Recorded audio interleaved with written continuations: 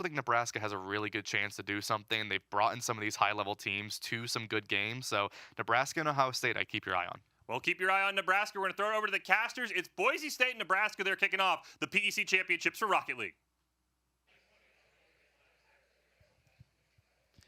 All right, it's Rocket League time. Hello, everybody, and welcome back to the PEC Championship here. My name is Oliver Bastion, alongside by Lemon Kiwi. And Lemon, you were here yesterday for the action, but now we get to get into the Rocket League. And me personally, maybe I'm a little biased, it's my favorite part. I know. It got real noisy here yesterday. Oh, there was so much yapping between Michigan State and Boise State when it came to that final Valorant match that came down all the way to map 3. And I heard some rumblings in the Boise State camp that they think they can go to the grand finals of all of the games here. And we'll see if they could do it, because here we're featuring Rocket League, the first match of the day. And it's going to be featuring Boise State versus Nebraska.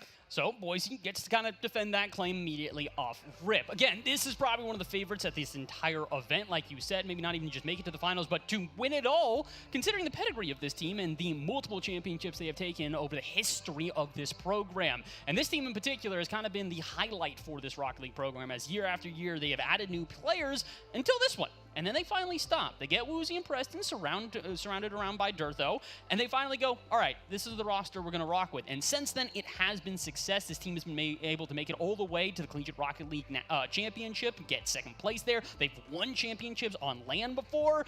On the other side, for Nebraska, this is going to be a tall task for them. When these two teams met up earlier in the season during league play, it was 0-3. Boise took it in a sweep. So this is going to be a difficult task for them, but I think they're ready for it. And LAN is just a completely different beast. Like, what you do online, maybe you're in a comfortable environment, you're on your own setup, you're on your own time and whatever your schedule is, but once you're at LAN, that's where the nerves kick in. The room's a different temperature, your chair is a different height, it may not even be your equipment that you're using, so it changes the whole game. Because even yesterday when I casted Boise State's Valorant team, they were supposed to sweep their opponent of Michigan State, but they went the distance. Everyone has been stepping up to the plate. I expect Nebraska to put up a serious fight. They come in as the 7th seed with a 6-12 record. Boise State, your second best team here for the Rocket League. Yeah, this is a very capable team. Again, we know what the expectations here, but like you said, it's all about how teams perform on LAN. And I'm going to take what you said as also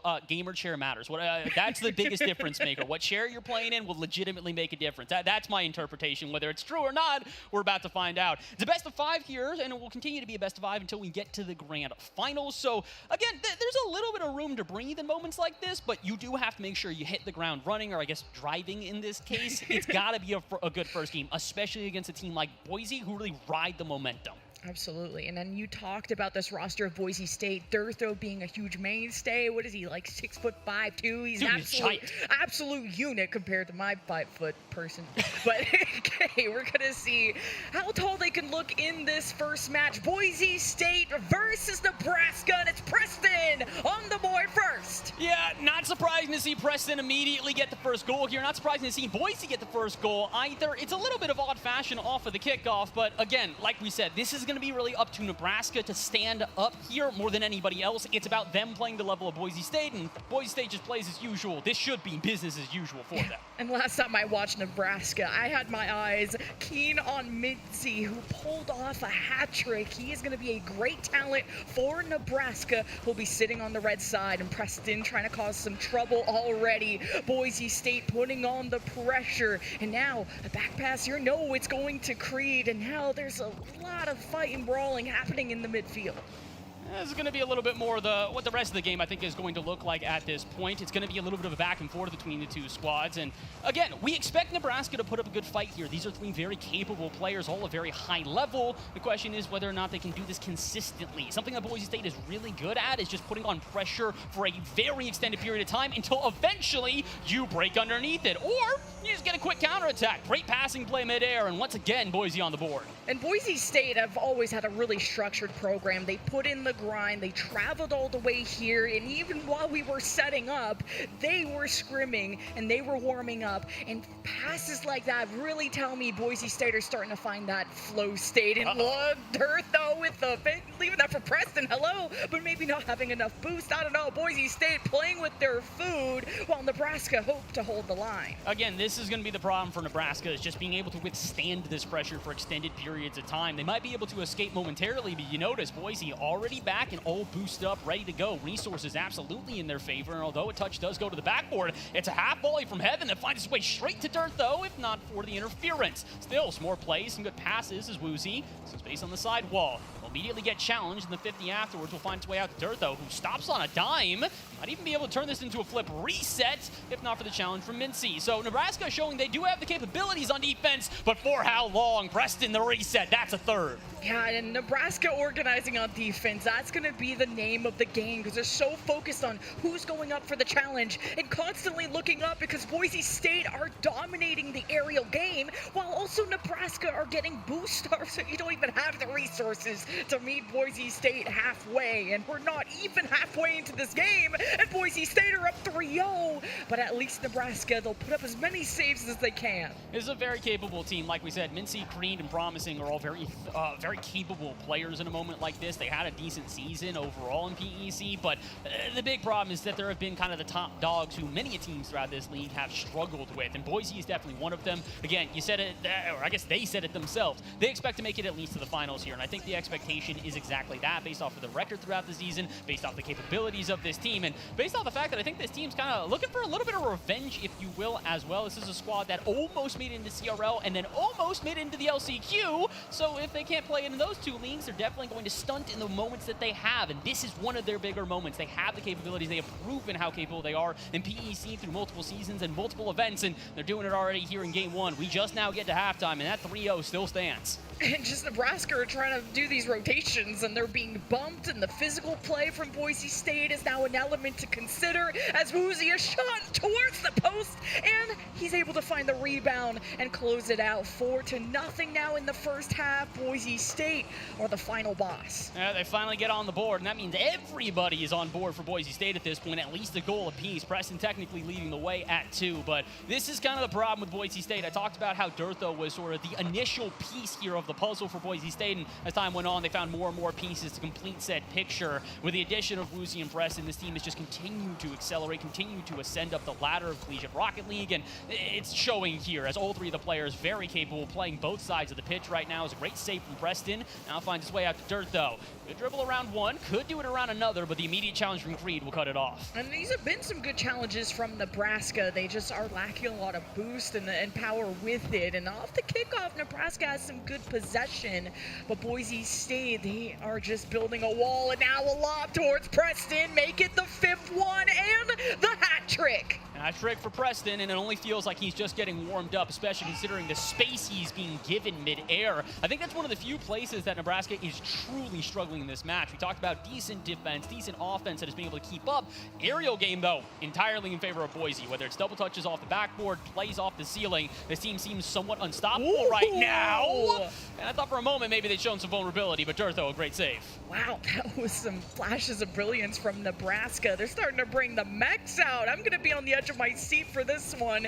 Nebraska already needing these resets so they can get control of their boosts and be able to pull off some of these mechs. But right now, it's about maintaining possession. Creed has to turn it around, going up high. It's just the softness of touch, right forcing the ball to Boise State. Now it's a midfield skirmish, a missed touch from Boise State. Woozy's going to get the beat on Nebraska.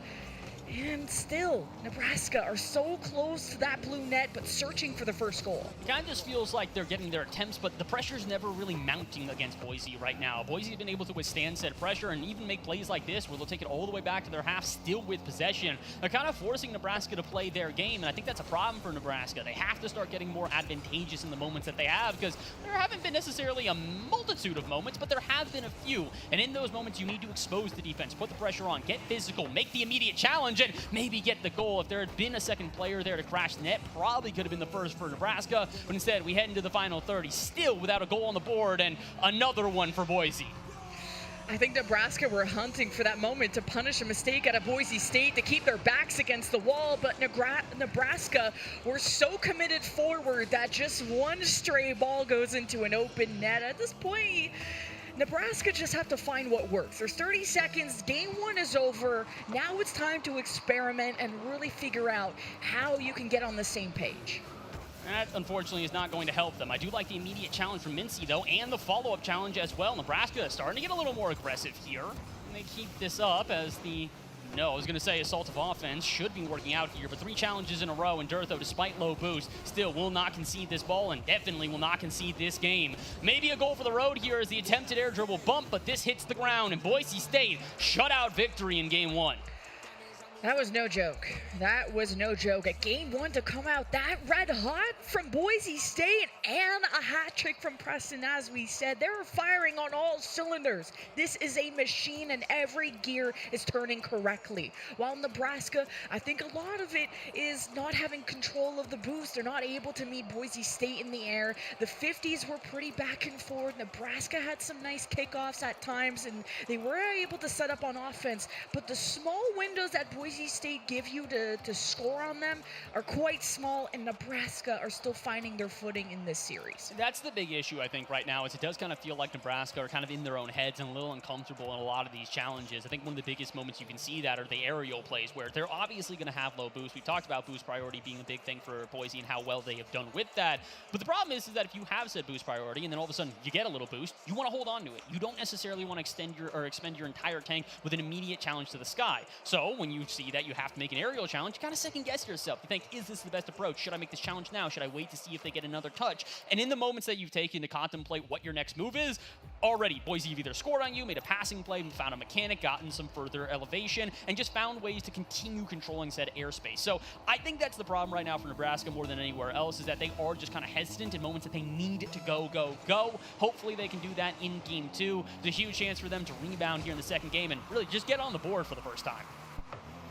Here we are in Game 2 of this best of 5. We're still on the upper side of the bracket, so it's not going to be the end no matter what. I think Nebraska really needing that full reset, because the scores start to get really out of reach when you had, 4 goals against you in the first 2 minutes, and Nebraska, the defense, now the deflection, wanting to maybe counterattack on this, but Preston will just demo you off the play. That's got to feel horrible. Could you imagine trying to chase a person for a demo so you can turn it into an offense and they demo you instead? Again, Boise just kind of controlling all parts of the pitch right now. There needs to be a little bit more resistance from Nebraska, but I do like these challenges out of midfield. Still not quite making the challenges mid-air, though. That initial pinch-to-pass play that Boise attempted was somewhat spectacular. This is more what we're looking for, is bringing the immediate challenge, and although the shot is turned away, that's the offense we've been hoping to see.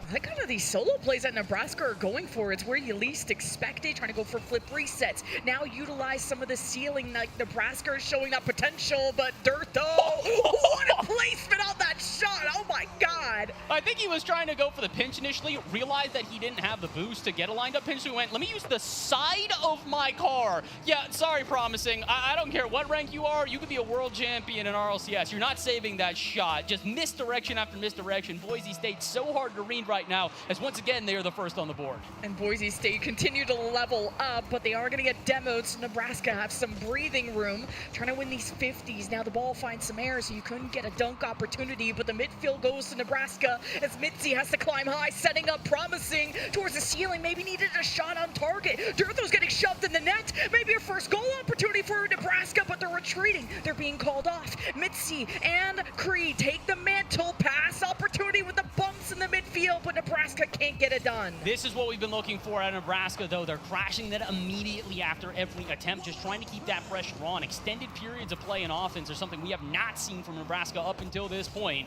The good thing is they didn't necessarily let this scoreline get too far away from them this time. Last time there was multiple goals to the good for Boise. This time it's still a 1-0 with only 2 minutes eclipsed. However, another breakaway play here for Boise, if not for the challenge out of Creed. Again, no hesitation, quick pace of play to move an offense, and the pass out center should have connected. That should be a tie ball game. A few missed opportunities, but at least they were there. And Durtho was already downfield trying to make the magic happen. Woozy with a shot. Nebraska can't get a hand on it, and it's 2-0 for Boise. Game 1 was set up plays from Woozy at 3 assists in this one. This time it's all Durtho. He gets the first goal. He gets the assist on the second from a perfect 50 in front of net. And Boise State, again, they're not necessarily running away with this game like they did in the first, but they're showing when they do get their opportunities, they are still very clinical. Durtho's confident, being able to just be that passing option downfield to punish Nebraska. Creed trying to kind of go for a pinch down 50, going for dunks. I like that. Nebraska is starting to shake things up. Boise State got to keep their heads on a swivel as Creed towards the backboard. A tough one to readjust. And Durtho's there for the save. Nebraska still can't dunk. How did he get 2 saves from that? I don't understand any part of this play. I definitely understood that. Durtho looking for a redirect downfield, and passing play finally fires the other way and makes it in. Nebraska, it took them 8 minutes, but they finally find their first. About time. There was so much effort from Nebraska. I love this pass. The side of the car to Mitzi through traffic and through fire of the flames. Nebraska will cut the lead in half just in time as well. We go into the second half with Nebraska coming in. Oh, fake kickoff from everybody. Someone's got to claim this ball. And now Nebraska are paying the ultimate price. Oh my God, what a save. That was a great 3-man passing play from Boise. It's a shame that it doesn't find its way to the back of the net, but for the sake of Nebraska, they're probably thrilled to keep themselves in this game with only a 1-goal deficit. Another offense building here. Low boost for both Mincy and Creed, though, so they're not going to be able to do much. It's going to be a pass out to Promising that would have needed to connect, but with all 3 players downfield, it's a scramble back on defense, and the breakaway still seems to favor Boise because the traded demos means they have boost total and numbers going downfield, but the shot is not on target. Durtho tries to fire from a pass from Preston, can't quite connect. Now it's Woozy's turn. Pass down to Durtho, a second attempt, and again, Nebraska is in the way. Nebraska stepping up tremendously here in game 2. Nebraska are doing this more ball-chasey style when it comes to their defense, and it's working. It's causing the field to be so busy that Boise State have no gaps and no real passing opportunities. Now a counterattack. Creed didn't have the best of first touches. Now Nebraska have to bail each other out. Midfield for Boise State. Woozy's going to go for the long one, and now bounces back out to Boise secondary, but Nebraska are on it. Pass back to Preston, or I guess maybe not a pass back, an attempt at an offense from Nebraska with Preston fully boosted up on defense. He is well prepared for it. Are you prepared for a challenge out at midfield? Absolutely. It's Durtho once again to the rescue, and maybe for a challenge off the sidewall. Where on earth did Woozy come from that one? That's a pre-jump and a half, and it might just work out. Not necessarily to make an offense, but to waste time. Under a minute to play here in Nebraska. Still need another just to COT. Oh my God, Durtho just like a rocket in mid-air as Nebraska. You don't want that ball in front of the net for too long, not with someone like Durtho who will just harass you to no end, as Woozy has been such a good enabler for this team. But possession's been a lot more contested, at least from the side of Nebraska, and with these defensive demos from Nebraska, they're really relieving a lot of this pressure from Boise State. But with 14 seconds left, this is going to be the last hurrah for Nebraska in game 2. They got to get aggressive here. They got to start diving into offense and initiating a lot of these challenges that Boise have felt far too comfortable with throughout this game. Pass back, though, actually might just end this one because now it's up to Mincy to try and chase it down.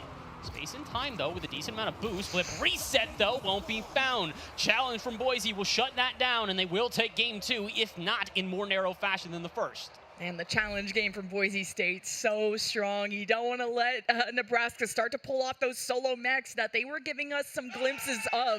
And that game, too, got pretty close. We're hearing some noises from, that sounds like Boise State. There's some matches going on behind us.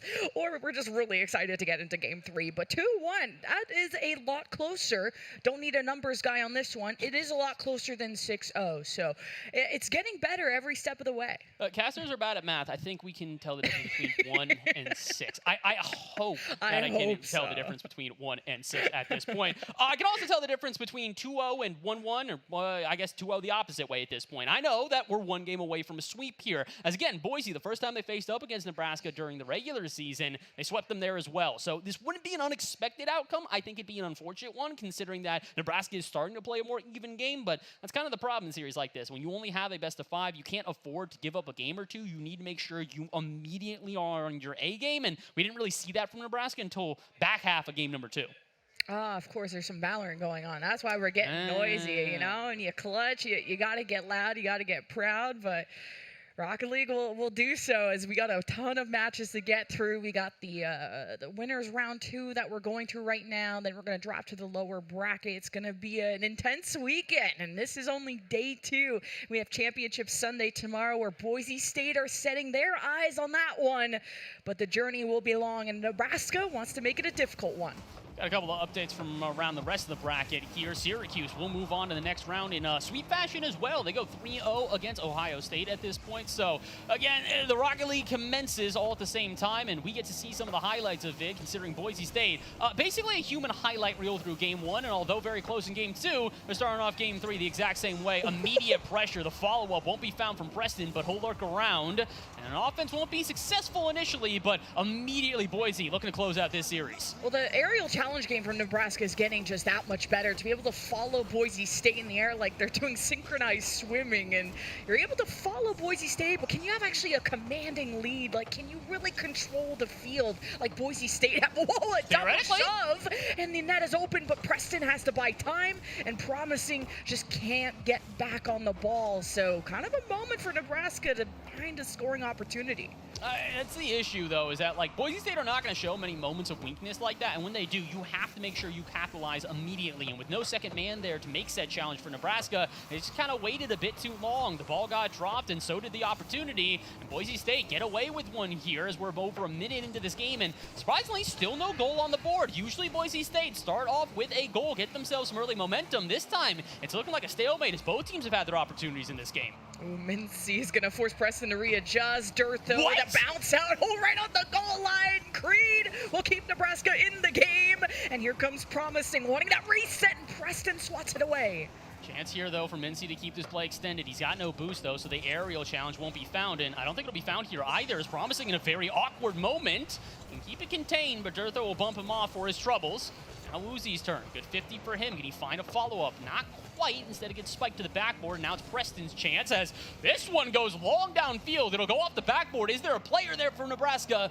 Not quite in time.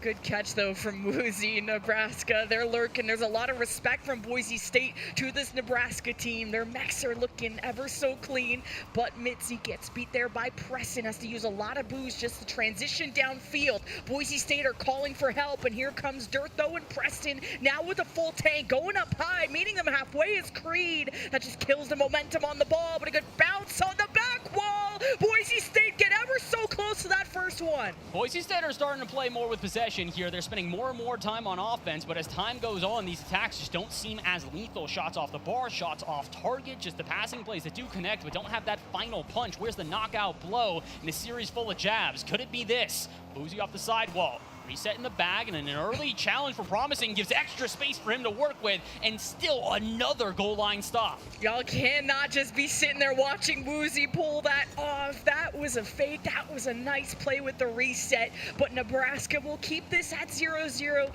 as we enter the second half. Ooh, Promising with a collection to the right. Creed's gonna come in with boost, but Boise are gonna deflect it away. Kind of feels like Boise are overthinking this right now. They're trying to develop these plays, turn it into something greater, and then every time that they do, they just overcomplicate things. A pass that doesn't need to be had, a double touch that doesn't need to be a double touch when you could just try to shoot it straight on board. Again, the defense in Nebraska has definitely been parked in the net at multiple points, but that doesn't mean that you can't remove them. Try and get a little physical, try and get a little bit of trickery here, or maybe go for the air dribble. That, again, is just a little overcomplicated. If Dirtho just shot straight on target, it would have at least tested the net. An air dribble like that, it didn't really do much. Decent control of the ball, though, but Boise State, I mean, this is getting more difficult than they expected. Now the back line has been cleared, and the whole team's getting on board. Boise State with the lead with a minute to go.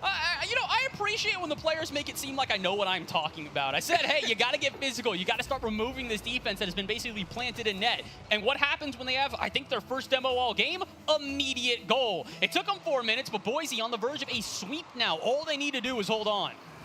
Nebraska, you got to cook up a response or this series is over, and you're going to take a visit to the lower bracket. Mincy almost with a full tank. Have to use it so much just to control the ball as Dirtho. He's playing with his food. Promising will follow his path. And now you could have a launch. Creed is just going to go for the clears so that Nebraska can move downfield, try to box Boise State, and create the best quality opportunity that they can. But Dirtho will cut through all their forces. It's a great pinch, though, from Promising, but it feeds it right to Preston. And man, is he hungry. 35 seconds for Boise State. They just have to drain these last few seconds and maybe even go for insurance. Unfortunately for Nebraska, Boise knows that it's go, go, go time for them. So all these aggressive challenges that just keep being made by Nebraska, they're expecting that. And like you said, they're playing with their food. They're stealing boosts. They're getting shots. Ooh. They're taking opportunities, and they're getting another goal. Woozy gets one back. He's got 1-1 here, and Boise State have 17 seconds until they move on. And that could be the kiss of death unless Nebraska pull off something from their strategy book when it comes to these kickoffs. And they can sometimes surprise you, but you're never going to catch Boise State with an open net, and you're never going to catch them without someone able to bail someone else out if a mistake is made. But Nebraska put up a good fight, nothing off the kickoff, but they're at least in the blue half. But Preston is the one that'll steal the ball away and steal the glimmer as Nebraska dims and will head to the lower bracket courtesy of a sweep by Boise State. They repeat what they did during the regular season, and everybody gets a goal for the road. That's one apiece to Woozy, Preston, and Dirtho, and the three-headed Hydra continues to snap. Again, a very close series, especially in Game 2, but you can kind of feel Boise State was in the driver's seat the entire time, and a second sweep for them against Nebraska feels just oh so right.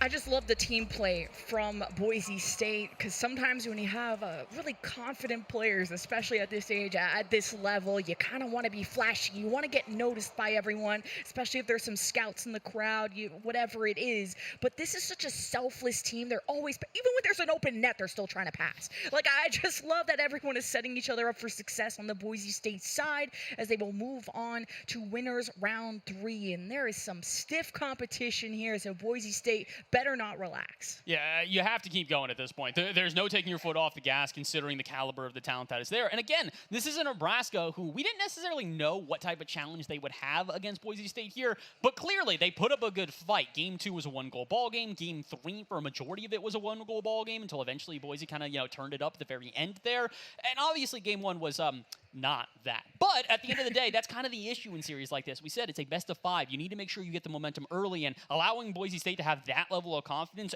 right out the gates is just a mistake you can't afford. Yeah, and you can see behind us, there we go, all the schools joining us for our PEC LAN, and we'll take a look at the replays, because maybe that's more interesting than logos, but it was really a Boise State montage, only giving up, one goal this all 3 games. Oh my gosh, yeah. So that is still really incredible. Now I'm a little sad for Boise State they didn't get the perfect sweep. That would have been kind of baller from them. That would've been However, aura. they get the win, and I don't think Boise State's going to be mad about that whatsoever. Again, the idea here is to make sure you get momentum early and that you're just immediately getting yourself some confidence to carry throughout the rest of the day. And I think that they did that, especially considering when the resistance was found against Nebraska and Nebraska started to meet those aerial challenges, keep the consistent offense that just put pressure on. That's when we started to see Boise, I think, play at their best, where they weren't really making any mistakes. I think the only mistake I can call to mind was the singular double commit that they had midair, and that was kind of it. And just taking a look at the bracket myself, Boise State are waiting for the winner of Michigan State and Kansas. And if I could just stir the pot for a second to have Boise State face Michigan State yesterday in Valorant, if they got to do it again in Rocket League, that would just be, the scriptwriters would be going crazy.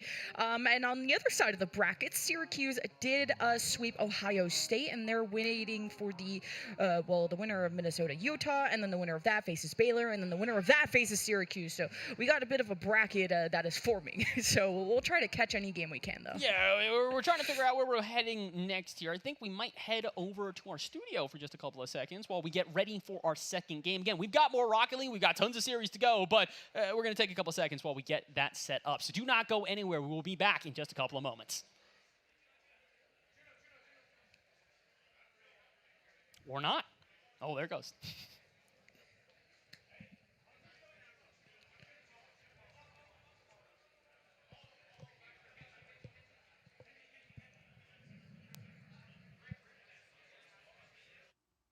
Thank you, casters, Fish and Ryan here. We just saw that Boise State game. It was what we expected, Ryan, right? You talked about it before we even started. You said game 1 might be a blowout. Look for Nebraska maybe to close the door a little bit. They never could get the lead, but they kept game 2 and game 3 very competitive until the end. Yeah, and that's kind of what I expected to see from that, right? Boise was going to win that rather dominantly. However, right, you take a look at how Nebraska plays, and I told you, Nebraska was one of those teams that they like to disrupt, right? They like to look for the demos. And game 1, not as much, but game 2 and certainly game 3, they definitely found their way back into it a little bit more. You saw a lot of bumps in the net where Dirtho just couldn't find his way sort of out into that offensive end, and Nebraska kept them in check, specifically promising on that defensive side. So that's what I want to see more from Nebraska as they get through their lower bracket. Is this is a team that has the capability to go far and get very far into the bracket, but you do need to be aware of like the teams like Boise and Syracuse that have a play style they're so used to, they know how to play, and they are kind of just going to run with what they know. Yeah, and as the casters mentioned during the broadcast, right, you saw Nebraska in that game 2, in that game 3, sort of adapt.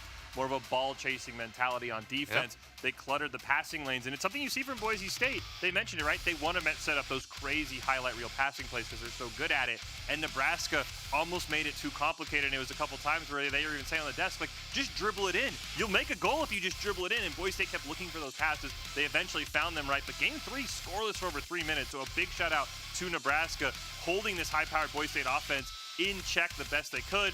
But at the end of the day, yeah, it's 3-0 for Boise State. What we expected, a good warm-up game for the Broncos. We also have a couple other games that we do know that are going final here. When we take a look at the bracket, it has been basically everything we've expected, though, Ryan. It is Syracuse advancing with a 3-0 win over Ohio State. It's Boise State advancing. And last we heard, Michigan State not only up 2-0 in the series, they're up 2-0 in Game 3.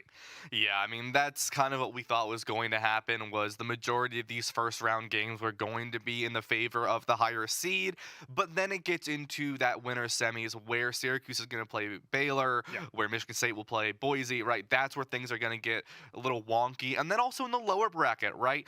We don't know much about what happened in that Ohio State game, but you take a look at how Nebraska played. They played a very good game against Boise. Boise just at such a high caliber of play style that it's hard to find your way into the game when you really have 15 minutes to do it, and you have to change your play style every 5 minutes. So they are a team to look out for, and like I said, watch them, specifically Nebraska and Ohio State in that lower bracket. I think they can make it far. I think they could bust some brackets, especially because we're going to see either Baylor or Syracuse or Boise or Michigan State. 2 of those teams will be in the lower bracket very shortly. Yeah, and it's one of those, maybe you sneak up on a team like that, right? Yep. If a Syracuse or a Boise State or a Michigan State or a Baylor, they fall down. They're in unfamiliar territory. These are teams that have dominated the PEC. They've been atop the standings. They're top 25 in the country. Now all of a sudden they're reeling. You get one more shot. Again, Nebraska, Minnesota, they caught fire in the end of spring. I think they won like 4 of their games, which was more than they had won in the fall already. They're one of those teams. Keep an eye out for them. We'll see how they do against Utah. Maybe they take a game off of Baylor. That's a confidence builder as well.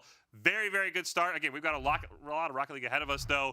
But we've got some all-PEC teams to announce, Ryan. Of course, at the end of the year, we got to give highlights and shout-outs to some of the best players in the PEC. And let's start with Overwatch, Ryan. Let's take a look at our all-PEC Overwatch with the first team. Yeah, I mean, these players are some of the best in class this year and how they've played. King Donut, I know you got a chance to talk with them yesterday. That tank player for Ohio State, just such a tremendous player and a very good story from them from last year to this year. PDK as well, a player from Utah that we mentioned yesterday. Right, watching them play against Baylor on that Emre, incredible job. Strider and Clear, the duo of Boise State, that has always been something to look out for. No Sam as well from Utah. Absolutely beautiful players in their play style and their mechanics and their fundamentals. This team for the all-PEC Overwatch just makes perfect sense in my eyes. Yeah. The reason they're first team, a lot of those teams, some of the best in PEC. But we've got the second team as well, which is some names you also have to keep an eye out for, and some very, very talented players here as well. Yeah, exactly. I mean, I have to be a little bit more biased, right? You got Lunar and B-Dog in there for Syracuse, but, right, these players in terms of this second team, right, these are players that have been really, really good this season, and though you may not always see them in the kill feed, always getting the crazy plays, they're always there. They're always helping that team to get those things done, right? My dog died as well. Such a crazy game, by the way. Like, I feel sorry for Freddie Caster, who has to cast hands. You know, it's a heartwarming story, though. I mean, I know the story behind it. After I believe his dog did die, he chose to name his IGN after that. So a very sweet story. But when you don't know the story, it makes it tough. Yeah, it has a little bit of a story behind it. But right, all these players, they've been incredibly good this season. And like I said, though you may not always see them in the kill feed, they're always there one way or another, helping their team make it to victory. Yeah, Teddy, we saw yesterday, what's his name, and Maxwell as well. Big shout out to all these players. We've got more all PEC teams coming up throughout the day. We've got Rocket League to talk about right now. Again, The favorites have advanced so far. Boise State, we're waiting on confirmation that Michigan State advanced. We heard, again, they're up 2-0 in both the series and in Game 3. We assume most likely a done deal very shortly. Boise State looking very strong, though they did maybe slow down a little bit. Syracuse advancing. And Baylor, the only reason they haven't advanced, Ryan, is because they have to wait for a play-in game. And then, no offense to the winner of Minnesota and Utah, we all expect Baylor to advance. Yeah, I mean, Baylor's the favorite, right, to win this whole tournament. Undefeated, absolutely disgusting in the PEC and CRL. As 3 players in general, they are just disgusting. I mean, there's no other word to describe this Baylor team. Yeah. I mean, they have been incredibly good all season, and so, yeah, they're going to go in, but I think if you're right, Baylor, we're assuming will probably win that game. Now, you never know, right? It hasn't been decided, but assuming that does happen, there is the confirmation Michigan State did win that as well. They'll have to play into Syracuse, right? Yep. Syracuse bringing Baylor to a Game 5. I remember talking to some of the players before we flew out to Vegas, and they were like, honestly, we'd rather play Baylor before Boise State, and that comes into the mental a little bit, yep. right? You think about this Baylor and this Boise State squad. Baylor is the favorite, is the best team here, right? And Syracuse is like, we'd rather play Baylor, right? It's a level of 1, if we can beat them, we're probably the best. Yeah. But 2, it's like, it's a level of that rivalry and that level of a little bit of mental, right? Like, sometimes you get mind controlled to lose to certain teams. And when you have a Syracuse-Boise rivalry, sometimes that does happen. And so taking a team like Baylor first, where you don't have as much history behind it in terms of rivalry, actually does play better, so you can focus on the game rather than the mental of it. And the other thing I really like about that, right, is it gives you time to digest what Baylor wants to do, right? You take Baylor maybe to 4 or 5 games, you download everything you want, and then you can kind of watch them as they move along. And yes, you're in the lower bracket. Yes, you maybe have to make less mistakes, but you have a chance work things out against the Nebraska. You really only have to play maybe one of Boise State, Michigan State before you get back to Baylor. I like that strategy from Syracuse. Again, they took Baylor to Game 5 in one of the last games of the PEC. I think they were the only squad to take Baylor to 5 games in PEC competition. So that is going to be a fun one. But let's highlight the other matchup. It's Boise State and Michigan State. I believe a rematch of last year's PEC National Championship. Boise State came out on top. We saw what the Broncos did. What would you do if you're Michigan State to attack what Boise State brought to the table? I mean, you see how good this Boise State squad is, and they like to go for these highlight plays, and that comes down to skill level, right? The higher skill you are, it looks like they're flashy plays, and they're sort of like, oh, you know, we're trolling it, we're having a good time. In reality, it's because those simple goals are not going to work, right? You have to be flashy. You have to look for the double taps, the flip resets. You have to get a nice pinch. You have to do something with that ball to make it in your favor, because if not, then you're just peppering down the goal multiple times and nothing's going to happen, right? So with this Boise State-Michigan game, I think if you are either of these teams, it could go either way, right? I mean, these teams do have a rivalry like the Syracuse-Boise one does. And so the fact that these 2 teams are playing first, I could easily see either of them taking it. I'm going to go ahead and give it to Michigan State if I had to predict. I'm going to give it to them 3-1. Wow. I'm going to give it 3-1. That's very bold. You've been accurate so far. So I won't be anymore. I think that's the one I lose. He's been 100% yesterday and today in what he's called. So I think those 2 teams split in the spring. I think Boise State won in the fall, and then Michigan State split one in the spring. So very back and forth, as you said, a very big rivalry in the PEC. We did just get confirmation out of the bracket. Minnesota did beat Utah, so they will have the privilege of playing Baylor. This is a very improved Minnesota team, by the way. Yes, they're in the lower seed. I think they're the 8th seed. But again, the spring, they were playing so much better that they were not ever in a conversation of the best team, but one of the hotter teams in the spring. So maybe they take Baylor to a Game 4, right? And all of a sudden you say, wait a minute, Baylor can maybe bleed?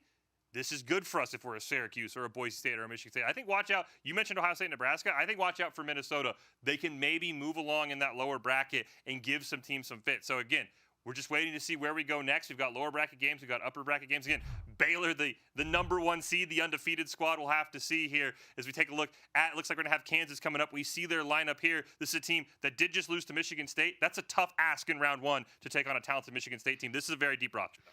Yeah, it is. I mean, Kansas at large has been sort of sitting there right in the middle of the bracket, right? Across all titles, really. They've kind of just been right there, and then Utah as well, kind of just been right there, obviously outside of Overwatch. They've been like right there. And it comes down to these teams are in that bubble of breaking their way into the top of the competition or being on that bottom half. And I think that's really important for these teams to understand is, right, you may not be able to beat Baylor, right? You may not be able to beat Syracuse or Michigan State or Boise State when it comes down to the wire of the Grand Championship. That's just, it's what you have to see, right? But this is a great proving grounds for you for future years on where do you want to solidify yourself moving into next year, right? Yeah. Taking the roster you have, whether they're veteran status or their new status, taking that roster, taking advantage of it, and seeing, all right, where are we going to finish this year so that we can improve upon that next year? And as they mentioned on the broadcast, right, the regular season, you're playing at home or your nice, comfy arena, you're on a nice schedule. But when you come to LAN, everything changes, right? We saw this with Ohio State, their Smash roster. Started 7th last year, I think finished top 4. They're top 4 again right now after maybe a lackluster regular season. So if you're a team like Kansas, you're a team like Utah, now's a perfect time to prove we didn't get the results we wanted in the regular season. We can admit that, but we can turn it on when it matters most. Every LAN ever with 2 brackets has seen a team get hot in the lower bracket. You start off playing a little bit easier competition. You build that confidence, and all of a sudden when you play a Baylor, a Boise State, you're on fire. They're coming off a loss, and all of a sudden, game 1 doesn't go the way that you and I or anybody thinks it's going to go. The lower team wins. So I think this will be a great jump start for Kansas or Utah. Yes, you have that pressure. If you lose, you're done. But all of a sudden, you win this game, maybe 3-0. You're feeling good. You're feeling hot. Yeah, absolutely. And when you get into these venues, into these competitions, right, you look at the regular season, it may not have gone the way, like you said, right? It's like, oh, we didn't do great, but now you're here, right? Now it matters more than anything, right? And especially for teams that are in that lower bracket, this is your final chance, so it matters the most, right? I mean, there's obviously the championship is tomorrow, but the rest of Rocket League is going to happen today. Only 2 teams will finish off today and still be able to play tomorrow, but it's like, if you are these teams, this is your moment to prove what you can do at LAN, right? Mm-hmm. What can you do? Because Utah brand new to PEC, right? This is their first time here in Vegas compared to, right, other teams like Kansas who have been here before. And so getting those nerves a little bit more relaxed and also just taking that momentum. You mentioned that lower bracket hot run, right? That's what some of these teams can do. You take a look at a Kansas or a Utah that are in this lower bracket. They feel it. They know it. The tension is on, but they don't crack under it, right? Pressure makes diamonds. And they run through that lower bracket. And all of a sudden you're like, whoa, chill, they are hot, they're ready to go, and then they take on some of these big dogs of the tournament. Yeah, again, so it should be a lot of fun. Again, we've got Utah taking on Kansas here coming up. We've got some massive, every matchup for that next round is officially set. Yep. The only one that's a little bit lagging behind is Baylor and Minnesota. Baylor going to have to do some catch up. And you have to wonder how that affects a team like Baylor, right? Because that's maybe almost a punishment for being that 1 seed, right? Is they're almost always going to be like, hey guys, like we're waiting on you to go to that next round. We're waiting on you to go to winner semifinals. Again, a team like Baylor, I don't expect it, but that's maybe that one unthought of downside of being the 1 seed that gets a bye, right? Everybody else has moved on, and you see this Baylor lineup. I mean, this team never lost a game in the PEC this year. Number 1 for a reason. Yeah, this Baylor squad, not only are they good players, they've also been around for a little bit longer, right? Yep. They've worked with each other for a while, and that's where a lot of people sort of question whenever I give the Michigan State victories of certain things is they're new, right? But we'll get there in a second. This Minnesota roster, right? New to the PEC, new to this competition, playing against this Baylor squad. This is a big ask. It always is when you get into these matchups, but it comes back down to, remember, right? You asked me yesterday, what do you do when you go up against some of these big opponents? It's take it one shot at a time, right? Don't worry about the past. Don't worry about the future. Worry about what is happening in the moment. That's all you can really do. Yeah, you see, I think we got the score down there. It was 3-1 Minnesota over Utah. So more of a dominant win for the Gophers. They started out this season, I think, 0-9. I think Utah was the first team they beat, and it was 3-2. It was a back-and-forth series, and now look where they are in LAN, winning 3-1, a more dominant fashion. What can they do against this Baylor squad? I think they've got a player named Warpie. Look out for him. I think he's leads the PEC in saves, like 92 saves this season. He's going to have his work cut out for him against Baylor because they're going to put shots on goal in a heartbeat. Yeah, and you got to find a way to turn those saves into offensive pressure, right? So you get that save, you stop the ball, and you make sure you have the boost to turn that into an offensive play. If you can do that, that's what you need to do, right? Some of these teams that may not have the best mechanical, flashy skill set as some of the other top dogs in this tournament, but you have good defense, and that's what you need to focus on. Find the defense, turn that into offensive pressure, take advantage of the double commits that are being done by your opponent, and then look for that victory, look for that goal, and take advantage of what your opponent is doing. Nebraska put down the first part of the blueprint to stopping a top team like Boise State, right? It's play strong defense. The Cornhuskers, they couldn't translate into offense, and that's, I think, what you hit on there. So, again, we've got more Rocket League coming up. If you did miss yesterday, though, we can quickly catch you up to speed. We can start with Overwatch, which had some crazy games in it. When we take a look at that Overwatch bracket here, Boise State, I think we kind of expected them to be where they are in the grand finals, but it's that Syracuse squad beating Ohio State, the #1 seed, Ryan, that has sort of flipped this bracket on its head. Yeah, and this is where it comes down to, taking that victory where you can, taking the advantage where you can, and winning the games one by one. Don't try to overcomplicate things, right? I mean, that's what the casters were mentioning in that Utah, in that game earlier is, don't overcomplicate it, right? If you're Boise playing Nebraska, don't overcomplicate it. Just find the goal, right? That's all you have to do. I think that's what happened here, right? Is you see this Syracuse-Ohio State game, and specifically, right, Syracuse went 3-1 against Kansas before going into Ohio State. I think Ohio State saw that as okay, cool, Syracuse is not at the top of their game. Frankly, I'll be honest with you, I thought the same thing. I'm like, Kansas took a map off Syracuse. That is not what you want to see if you're going to play Ohio State next. I think Ohio State may have won into that game saying, all right, they're weaker than normal today. And Syracuse took advantage of that. They won the game. They turned it on its head. They got a 3-1 victory. They didn't have the greatest time against Boise. That was an 0-3 in, I think, less than 40 minutes. But worried about that on another occasion, right? Because of that, though, now Ohio State and Utah, because of that loss to Boise, are sitting there in that lower semifinals. Yeah, one of our top 3 seeds is not going to make it into the top 3, which we've talked about the depth of the PEC. Valorant was another title that the top team ran into some issues, and that was Boise State, right? We saw them on stream taking on Michigan State. We get to look at more of our rosters here, though, for Rocket League. Again, this is the Nebraska squad we just saw. Very talented team. But for Valorant, again, Boise State, Michigan State, we all thought maybe you 2-0. You didn't. You called it correctly. That game was back and forth the whole time. At the end of the day, it's the top 2 teams. And this is our only title, by the way, where 1 and 2 actually made it where they should. Yeah, exactly. And I think, we see this Baylor-Nebraska play into Boise State-Baylor. And I think that this may kind of play a little bit into what we might see for Rocket League, right? Is, we're waiting on Baylor. That's kind of what it is. Well, we were waiting on Boise State, too, so that they can play that Baylor game. And it didn't go into the 2-0, right? So that is something to keep in mind in going into this Rocket League game is maybe that play-in may affect this Baylor squad a little bit. Yeah, again, this has been it's a very long day, too. And the fact that you maybe start a little bit later when you're Baylor, it kind of started, again, we talked about this yesterday, the pressure adds up. We heard from It's King Donut, one of our all-PEC Overwatch first-team players. They had that bye. They were sending players out. They were scouting. Kind of the inverse happens if you're Baylor, right? Boise State, a Syracuse, they get done. What are they going to do? Walk over. Hey, what are you guys doing against Minnesota? Is Minnesota doing something that's working? It's weird to say, but it seems to be across all sports. You talked about yesterday in the college football playoff. Sometimes getting a bye isn't as great as it feels like on paper, right? It always seems like there's more downsides to getting a bye than there really ever should be. Yeah, it really is. And I mean, you have time all season to scout your opponents. It's harder because it's all digital, it's all online. But when you're in person, when you have the best opportunity to scout, it's a little bit harder because it's the mental a side effect of being at LAN where things can drastically change. Well, we've got more Rocket League again. We're going to see where we go. Baylor's got to make their debut. We've got tons of games coming up. It's day 2 of the PEC Championships. Let's throw it over to the casters.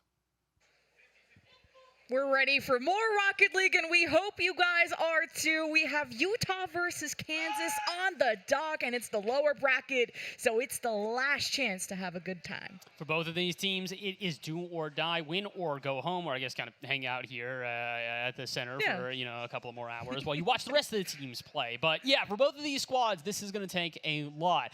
Unfortunately for Utah, this has been a season full of, I would say, expectations that have not been met necessarily. This is a team that did not take a series during the regular season, and here so far today, they have unfortunately also not taken wins. So if they can overcome Kansas, this would be huge for them, but simultaneously, Kansas kind of finished middle of the pack there. They took a decent amount of wins against a handful of different squads, so the expectations are already set, but as we've talked about, and as the talent just talked about before, those expectations can be broken. It's been a weird weekend here at BEC, so you never know what's going to happen. It's about showing up on the day, and especially at LAN. This is where kind of the energy can really feed into you, to how much support is behind you. And being with your teammates too in one of the probably most difficult settings you're ever going to be competing in. And Utah sits at the 9th seed, 4-14 record. Kansas at number 6 with a 7-11 record. So Kansas looking like the favorites, but like you said, Utah put in a lot of work to get to this point. And I just also wanted to shout out, I love all the jersey designs that everyone's bringing. Every school has representing their mascot, their sponsors, and it's a lot to represent your school and your state as well. It's awesome to see, again, that you're even making it here to this land. Massive shout out to PEC for putting this on and having so many different esports titles here to compete in. And again, for a lot of these players, this is about just being able to play on land, being able to be prideful of the work that they put into the effort that they put into these programs and into these individual teams. But unfortunately, you know, not every team's going to be able to win it all. And I think here today, it's going to definitely be a tall task, like we said, especially for this Utah squad to step up. Last time these two teams played, it was actually a 3-0 in favor of Kansas. So again, Utah were able to take wins off a handful of different teams throughout the season, but unfortunately, Kansas was not one of those squads. Kansas maybe not one of the top teams in this pack, but very, very capable, and they've already proven that earlier in the season.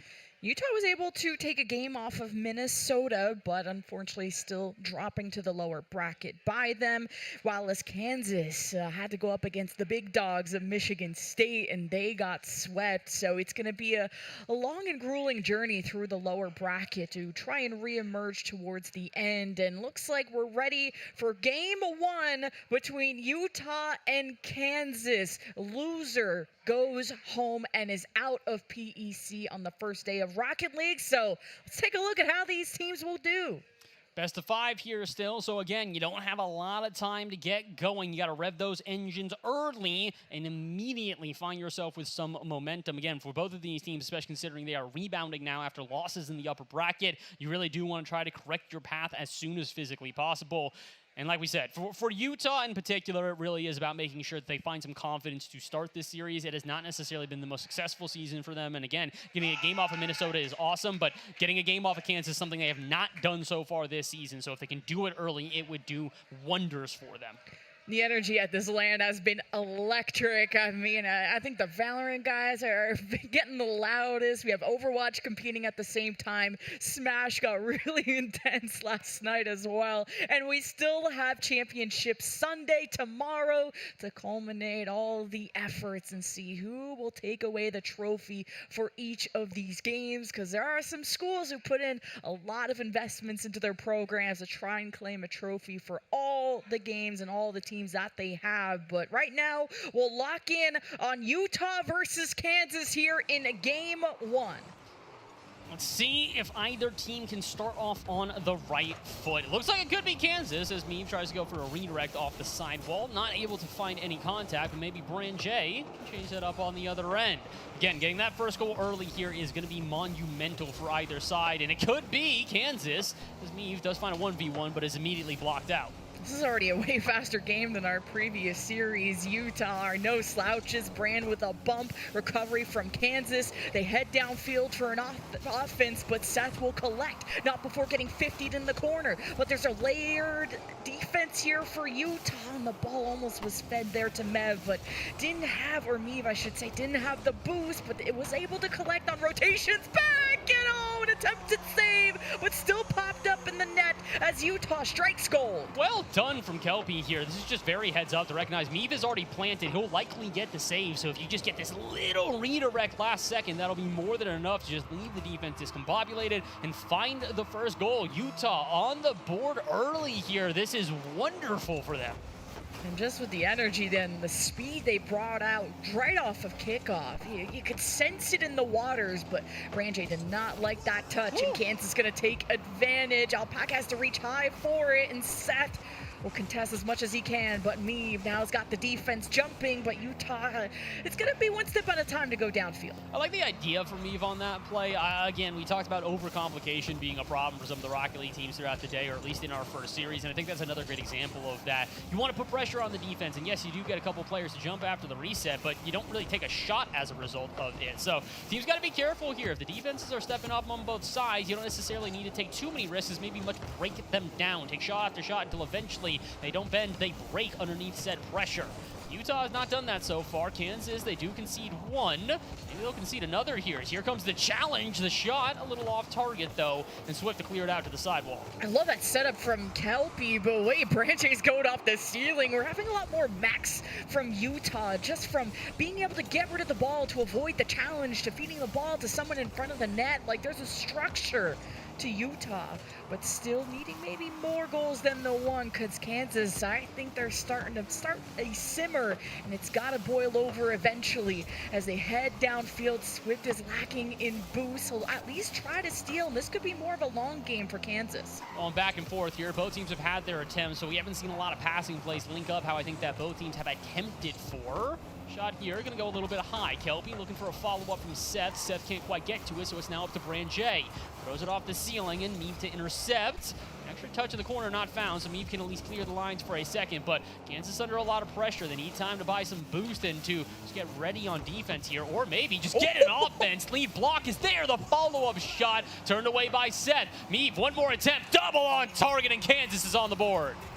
Kansas finally caught up, and man, it was disruption. It was traffic in the net, the bumps to open it up, and a good attempt at Kelpie to try to deflect the double tap, but Utah, they're looking like a mechy team, and the ones that are utilizing the ceiling, passing to each other, and Kansas, I think, are realizing the challenge game they have to bring to the table, and it looks like even the demo game as Utah are starting to get boxed out.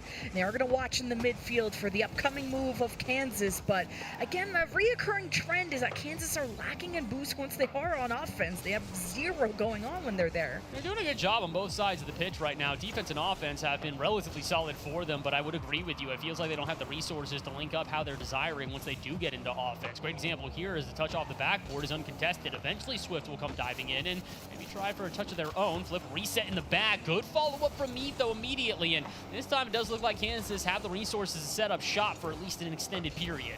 90 seconds and we're tied 1-1. Utah are still not getting the best touches to really get themselves out of dodge, and Alpaca almost broke through the post, had the ball in front of the net, and ever so close was Kansas to steal away a lead after being at a deficit, but Meave has to get a secondary touch, sees the approach of Seth moving downfield. Alpaca takes over, heads towards the backboard. Branche will deny. Yeah, but you were 100% on the money yet again. All three players dive downfield, and none of them with a full tank. They don't need it. All they need is one good ground play, and Alpaca to finish the job with a minute to go. These awkward touches from Utah are gonna cost them, and they paid the price right there. Branche wanted to follow up with his touch, but unfortunately fed the ball right to Kansas, who hit it for a home run and for the lead with a minute left. So plenty of time. Already some bumps as Kansas are being pushed off their offensive opportunity as Branche is almost free, and just a misread on where that ball was gonna roll up to. It's always all awkward off that back wall, and Kansas will breathe a sigh of relief and clap back even harder. Full send attitude from both teams here. This should have been a goal for Utah as the breakaway worked in their favor, and then unfortunately because they saw the breakaway, they went, yeah, let's just throw everything in offense. That's gotta work, right? Not quite. Kansas find themselves a 3-1 lead here with underneath a minute to go, and this is kind of the Kansas we've been waiting for. I talked about how you have to hit the ground running in a series like this. Utah did that. Everything since, though, has been all Kansas. Yeah, Kansas started with a crawl, and now they've gotten to a sprint. 3 unanswered goals, and I mean, they could be just racking up more stats if Kansas would start to peak, so Utah better watch out. This is just the beginning of the Kansas series. Now bumped off the ball. Look, Kansas are getting physical as well, but Utah will try to save and lead this to a counterattack, but with 16 seconds left, it's now or it's never. You can see the desperation from Utah at this point. They're just trying to fire shots on target, get anything towards the net that they can, because they know they're running out of time, and they know that they've kind of squandered this game after multiple minutes of really solid play, and a 1-0 lead. It has quickly turned around. 4-0 to Kansas as we close out game one. Well, we might not be in Kansas anymore, but man, we're in Vegas, and Kansas are winning big in game one with 4 unanswered goals, just finally having control of their boost and really getting a groove into a flow state to squash Utah beneath their feet in game one. But hey, this started off real close with Utah really starving out Kansas and really really bringing the speed and the mechs, but not coming together as a team at least as well as Kansas had. I think that's one of the biggest things here for Kansas as well, is you did start to see those team plays at the end. You saw passing plays off the backboard. You saw good demolitions to open up lines. You saw passing plays even in the final third between all three of the players at this point. And I think that's the problem for Utah. Is Utah initially, you talked about it, was a lot of individual mechs, a lot of challenges off the ceiling, the sidewall that were all off of one player. Then as Kansas started to recognize that, they went, all right, cool, bait out a challenge. Force somebody to make said initial challenge, then get them out of line, find a passing play through the open lanes that have now been created, and find ways to expose a defense that, while solid at times, did have their weaknesses. There was a double commit here, a lack of boost there, things that you can exploit. And I think Kansas did a great job of that, particularly in the back half of game one. So again, we said this is going to be a tall task for Utah. We were never going to paint a bit different picture than that. But for Utah right now, it's about making sure they can stay consistent. Again, the first couple minutes of that game, really solid from them. After that, you can see it got a little bit messier. And I'm seeing Coach Utah over here just really rallying the troops for game two, because this is the lower bracket. There's a lot on the line. And I could see just by the gestures and the vibes, it's you guys got to go in together. Really believe in each other, trust, and be confident. Because sometimes Rocket League, you could be the most meckiest kid in the world, but if you don't think you can win, you have already lost. And it's just game one. There's a bit of wiggle room still, but you got to commit and you got to show up for game two. That is the largest water bottle I've ever seen. Oh my goodness. Yo, whoever that is, I need information. I need something like that. Hydrated gamer? I've never heard of that. Shout out to the Hydro homies. All right, well, I mean, maybe the power of water and the power of hydration will propel Utah into a more successful game number two. Again, the expectations here are that Kansas are going to deliver a pretty handily defeat to Utah at this point. But again, Utah had their moments of brilliance in game one. I'd love to see them continue on what was successful off of game one. I do think the solo plays are going to be interesting. I agree with you. I think the mechs can be a difference maker here. Unfortunately, I think every player believes that they have the mechs to be said difference maker, but not everybody is Zen. So I wish them the best of luck here in game two. And it's just the Utah defense that has to be cleaned up a bit. Just every touch has to matter. It has to have thought. Don't try to rush it too much. I don't think there's as much pressure from Kansas as Utah thinks. So just make sure when you go for clears, you're forcing the ball away from the opponent, because Kansas have scored off of these mistakes. And look, Kansas off the kickoff. What a shot from Alpaca! If there weren't human highlight reel plays in our first series of the day, that would be goal of the day for sure. Last second redirect from Alpaca, and it is a banger to the top right. He had anywhere to shoot on that net, but he chose the slimmest angle to go for and paid off in dividends. Not even 15 seconds in, and already Kansas is on the board. That's that team play that we've been applauding from Kansas. Finding that player downfield has been huge. And Kelpie gets demoed, so this is where you start to get boxed out. Kansas do get beat, though, by Utah. You need that full clear. Brain J will step up, but went for the full tank of boost instead of the ball, so Kansas are stepping up to the plate for the midfield. You're starting to see their roles a little bit more here as well. Game number one, it was really the Alpaca and Neve show, as the two of them just continually pass back and forth. 2 goals to Alpaca plus an assist, and then 2 of those assists go to Neve, plus they get a goal. Now here in game two, they're doing the same thing while they're holding Swift back to play more of a third man position. It's working out well. They're keeping possession in their favor. They're putting pressure on their opponents while not really feeling the pressure on defense themselves. Look how Meave just dances around 2 players. Eventually Seth does get there, but by the time he does, there's no boost, and Utah has to concede their offense. And I think Seth can show some glimmers of hope with some of these beats that he's had. Meave is awkward in the air, and Utah sets blood in the water, but could not capitalize. Maybe you keep them trapped as Meave has to try and flick it away. Good read from Utah, but not the follow-up touch to keep Utah in an offensive front. I gotta give credit to Meave, man. I was just talking about how Swift's been the third man for the team, and all of a sudden he's put in a defensive role, and he is stepping up. Great save after save, great interference play after interference, and now a chance for Swift on the other end to prove he's got some offense as well. Alpaca tried to be the lead blocker, but couldn't quite get past the initial defender, and all of a sudden Utah starting to find some more resistance out at midfield. Can they keep this up, though? We've talked about a moment of brilliance for Utah, but it's that consistent, long, and extended play that they have struggled with. I like the thought of Utah just hard clear, get Kansas distracted, steal all their boost, and play for a bigger and better opportunity down the road because you're still within one if you're Utah, but Kansas want to maintain that lead and they're really not trying to send too many players downfield. As I say that, there's a lot of disruption in the midfield, but Kansas have their net locked down. And that's a double commit out of Utah, which theoretically should end their offense, but they're going to stay aggressive. They're going to stay in the face of their opponents and just keep the pressure on and hopefully find a goal because of it. Great plays there. Kansas a little discombobulated due to some bumps. We said the team play, we're getting a little too friendly of just who is going to be in charge, who's getting called off, and the wires get crossed, and it blows up in their face, and Utah find the equalizer just as we hit the halfway mark. So if Utah can keep punishing them, we're going to have a series on our hands. I will state, it's got to feel pretty bad for Kansas to basically dominate the first half of this game. Yes, obviously pressure's against them, but they just felt comfortable. They felt in control, and then all of a sudden, it's one really bad play on defense, and now you're starting to see kind of second-guessing themselves. A lot of the plays that they have been going for don't seem to be as successful, and even the follow-up plays here have no shot. Perfectly timed demo from Swift should have given way to a second chance there for Kansas, but they don't even take the shot. Ooh, Swift gets beat there by Branje. Utah's defense is leveling up, and that's why Kansas, I mean, they had the first goal so quickly, but wait, a 1v1 in the net. Meave will just put it away, and not even go for that, just a counterattack too, and passes it to Alpaca. Like these call-offs, they look a lot more coordinated from the Kansas side, but creating an offensive, a scoring chance is becoming more and more difficult. Kind of feels like Kansas are starting to run out of respect for Utah here. They're letting Utah go for the ball. They're letting them play their game, and where Kansas should be maybe a little bit more preventative and maybe a little bit more advantageous, they're just kind of allowing them to do what they want. Great example here, Branje gets a full field aerial for free, and yeah, obviously it doesn't turn into a goal immediately, but it is pressure conceded, and Kansas allow another offense for Utah. So they got to be careful. We've talked about playing with your food as a theme throughout the day, and I do fear that Kansas might be doing that a bit too much. You have the mechanics, you have the abilities, but you don't even have the scoreline right now. It's still 1-1 going into the final minutes.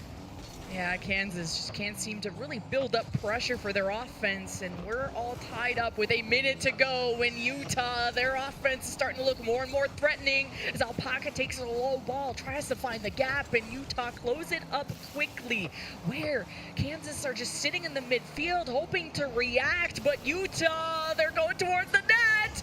Oh, and Kansas were looking in danger, but Utah just can't close it out. They find the rebounds, and Kansas got the saves. Multiple good fakes in a row. That should have led way to a perfectly placed on-shot target, and instead the open net goes against the crossbar. Now Kansas the other way. They're looking for their own 50s in front of net, and it still will not work out. Both teams starting to find the offense here as the attack after attack is starting to find more success, but still nothing finds its way into the goal quite yet outside of those initial 2 goals. Chance here again though. Alpaca throws it up high. His teammates don't have boost to receive it though, so Seth will get in the way and hand it off to Kelpie. Musty flick, not even going to make its way to the backboard, but the final offense of the game should go to Utah. Will they find a shot? Not quite, unless this rolls up the sidewall. It's being kept up by both Meave and Branje, but maybe to the advantage of Kansas had they had a shot. Instead, it is overtime, game 2. Kansas aren't having that confident secondary on their offense. It feels like a lot more solo plays somehow are coming out of Kansas, and they were thriving so much off of passes in game 1, and I don't know where all that energy went. In Utah, man, they were putting way more shots on at this point. The overtime may just go in their favor as Kelpie leads to more open territories, but Alpaca tries to slow down any chance for counterattack. One back for Kansas. Meave rotates in to help, and Kansas hold on, but it's Branje with a setup right across the net. No contact from Kansas. Utah sense how awkward they are, so Kelpie will reach up, and Utah keep Kansas stuck. 50 in the corner is going to bounce its way back out center. Utah have a lot of pressure right now, but they need to do something with it. They just can't keep sending this ball downfield and hoping it turns into an attack. Another chance here. Branje, great clear out, and Alpaca's got to hustle. They'll get there in time and clear the lines, and the demo might give some extra space now for Meave as he wall dashes. Still can't get there. Kansas, again, it does really feel hesitant right now. I think you were 100% on the money that they lost their confidence, and they've lost the coordination along with it. A double commit into a mistouch, like Kansas are in shambles, but it only takes one mistake from Utah, and oh, this just flies by, and Kelpie just needed to redirect it into the net. I can't believe this overtime's not over. over, and Swifty's out for blood, and he's already demoed one. 3-on-2 for Kansas as Meave starts to put the hammer down on the net as Utah holds on and keeps their heads above water. The nerves are getting to both of these teams. Double commit after double commit, awkward defense after awkward defense, but somehow, some way, they've got at least one player there in time to make the save. Can't imagine how many saves and opportunities we've had throughout this game, but neither team, with almost 2 minutes to play in OT, have been able to find another they can actually sink. Chance here for Brand-J in the corner. No boost though, so Swift will get it over the head of at least one, but not two. Seth though, maybe not expecting that he needs to come to the rescue there, and neither is Meave. He's not expecting the follow-up, and again, the coordination for both teams. Somebody's got to get in their ears. There needs to be more communication between both squads. Yeah, Utah are not having a lot of time on this ball. Kansas are going for every challenge they can and trying to force any mistake they can, because this overtime has gone on for too long. As Kelpie has to reach up, Alpaca with a good beat and tries to pinch it out to his secondary Meave. No, it's Swift with a shot on target. Brand-J has to make the save, but Kansas recovers. There's bumps in the net. Up high as Alpaca gets away from a defender.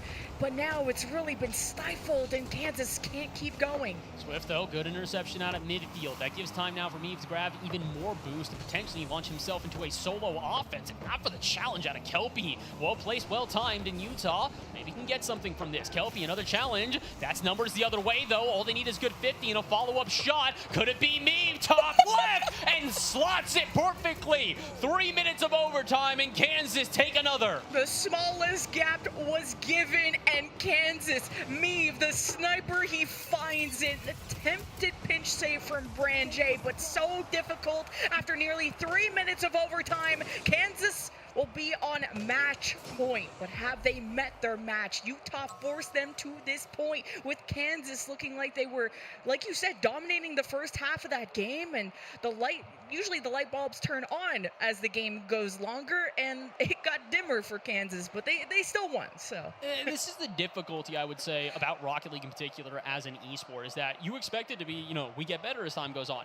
And then you realize that overtime, because it's just a golden goal scenario inherently, the pressure gets there. And not every player is ready for that pressure. Some of them, they thrive within the spotlight. Others of those, though, kind of get in their own heads. We talk a lot about hero ball. It's a huge issue in Rocket League for a myriad of different teams, players, whatever you will have. And that hero ball kind of got shown there with players being like, I'm going to be the one to end this. I'm going to take this aerial. And that's all right if you take that aerial. Just tell your teammates. If you don't tell your teammates, you're going to double commit. You're going to make a weird play. And there's a lack of communication you can see at multiple times in that overtime that I think went to the disadvantage of both teams. Kansas, however, do get one really good play at the end there. And you can see that that's why you need passing plays. That's why you need that level of coordination. And speaking of the end, this could be the end of Utah after this game if they really don't start peaking. And really, I started to see them find their stride. They're playing fast, they're playing mechy, and they fixed up a lot of the mistakes on defense that exposed them in the previous game. So now it's Utah's last chance as Kansas will be up 2-0 in this series after that 3-minute overtime, and that is striking early for Utah. That's the coordination we're looking for. It's not just the fact that they get the goal here, but notice Kelpie. They get a credit for the assist, and they absolutely should, considering not only the pass out center, but the demo play after, immediately challenging the player in net, make it awkward so they don't have a good chance at a save, and almost prevent them entirely from holding on to a 0-0 to start the game. Great plays off the kickoff. Can they hold on? Meave has got a reset, and he's challenged to take away the shot.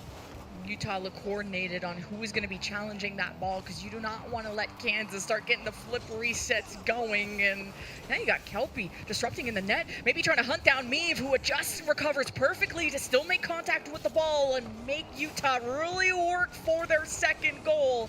Man, Kansas are on the back foot. They're going for demos. No one's looking at the ball, and Utah are trying to recreate another scoring opportunity. The unfortunate thing is that we've seen this lead early for Utah before, and then Kansas responded with 4 goals to the good. This has got to be, oh my goodness, I was going to say an acceleration of play. They have to keep upping themselves. Flip resets like that will absolutely help. And Kelpie, that was such a sick play, and all Swift could do was watch it all happen. This is the first time Utah have been this serious of a lead in a while, and for all of this magic to happen in the first minute, Utah, you made them angry after that overtime denial, and now Utah want a reverse sweep. Now Swift will receive. Branje wants to cut off in the midfield. Kelpie watches it sail by. Seth, as the last man, steps up. Good fake out, though. Smart plays from Eve. We talked about this, baiting in the challenges out of Utah and forcing them into these awkward positions that they've been prepared for so far, but they will still make mistakes. Have it a double commit, which leaves only Seth with any boost. You should make the challenge here, though, as the pass doesn't find its way to Meave as precisely as they were hoping for. So, 50 off the ceiling. Branje there. That's a double commit once again, though, out of Utah, and that should mean an open net! Oh, no. That Kansas can't put on target. All good. This one? Nope. This one? Nope.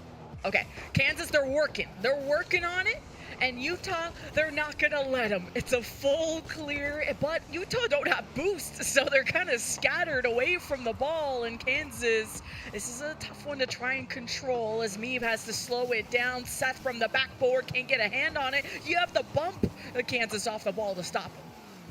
Seth trying to get a passing play together. They'll get the pass, but that shot's not really going to threaten Kansas. They're prepared for it with multiple players with boost and in net. But on the other end here, Meave looking for the reset or a pass out to Swift. Either or would have been successful, and neither one of them really does find said success. Only halfway through this game at this point, though, but Utah have held on to their lead for quite a moment, even if some opportunities have been squandered by Kansas. Find another one here, out of the corner. Branje, not the touch I think he was hoping for, so Alpaca to receive and collect. Maybe give a pass out to Swift and a touch off the backboard. Good bump from Alpaca, just need one more. That'll guarantee it. Great demo from Swift, and finally Kansas is on the board. Just a full send from Kansas, stealing boost, getting a demo, taking a shot. It's as easy as that. You got the Triforce of offense from Kansas, and they cut the lead in half. And if they can tie things up in the second half, we could get another really intense overtime. But Utah, they let that one slip by. You can't let Kansas build up to that point as Meave gets shut down from the ceiling. Swift to recover. No, he goes for the boost. At least he got something out of that. But Kansas, through the fire and the flames, will maintain a control, as I thought Meave was going to go for the ball there, but Utah, they're a bit lost too. They're getting demoed. Yeah, it kind of feels like right now the pressure is going against Utah, and they're not sure how to handle it. The answer is they can't. That's a second goal to Kansas with 2 minutes to play. They have completed the comeback. The question is now, can they overtake Utah and close the series out in a sweep? Oh, if you're Utah, you're real nervous. You had such a strong start, but it's not about how you start, it's how you finish. And you could be finished in this bracket unless Seth can really pull off those flashes of brilliance. He's looking for bumps in the net. Branje's fighting for his life against Meave, and Swift gets involved. Kansas, they bail each other out as Seth is looking for a dunk opportunity. I love the guts out of this Utah team. They want it bad. At this point, they kind of have to. It is go, go, go until the final bell rings. And that final bell could only be minutes away here. Full send attitude, I appreciate it from Utah, but they do need to be careful. We've talked about double commits being problematic for both of the teams so far, and if you make a double commit at the wrong time, it can open up space to end this series. Chance here, though, for Utah, maybe. No follow-up there. Plus the bump in net could be enough, if not for the miss out of Swift. And now it's a breakaway. Does anybody even have the boost to get back in time? Absolutely not. And it's a freebie for Utah. First, it's Utah getting these defensive demos on the midfield to free things up. It's an open road, and Utah split them apart. They get a lead with the last minute to go.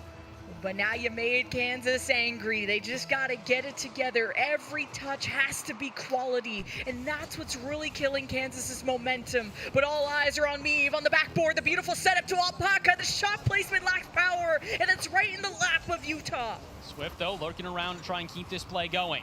It's not a great 50 from him, and oh boy, Meave, a very risky challenge with low boost, but he both steals the boost and now gets a chance. Another 50 off the backboard. Where is Swift? A little late, little lackadaisical. That's not going to be enough of a challenge against Seth, and all of a sudden, Utah find their way out of their half and find themselves with a double commit against Kansas. Okay, a little awkward, and Kansas, keep your nerves about you. This is not the time to start making silly mistakes when you only need one goal just to see OT.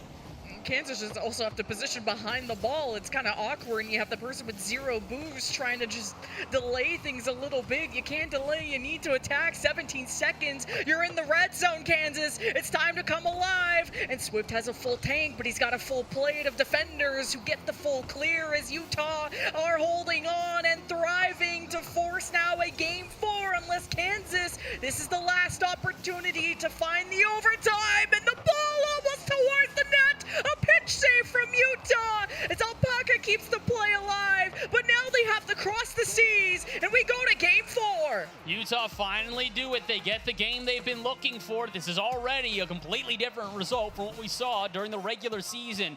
2-3 in Utah. That's a big win for them. Like you said, it's just giving them momentum. It's giving them confidence. And it's also, it's the best game we've seen so far out of them, by far.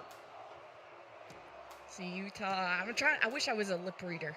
I get to see what Coach Utah has to say, and he looks much happier, although it's not a smile, but it's the energy and the vibes I'm getting. This is what we have to keep doing, helping each other, setting each other up, and Utah definitely cleaned up their defense, which was a huge part of why Kansas got so many goals in the first game, why that was 4-1. Now Utah are not giving these chances to Kansas, so they got to make their own opportunities, and that's what's really lacking from the Kansas side. Yeah, you can see it's very different vibes on both sides. Kansas, okay, we dropped the game. It's all right. We still got a long series to go. Utah, like you said, they're in their ear. They're talking and talking and talking. This team knows the job is not done yet. Congrats on game 1. You want to stay alive here at the PEC Championships. You got to get another one. And then another one, and then the reverse sweep will be complete. And, well, not impossible. Reverse sweep's one of the toughest tasks you can have in Rocket League. And for Utah right now, considering the way they played in the last game, it doesn't necessarily spell, okay, guaranteed we're getting to that game 5. It's more Kansas made mistakes, and finally, Utah is starting to punish them on that. Can they do it again, or does Kansas clean up their defense and stop giving them the opportunities? The answer is no, because that's another open net immediately. Yeah, Kansas, didn't feel like they needed to talk after that game, and even just like Utah running into each other, and Kansas had no one back. I think Alpaca turned upfield. I think he literally, off the kickoff, he saw the ball going back into his half, and he went, okay, my teammates should have this. I'm going to go for mid-boost and turn upfield. Not necessarily a bad play, but if your teammates don't have the ball, you're leaving nobody back to make the initial save. Things could not go worse to start off this game for Kansas. They have played really phenomenal Rocket League, but unfortunately, another huge blunder to open up the scoreline. Hey, Utah also started off with a goal in game 1, and it ended 4-1 the other way. So Kansas, you got to shake up the trees a little bit. In Kansas, this was the wake-up call they needed, but they just needed to play cleaner last game. I think that's all the coach needs to tell them, to lock in and to play like you did in scrims on the big stage now as all the lights shine on Kansas. Swift has time. Alpaca heads back. Maybe you needed more disruption in the net, and Utah were easily able to retaliate. That's a long ball across the field here. Is anybody going to be the benefactor of it? Potentially Utah. Touch off the ceiling, though. Gets a bit further away from Kelpie. I think that's kind of the man to watch right now. This has been a really impressive play from him in particular. He's averaging a goal per game at this point. So if there's going to be offense, it's likely going to come by Kelpie. Picked up from Branjay. It's a good snipe downfield. A little bit of cherry picking that doesn't work out for them. But Utah very firmly in control right now. They've had all of the offense so far in this game. And, oh, please tell me that's not an overextension that punishes. No, back in time is set. Now Kansas are so scared about that open net that it feels like they hesitate on who and how many are moving downfield, and Alpaca seems to be that one back this time, even with the Kansas demo. This gives them confidence to try and shake up Utah. Now with a high ball right towards Branjay as me was hoping for the redirect. Kansas are starting to find a good stride. The only problem I'm starting to see for Kansas right now is that it kind of feels like a lot of the plays they are throwing at net are very choreographed to the point where Utah is prepared for them. If it's touches to the backboard, they've got somebody planted there. If it's a shot on target, they've always got somebody back. And the cross court, although it doesn't go in, is still a problem for Kansas. These transitional plays that we've seen out of Utah have been fast and ferocious, and Kansas have not shown the same level of offense on the other side. Alpaca from that third man back to step up and lead Kansas to an offense. Still looking for that equalizer. Here's Swift, who had a ton of boost to get towards the back wall. And like you said, there's always someone ready for Utah and not so ready on the back line for Kansas. There's been way too many free balls on the blue half. And again, just a little bit of hesitation. Swift doesn't have a ton of boost on that play, but he thinks he's got enough that he can turn it into a dribble. Immediately gets challenged by Utah, and it just catches him by surprise. Kansas got to hustle a little bit here. Kind of feels like they're starting to fall asleep, and you can't afford to do so. Obviously, like we said, the path is long to get to the said reverse sweep. This, I was going to say, will help Kansas prevent that, but another phenomenal save from Kelpie. Kelpie was getting pushed around. What a recovery to come down and still make contact with the ball. Utah leveling up their defense while Kansas have to dig deep on how you can crack this egg. And it starts with just control, and not just of the ball, but possession and firm possession as Meave will get past all these attackers. He's got a 1v1 with somebody back as Swift looks for bumps. Meave wants the open net, but you gave too much time for Utah to stabilize, and you pay the price. Seth finds another here, and this is no longer a trend. This is a consistent factor in this game. Kansas full send offense, hope that it works out, and when it doesn't, they have no backup. They've got nobody back. They've got no way to prevent an offense that is taking full advantage of the open nets they consistently give them. Kansas, very impressive work here to be able to get the first two games, but Utah completely flipped this, and now they are by far the more impressive team. Utah with that 2-0 lead, but Kansas caught up to them with two goals in that last game. And we're able to go the distance, so I still believe in Kansas, but is this mentally starting to get to them? Because I haven't seen that threatening Kansas offense since game one. You have these long launches, but it goes right back to Alpaca. And Seth! Oh my God, not the dunk! Yo, I think Seth has just stopped respecting Kansas as a whole, which I don't know if it's a good play, but it's a play, it's working out. This dude is challenging on 0 boost against an Alpaca who has literally a full tank.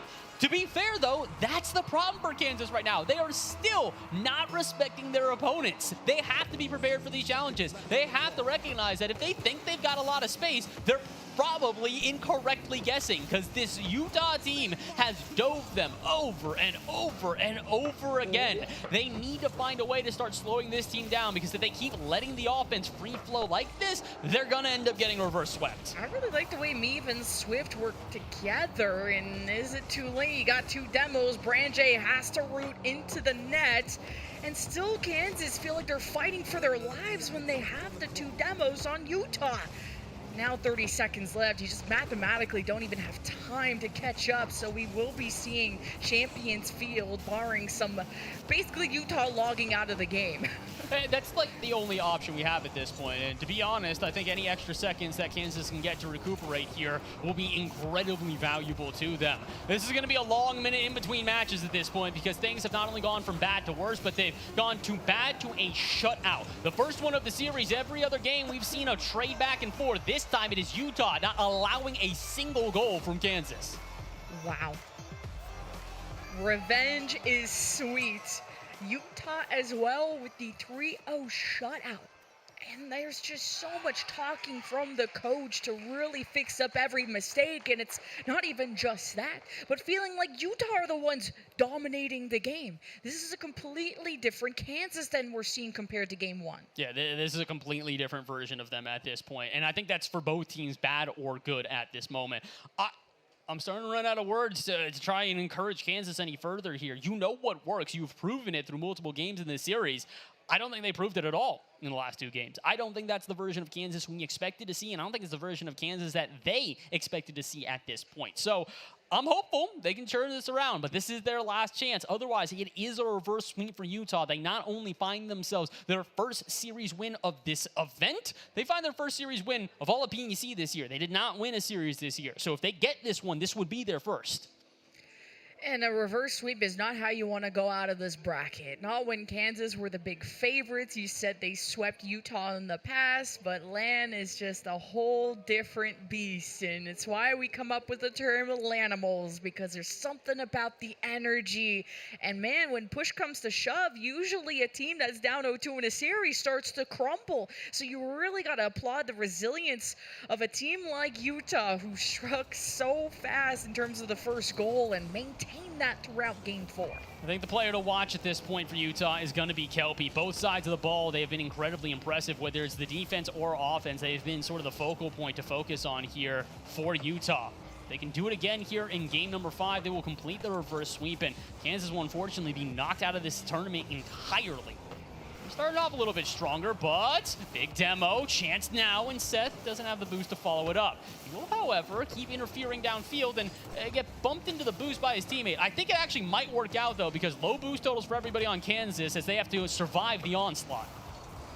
And Alpaca, he's had such a role to fulfill on Kansas as that third man back, the one that helps downfield, and Kansas need to organize. You got 2 jumping forward, and this could be Utah retaliation as Kansas race back. Meave has to just delay things. He gets a nice touch to get the ball off to the side, and Kansas hunts for demos to relieve or just stop any option for Utah to score with. I think that's honestly their best option at this point, and I think it's what they think is their best option as well. You can see Kansas getting a lot more physical on defense right now. They're trying to avoid any sort of passing plays that could develop and just take out those lanes altogether.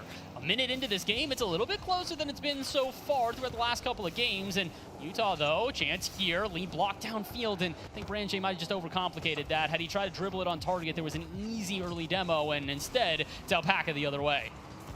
Like that Alpaca, there's something, a surge in him in game 5 that's looked different. Meave and Swift, though, have found a good tempo, and despite the ball going to the upper 90, it was at the snail's pace. In Utah, you gotta beat them to the punch, because if they're ready, they will punch even harder.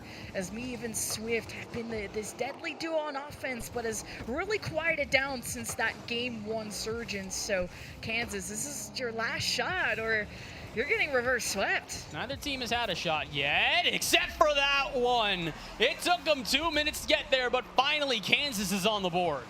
And waking up better than ever. What a beat, too, and a mistouch from Utah coming out of the net, and it's fed right to Meave and Alpaca to get the first goal for Kansas. And you needed just that kind of wake-up call, because getting shut out in the previous game, I was worried if we were ever going to see Kansas again. And look how that's given them hope and morale as Kansas look even better. Well, they'd look better with all 3 alive. Took them 7 minutes to get that goal, but I would agree with you. I think the confidence is starting to flow for this team. That's a great touch from Meave. Can he find another flip? Reset will work out unless the shot is off target, and then Alpaca saves the goal. That should have been a goal. I can't believe it. Kansas do get hit by a bit of the unlucky bug sometimes. Utah, though, you're not going to be given a second chance like that too often, but the equalizer looms. But Utah weren't on the opposite side of the field, so Kansas were quick to retaliate as Meave wants to redirect and kind of gets popped up thanks to Utah's 50. As here comes Seth, and he's managing to squeeze it in for the equalizer. This has got to feel devastating for Kansas. They had a chance to double the lead, and instead it's now a tied ball game. 2 minutes to go. Kansas, you got to keep your mental about you. You have to stay tough in a situation like this. If you let that opportunity miss get to you, this series is over. No firm lead, not without Kansas usually having a response. We don't talk about game 4, but hey, Utah on the back foot this time for the first time in a while, and Kansas, they watch as Branche finds any open space. Meave is cutting it off. Kansas has demos, but they don't have ball possession, and guess what? You need that to score. Chance here for a passing play to develop. Swift's just going to get this ball for free and get a flick on top of that. Shot goes to the top right, and Kelpie will turn it away. Been put into more of a defensive role through the latter part of this game. And Branche instead to take up the offense. No reset found, but he does get a passing play to connect to Seth. Meave Touch to the backboard, and Alpaca has to bail him out. And Kelpie just gets a freebie, but Swift will make the save again. Utah putting on the pressure at this point, and Kansas need to be careful. If they give up one now, that could be the end of this game. Oh, Utah were looking for bumps, and Kansas are scared as Meave has a full tank, goes up high. Seth with the slight touch on the ball, gets possession away from Utah, but they are safe. They have a strong backline, but now they need a strong transition. Kansas one step at a time, and now they don't have Meave. So Utah are killing any chance that Kansas have to get their revenge. Kind of just feels like Kansas are trying to get something developed, but they don't really know what. Misses off the backboard, could help them out though. If the second man is there in time, not quite. Swift denied. And as Kansas keep firing these balls downfield, they don't seem to connect as often as they'd like, but it's putting on pressure. And with only 30 seconds to go, if you can just find one moment of weakness, this could end the series, or vice versa. It could be Utah to find that, if not for Meave with the extra touch midair. Kelpie though to make the challenge, and it's a risky one, but luckily for him, Seth is back in time.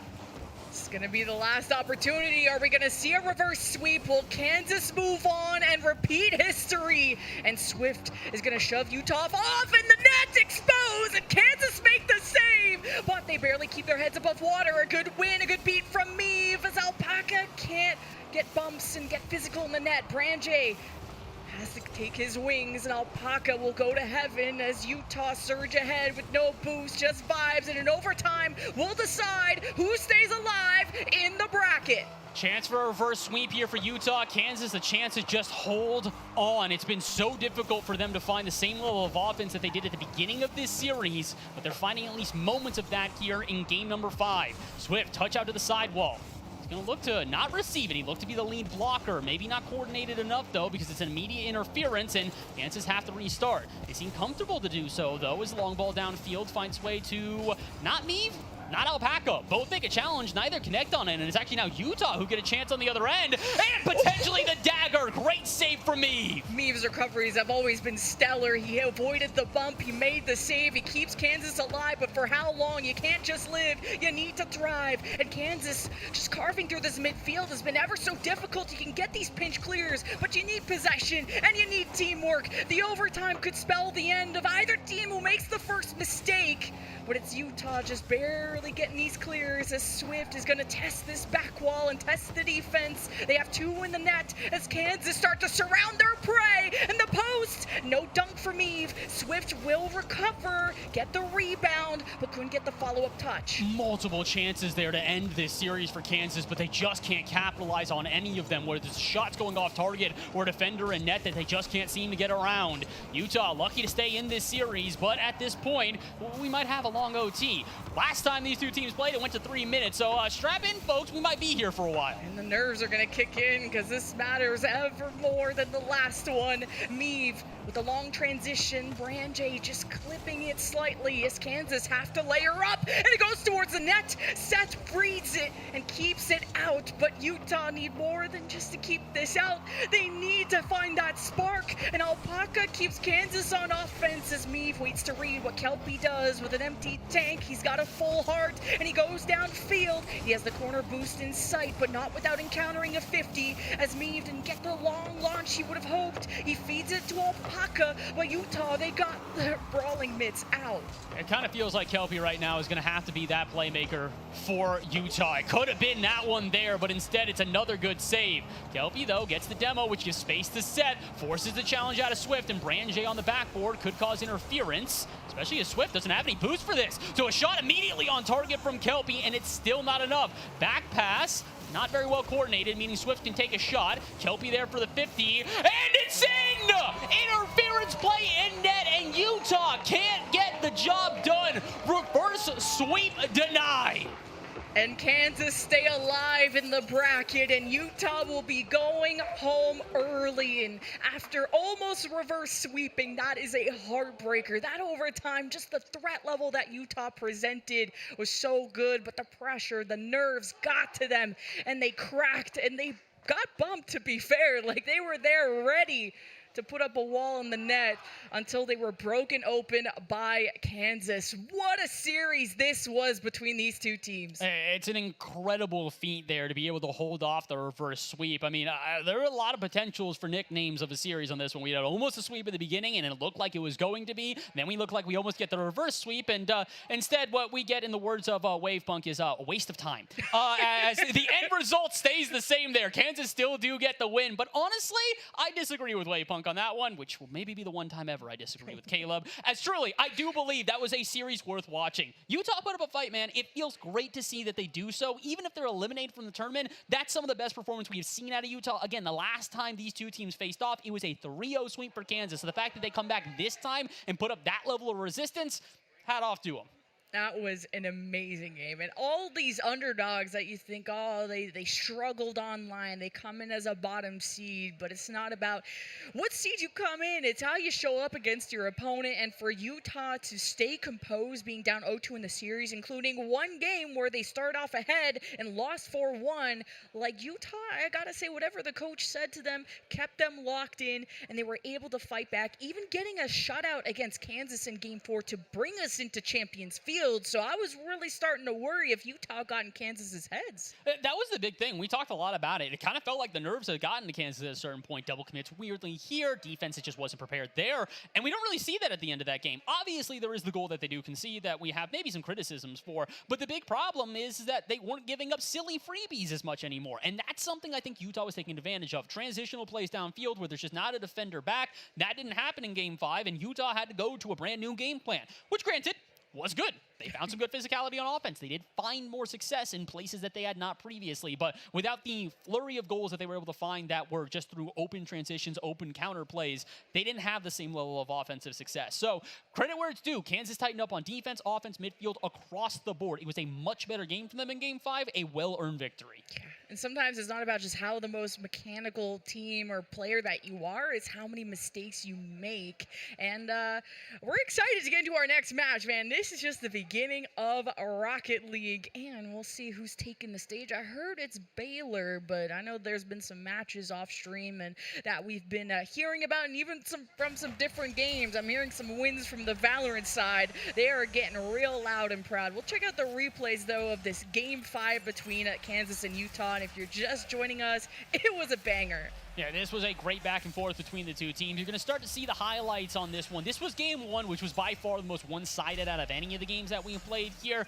But notice the difference as we get into Game number 2, where you're going to start to see more offense from Utah, weirder plays from Kansas, and this is really where we started to see the resistance from both teams as the defense would get exposed in maybe not every single play, but in moments. That, however, was one of the best plays we've had all series. That top left slot from Eve was gorgeous. Yeah, Meave has been that setup guy. He feels like that spark plug to the team that makes these transitions look so fluid. He creates such a dynamic offense, and his team also, in turn, will set him up for success. What a demo in the net on that last goal, and I think Utah, like I said, were able to punch back and punch up at a lot of times where you thought that Utah were going to get swept. They just came back. Have this. Oh, they have the pinch save. That was the one that literally saved that game for Utah. That was a 2-3 game. So, but notice how it's been a couple of plays in a row now that have been open nets. This is what we talked about in games 3 and 4. This was the issue for Kansas, where the defense just felt a little bit off.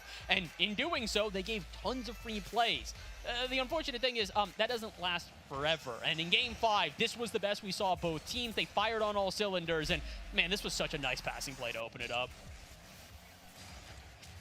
All right, our next match has been decided. We have Minnesota versus Ohio State. So that's going to be a banger. Let's see where we are. That's in the lower bracket. We have Nebraska and Kansas, who are either going to play at the same time or wait for us. But yeah, another stressful lower bracket match that we got to get through. Yeah, it's not going to get any easier for the teams at this point, especially if you're in the lower bracket. You know that it is your last life in an event like this, so you have to make sure that you're taking every single series seriously.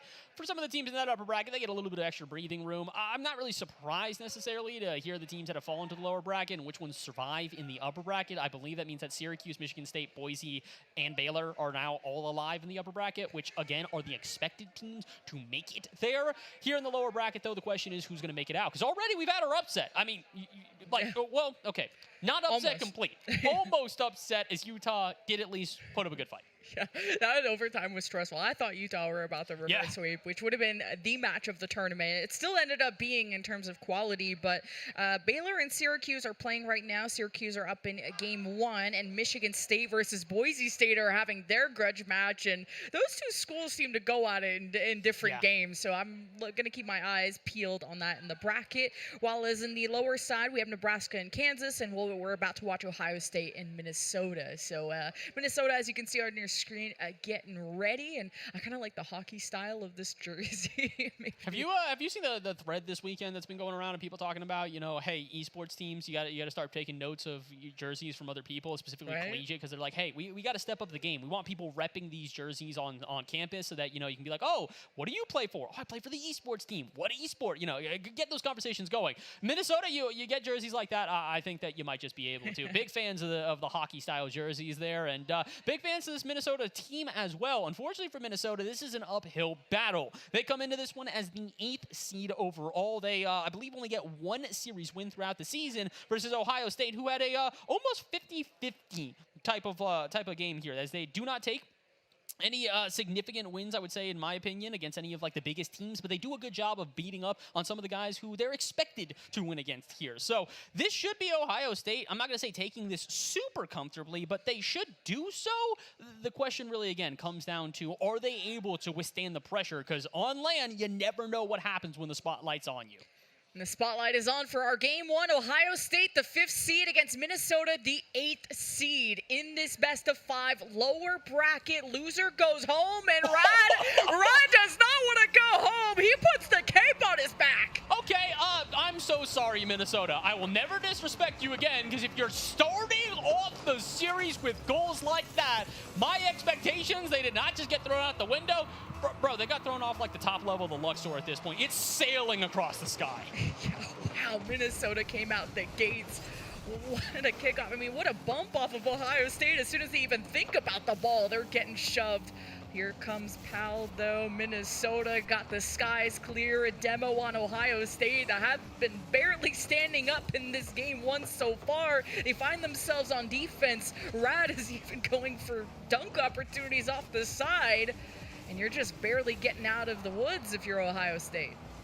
Good pinch. Not going to really go anywhere, but at least we're starting to see that Minnesota, it's just not a flash of brilliance. This is the type of level of play they're going to play with throughout this series. An aggressive team so far. Every offense has had its big moments. And speaking of which, they might have another one there. Musty Flick finds his way to the backboard. Rad able to keep this one contained. And although Alex is trying to do something with this, Minnesota, this first minute has been all theirs. Yeah, Minnesota, this is a different beast, and you can tell that what comes out of you when you're in the lower bracket. You know, when your backs are against the wall, pressure makes diamonds.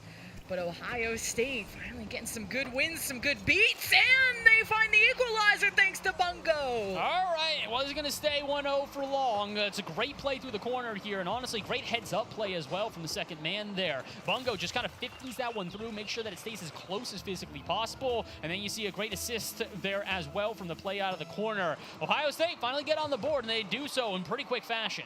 Now, Ohio State, they're a serious school to be part of, so it's so important to represent them well and to go out kicking and screaming in this lower bracket. Whatever happens, Ohio State playing this game of cat and mouse, but right now they're the ones that are prey. Minnesota putting a lot more demos. They are a physical team, and a mechy one at that, at least from what we saw from Rad right out of the gate. So I think Ohio State really got to respect what this Minnesota team can do on the ball when they have time and space. See if they can maybe find a second goal here. Not quite, as Alex makes the dive, but can't find a shot on target due to a 50.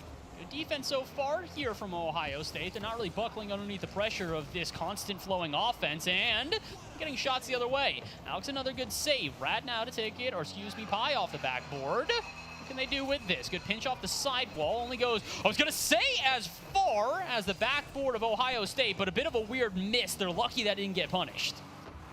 Ooh, Alex with a missed touch. Rad maybe calls them off, but no boost. Minnesota now are getting a taste of their own medicine, being stuck in their side, but maybe finding an open lane through the midfield.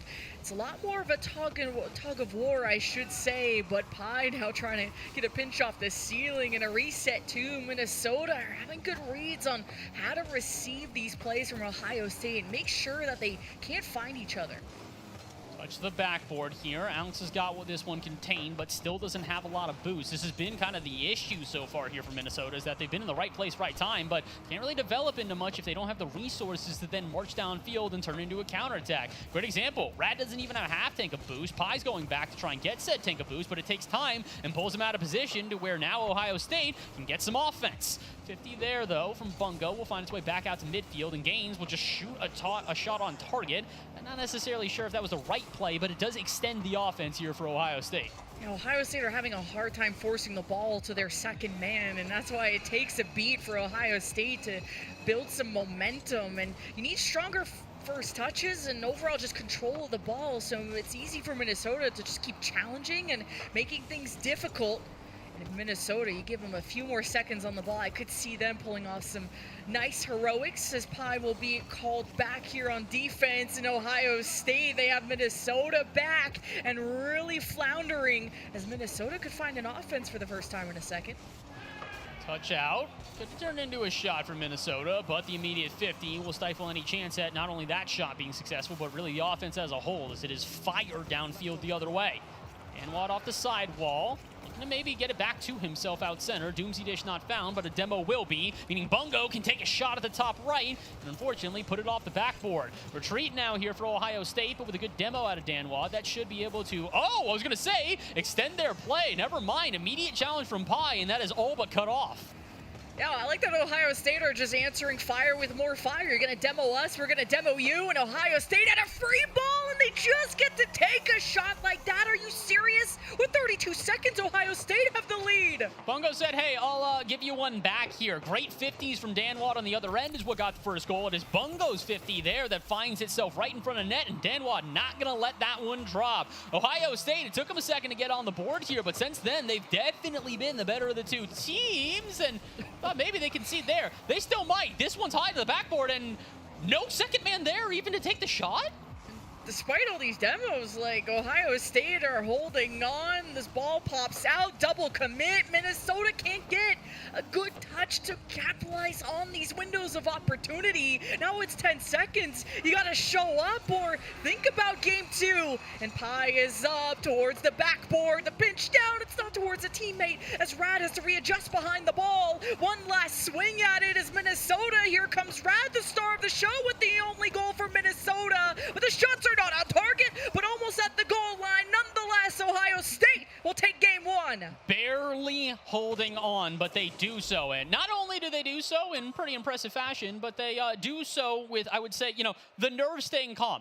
And I'm starting to realize why. I got to make sure before I call this out. Is that Buddy? That is literally one of the most historied and famous people in all of collegiate Rocket League. If that's who Ohio State has as a coach, that's a great guy to have behind you. Dude, see, there's going to be some secret goats that are, like, coaching. Like, yesterday I was coaching, I wish I was coaching Valorant, but I was casting Valorant, and BCJ, former pro player in Valorant, was coaching Michigan State. He's here? That's why I'm saying I gotta get an autograph. But anyway, you know what I mean? That sometimes you're gonna have these former pros or these big stars support their colleges that they're at, and I love that use of time anyway. I only knew Buddy as a Northwood player at this point. Apparently, I did know that he was moving on to his master's program. I did not realize it's at Ohio State. I didn't realize he was still involved in the Rocket League side of things. The more you know, Rainbow. No, literally, it's a giant rainbow across the screen right now. I now know that I've actually got extra confidence now in this Ohio State squad, because we initially had an issue of being like, all right, Minnesota out the gates firing, taking shots. This should be good momentum for them. You got a player like that who's been to quite literally the highest of highs CRL world champion before. It's going to take a little bit more to bend and break this team. It's going to take a little bit more to get the nerves to them. So Ohio State, game one victory for them. Can they keep it cruising? And just understanding the styles that come out of collegiate play, which can be a lot more ball chasey, more chaotic, more scrappy, and having someone who's been through the pits of CRL, as you want to call it, and being at the heights of it. This is why Ohio State are at such a high seed. And Minnesota, though, we're only trailing by 1, and man, that opportunity to tie it up at the end was ever so close. And I look towards Rad, and I think just him scoring in the first 5 seconds, I think, is what really woke up Ohio State. I think it's one of those things where it doesn't really matter what level of Rocket League it is. It doesn't matter if it's a tournament like this in person, if it's an online event, or heck, if you're just playing in like in-house threes with your friends. If you get double tapped on like immediately to start a series, you're gonna go, all right, man, I've had enough, and just sit up in your gamer chair. And I think that's what happened for Ohio State, was just they recognize that there is potential for Minnesota to do some special things, and you got to make sure that you respond in kind. They did so very well in game 1. They do not allow the same thing to happen here in game 2. We have a minute already passed in this second game, and it has definitely been more in control for Ohio State. Oh, nice shot for Minnesota. The redirect. Oh, it's nasty. Minnesota strike gold. The team play. Oh, beautiful setup, but the touch goes right to Minnesota. Look at that recovery, too, from Rad. Rad's going to be the player to focus on, and I can already tell through only 6 minutes of gameplay. This guy was electric in game 1 and game 2. He is the spear tip for this offense. Incredibly impressive play here, but again, it's a tale we've already seen told before. This was a 1-goal lead early for Minnesota in game 1. Minnesota did not hold on, and Ohio State responded with 2 of their own. Pi, that is a dangerous play, my friend. I get you want to wait for the boost, but now you've just given offense to Ohio State. Yeah, I mean, Ohio State just had a free backboard. Minnesota just had a free backboard, so there's been some things to expose there, some weaknesses in the defense that both want to exploit, and a 50 from Minnesota that almost got towards on target. As Rad, you could tell that he wants to be that star of the show, and Minnesota, if they can feed him the ball, he'll make that magic happen. But Ohio State are bringing more demos to the front, so Minnesota, it's about really knowing when to dial things back and also buy time for your teammates to get back. Risky play there from Rad. I like the idea, just try to keep contained possession and try to go for the boost. You know, you don't really have anything off the sidewall, but unfortunately it does concede now an offense to Ohio State, and they do not miss. I get the idea from the defender there. You're not expecting someone to crash the net, but you kind of have to at this level of play. What a beat from Dan, too. I mean, everybody getting involved in this play from Ohio State, and that's what you need to do when push comes to shove. Minnesota, if you can 50 them the right way, you can just create that opportunity yourself. And Ohio State have looked ever so confident in this game, too, ever since that win. And now their defense is starting to cut off Minnesota's pathing towards success. And now Minnesota back on defense. Dan with the pop-up, but not able to drop it to a teammate. Ooh, Pi, reset. Wasn't expecting that one. And I don't think his teammates were either. Rad was underneath him, I think ready for the passing play or a bump play, but mechanics, all right, not a terrible idea. Reinstills some confidence in your team, even if it doesn't work out. This could work out, though. Pass out center, and Danward is turned away. Gains off the backboard, go for the Psycho. Tried. It didn't quite succeed. Would have loved to see. If we get a Psycho at this level of Rocket League, I'm going to lose my mind. Well, maybe Zen is here in spirit somewhere. Oh my God! That one! We both got up and pointed at the screen like, oh my God, the upper 90 slot is gross. Oh my goodness. I don't think Gaines had an angle there. They had to invent a brand new one, negative 193 or something. I have no idea what we just witnessed, but I do know this. It's the exact same story as game 1. Early goal for Minnesota. Ohio State responds with 2 of their own. Gaines is not joking around, but Rad wants his revenge, but he's got a coverage of 3 defenders on his tail, so Minnesota, they need to have more options. They can't be predictable. Yeah, they've got to get a little creative, and they have got to slow down Danward and Gaines at this point. Danward now a goal and 2 assists. They've had 100% goal participation here in this second game. And I need to see a more well-rounded Minnesota and just people needing to find their place in this game, and whether it's the third man, the midfield, it's a strong secondary, and Ohio State, man, when it rains, it pours. They're really putting it on in terms of goals, but 3-1 is where we will stay. 90 seconds left. Minnesota, it's time to come alive. I have full faith in them to find this Okay, that's my fault. I'm going to take blame on that one. I'm like, oh, this should be the goal. They have the ability to come back, and greatest save we have seen all day. All right, Ohio State, I get it. You didn't show us the full version of yourselves in game 1. Now game 2, like Rock Lee, the weights have come off. Yeah, Ohio State, they mean business. Minnesota, you're in, I guess, the silver half now. And it's This is where you got the demos, you got the shot on net, and no way. Okay, there we go.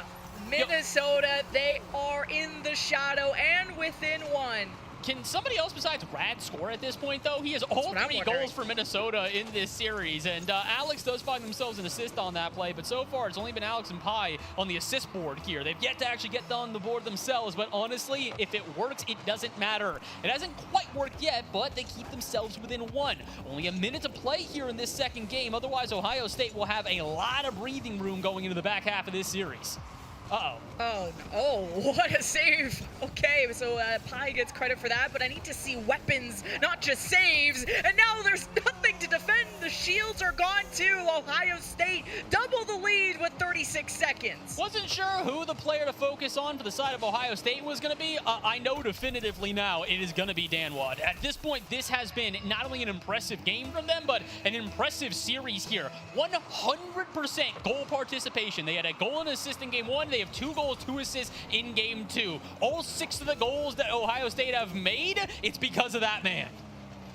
30 seconds, Minnesota. This is when you could start. You really got to put it all on the line. No more hesitation, full confidence, or you're going to face an Ohio State at match point. And this is lower bracket. Alex climbs high with the full tank. Ohio State will make contact on the ball, and it feeds perfectly into Pi. But as the seconds drain by, so do the opportunities of Minnesota to come back in this game 2. And for the road, Dan will wave as Ohio State go to match point with a 5-2 score in game 2. All right, Dan, I get it. We summoned you, and you have come to show up. Impressive stuff here from all 3 of the players on Ohio State, but obviously he is the man to watch.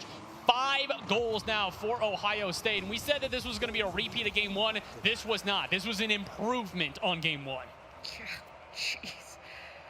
Ohio State are looking like they're going to run down this lower bracket in the best of ways. This is a team that, well, kind of got humbled off the very first kickoff, and ever since they said, you want to play like that? Okay, we're going to start peaking too, but also, Ohio State just looked like a well-rounded roster in terms of everyone is contributing to that success. Everyone got a goal so far. Gaines, I think, had the coolest one that we've seen. Like, we just had to say the word Zen, and then Gaines is like, oh, gotcha, that's me. That's why they have a tag in game that just literally says, I'm Zen.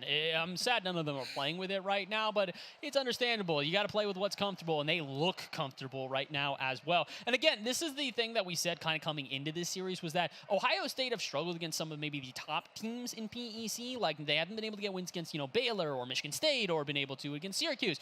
But the rest of the teams that are underneath them in the pack, they have done so handily. The last time these 2 teams faced off, it was a 3-1 victory for Ohio State. So it's clear there are levels to PEC, and there's sort of a divisional point.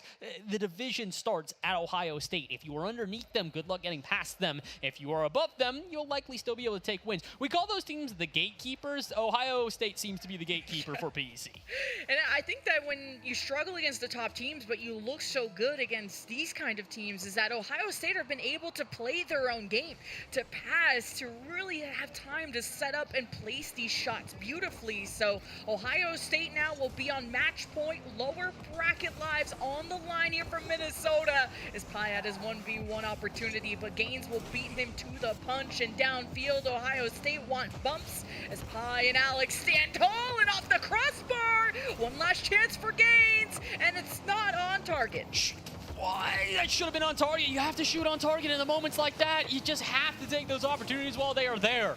And Ohio State, they will continue their offense, but gotta feel a little discouraging to have an opportunity like that and not be able to make it count. Can Minnesota make it count on the other end? Will this be the 3rd game in a row where they start the scoring early? Not quite if Bungo has anything to say about it. Good touch out center. Is there a teammate to receive? Not quite. Gaines instead will take this back, but a weird 50 bounces out. The shot's denied by Danwad. Minnesota, at least they're trying to change things up. The shots from the midfield, crossing up from left to right, as Rad has to be the one who brings clean play to this Minnesota team, as Alex will puncture through the net to get Minnesota on the board. Someone else finally scores a goal, but they do so in the exact same fashion. Another play off the backboard, another early goal for Minnesota. They do it again, and you have to wonder, at some point, surely this changes, right? Hey, we almost got a reverse sweep in our last series, so hold on to your horses. A lot of minutes to go, but Minnesota playing ahead. This is gonna do a number on their confidence as Pi is found now on the left side, but gets bumped off the ball. So Ohio State race to make the most out of this opportunity, and they've got disruption, they've got physicality, and they're still looking for the goal as Gaines has to reach a double commit from Minnesota, but Pi bails them out. Pi's up early, but so is Bungo, meaning he can beat out Alex and prevent the counterattack and shoot a shot. Maybe not on target, but threatening enough to force Pi to make the save. Follow-up play here, though. Now out of Dan in the sidewall. Oh, and he's got a flick and a half. My goodness, sent that thing to the moon, but unfortunately did not send it on target. Follow-up play is a pinch that finds its way back out of the Minnesota net, and goodness me, last two games have been a little chaotic here or there, but it is nothing in comparison to what we are witnessing now, as that will not be on target either. That was also scary, though, because that could have been an open net, as Pi barely is thanking the post for being the ultimate defender there, but I like that Pi has been the one that's demoing everybody, as Minnesota will be able to regain possession from this moment as Alex wants contact on a defender, and Ohio State keep breathing.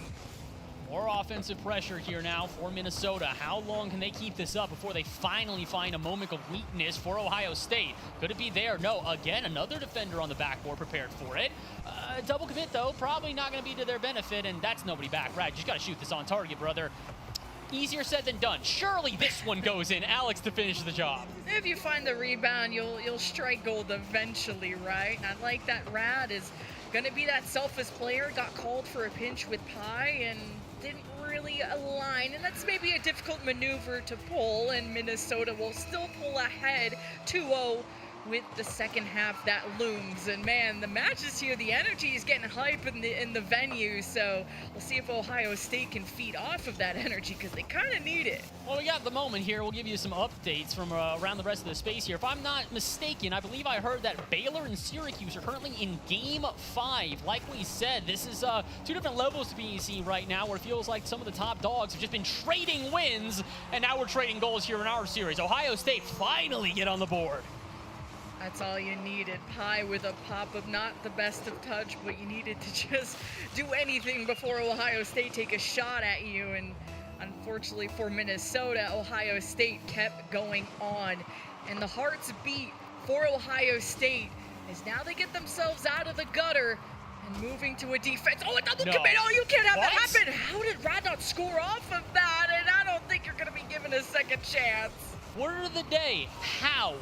Just straight up, how? It doesn't matter if it's defense, offense, or somewhere in between. The question marks continue to be just presented at every moment here. Minnesota, maybe a chance for another goal now as they look for their third. Offense working and looming, and no follow-up play. Instead, it's only Alex to contain it out of midfield. An interception. Is there a follow-up to his play? Not quite. Gains to send it downfield. Awkward touch from Rad. Can anybody from Ohio State take advantage? They'll at least rip a shot on target, but Bungo's shot turned away. Just need to play clean. If you're Minnesota, you're ahead and you gotta stay there, but you have to stay in the net, especially if Ohio State are gonna be in the midfield. We have ourselves a tie game. That's such a clever play, though, out of Gaines. Recognizes that the only player with boost was Pi. They get completely removed from the field. Alex is there, but they're not expecting to have to play defense. Test to see, do they have any boost? Do they have a position? The answer is no. And Ohio State, I don't know how they keep doing this, but once again, they have found the comeback. They just now need to score one more, and they'll close out this series. If anyone could score, we could also easily see in overtime Minnesota. I mean, the pressure was getting to them, and Ohio State, they capitalize on those moments of weakness, and now launching off the ceiling as Gaines brings the ball low and adjusting as Dan, the double touch to feed it, tough angle to cut, and Minnesota will guide this out. 50 in the corner. Where's the follow-up play? Not there in time, and Bungo with low boost means he's got to scramble back, and Gaines can just make up for it at this point. Surprising that he gets two successful challenges in a row, but Minnesota have to be careful. With under 20 to play, they make one more mistake like that, that, and this series is over. Pie, not the one to make said mistake. Last 10 seconds, and Ohio State are on offense. If you're Minnesota, you are nervous, but Alex will break them out. And a beautiful save from Gaines, but you're not out of the woods yet as Minnesota hunt for that. But no, the ball on the ground. It's overtime for Game 3. Game 3, a potential sweep if Ohio State can close this out. I don't think they're gonna close it out off of that. Good pass downfield, but that's not going to be enough. Gaines, Ariel to the corner. Alex is just gonna let him take it, Ariel. They don't really believe they're gonna turn it into much, and I don't think I did either. Ohio State trying to see where they can poke and prod and find some weakness in Minnesota, but so far through the first 20, they've been steadfast.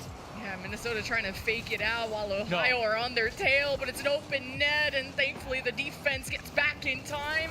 But any mistake will cost you your tournament lives if you are Minnesota. So every touch matters. Pie with no boost, but at least will get space as his secondary man is getting bumped on his trajectory. So Minnesota really lacking power on this offense.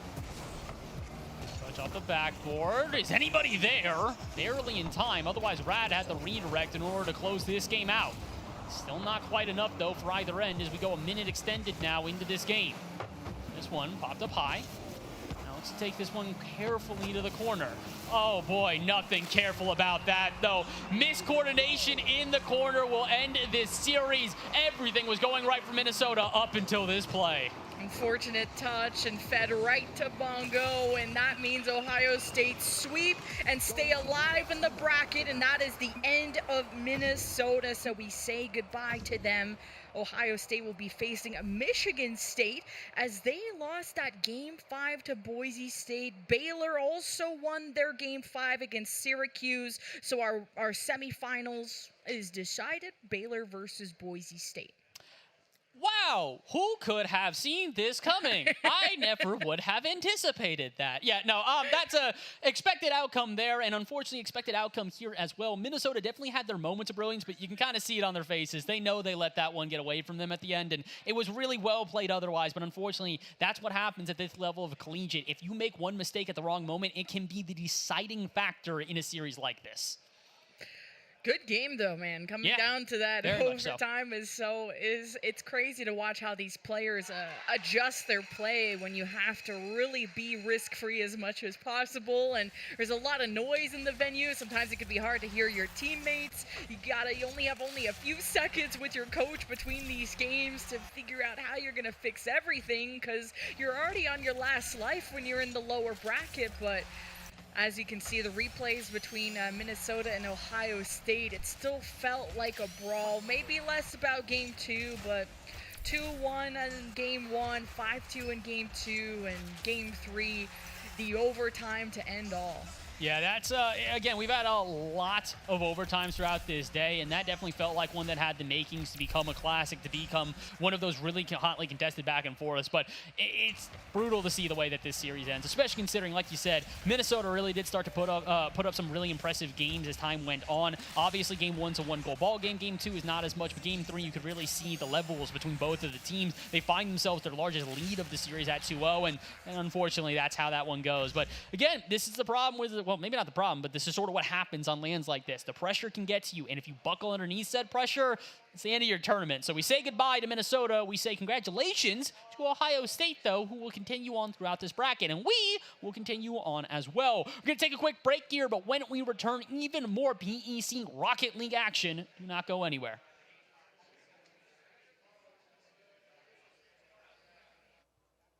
Welcome back into the studio here, PEC Championships Day number 2. Fish and Ryan, we just saw some excellent Rocket League games, Ryan. I mean, we have to start with that Kansas-Utah series. Loser goes home. Kansas jumps out to this massive 2-0 lead. It looked like the Jayhawks were kind of going to just roll through the next round, and Utah nearly pulls off what would have been an amazing, not only reverse sweep, because you and I were talking, that was Kansas's last squad alive in the PEC. Yeah, Kansas just living by a thread there. Utah had the opportunity to knock them out, but just wasn't able to do it. That was the 9 seed and the 6 seed in that lower round in Utah. They made a great performance, but they just weren't quite able to do it. Not only was Utah in a spot of knocking Kansas out, and we'll get to in a second, they're also in a spot of knocking Syracuse out of Overwatch and Syracuse out of Valorant. Utah was in a very, very scary position for a lot of teams right now, but they weren't able to get it done to Kansas. They were able to pull it back out. They were able to stop the reverse sweep. And it was not without definite scare. Yeah, I mean, you see right there, game 2 goes 3 minutes into overtime. I think game 5 also goes into overtime. You cannot credit this Utah team enough for, you come in as the 9th seed, you lose your first series 3-1 to Minnesota, and you go down 2-0. It's very easy to say, all right, we did the best we could. Maybe we'll get them next year. They rallied. Seth, in particular for Utah, absolutely went nuts in this game 3 and this game 4. So a big shout out to Utah. They couldn't quite get it done in the end, Ryan, but they made the tournament exciting, and that's what we want. Game 5's always better than just the 3-0 sweeps. Yeah, I mean, for us anyways. For the teams, for maybe not. They're like, now we want to get done, a nice 3-0 victory and just, move on in the bracket and win the trophy and all the fancy jazz. For us, on the other hand, for the casters, we love these games. This is where things get interesting and where things get to be fun and analyzed and all that. So, yeah, no, it's great to watch it.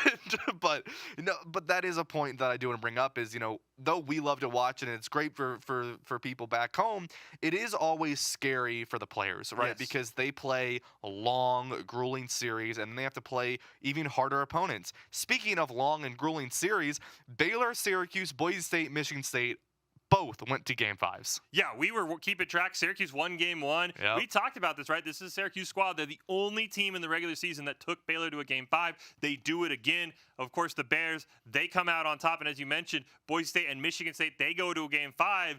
And it's Boise State who comes out on top, squeaking past. But that just shows you whoever loses between Boise State and Baylor and has to play either Syracuse or Michigan State, that's not going to be an easy series. These top 4 teams in PEC Rocket League are just that close. Yeah, I mean, they really are. And you take a look at where these teams are, right? Nebraska and Kansas, one of them will have to go up against Syracuse. Yep. Minnesota, Ohio State, one of them will have to go up against Michigan State. And then it goes down to who ends up playing in that lower semis, right? And it's going to be a scary one. I mean, right, we know Ohio State is going to be that opponent. Kansas, Nebraska, last I checked, was still 1-1, so that's already a close series, going to be deciding who plays Syracuse. But Baylor and Boise State, right? What we expect, it's what was kind of being led up to. I am worried if you're Syracuse, that letdown, right? Yeah. You take Baylor to a game 5, didn't have the final score, not sure how close that game 5 was, but you're that close to making a huge upset. You get knocked down to the lower bracket. We've seen Kansas. We've seen Nebraska. Yep. Those are scary teams. If you're Syracuse, you kind of have to regroup and refocus. You can't go, man, we were so close to beating Baylor. We'll get them a little bit and then get knocked out. So very, very close. We talked about the All-PEC Overwatch team here. We're talking about Rocket League. Let's get the All-PEC Rocket League team up. Very fantastic players. And on that first team, Ryan, it's players who are from the teams that we expect. Yeah, I mean, you have Baylor, Boise, Michigan State. Yep.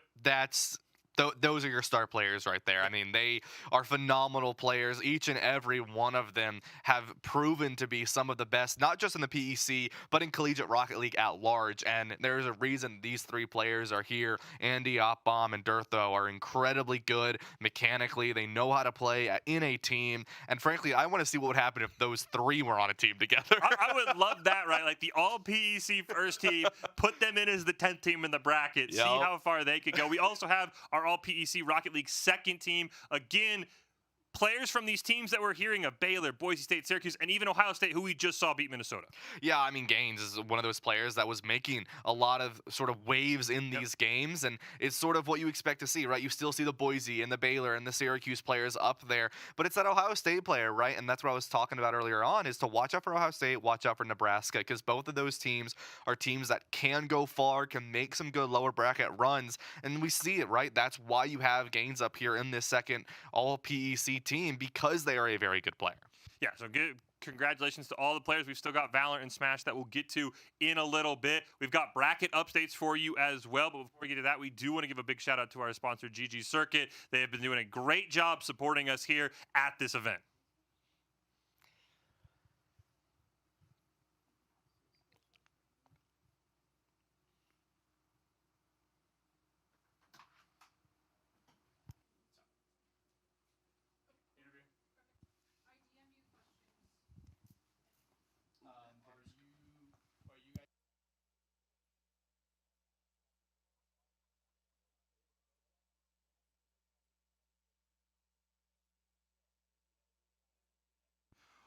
Welcome back in here to PEC Championships Day number 2. Joined here.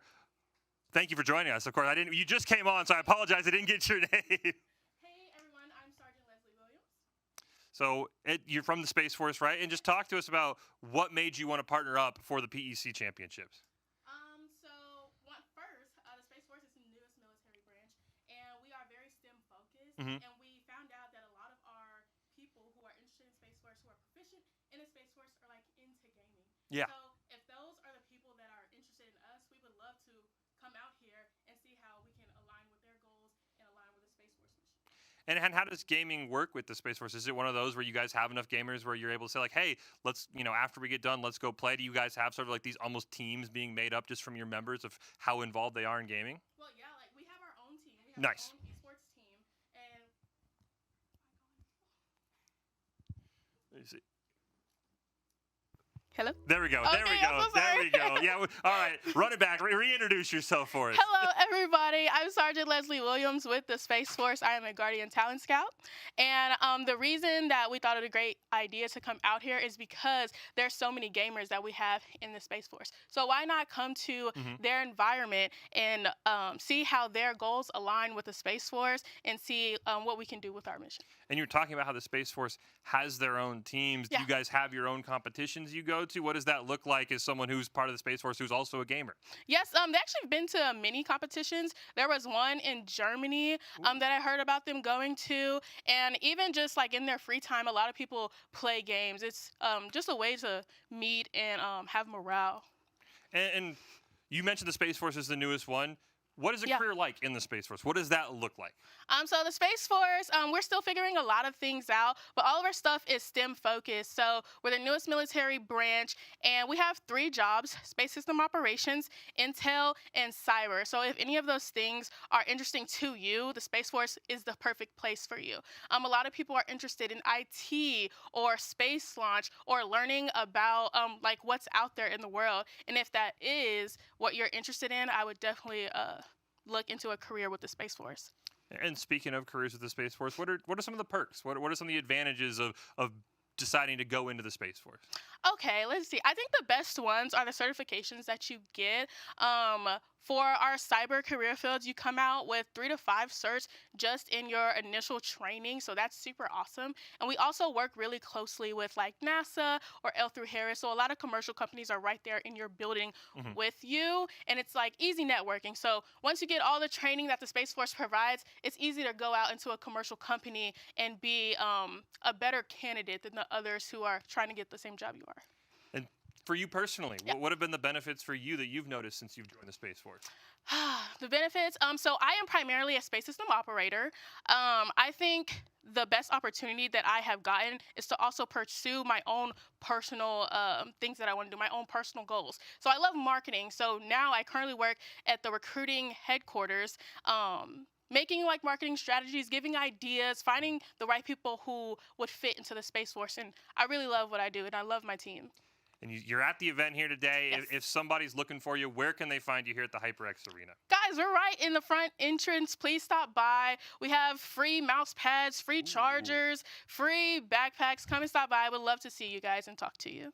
Well, we appreciate you joining us here. We appreciate you guys helping make this event go on. And hey, the Space Force, if they've got gamers, that sounds awesome. Yes. Yes.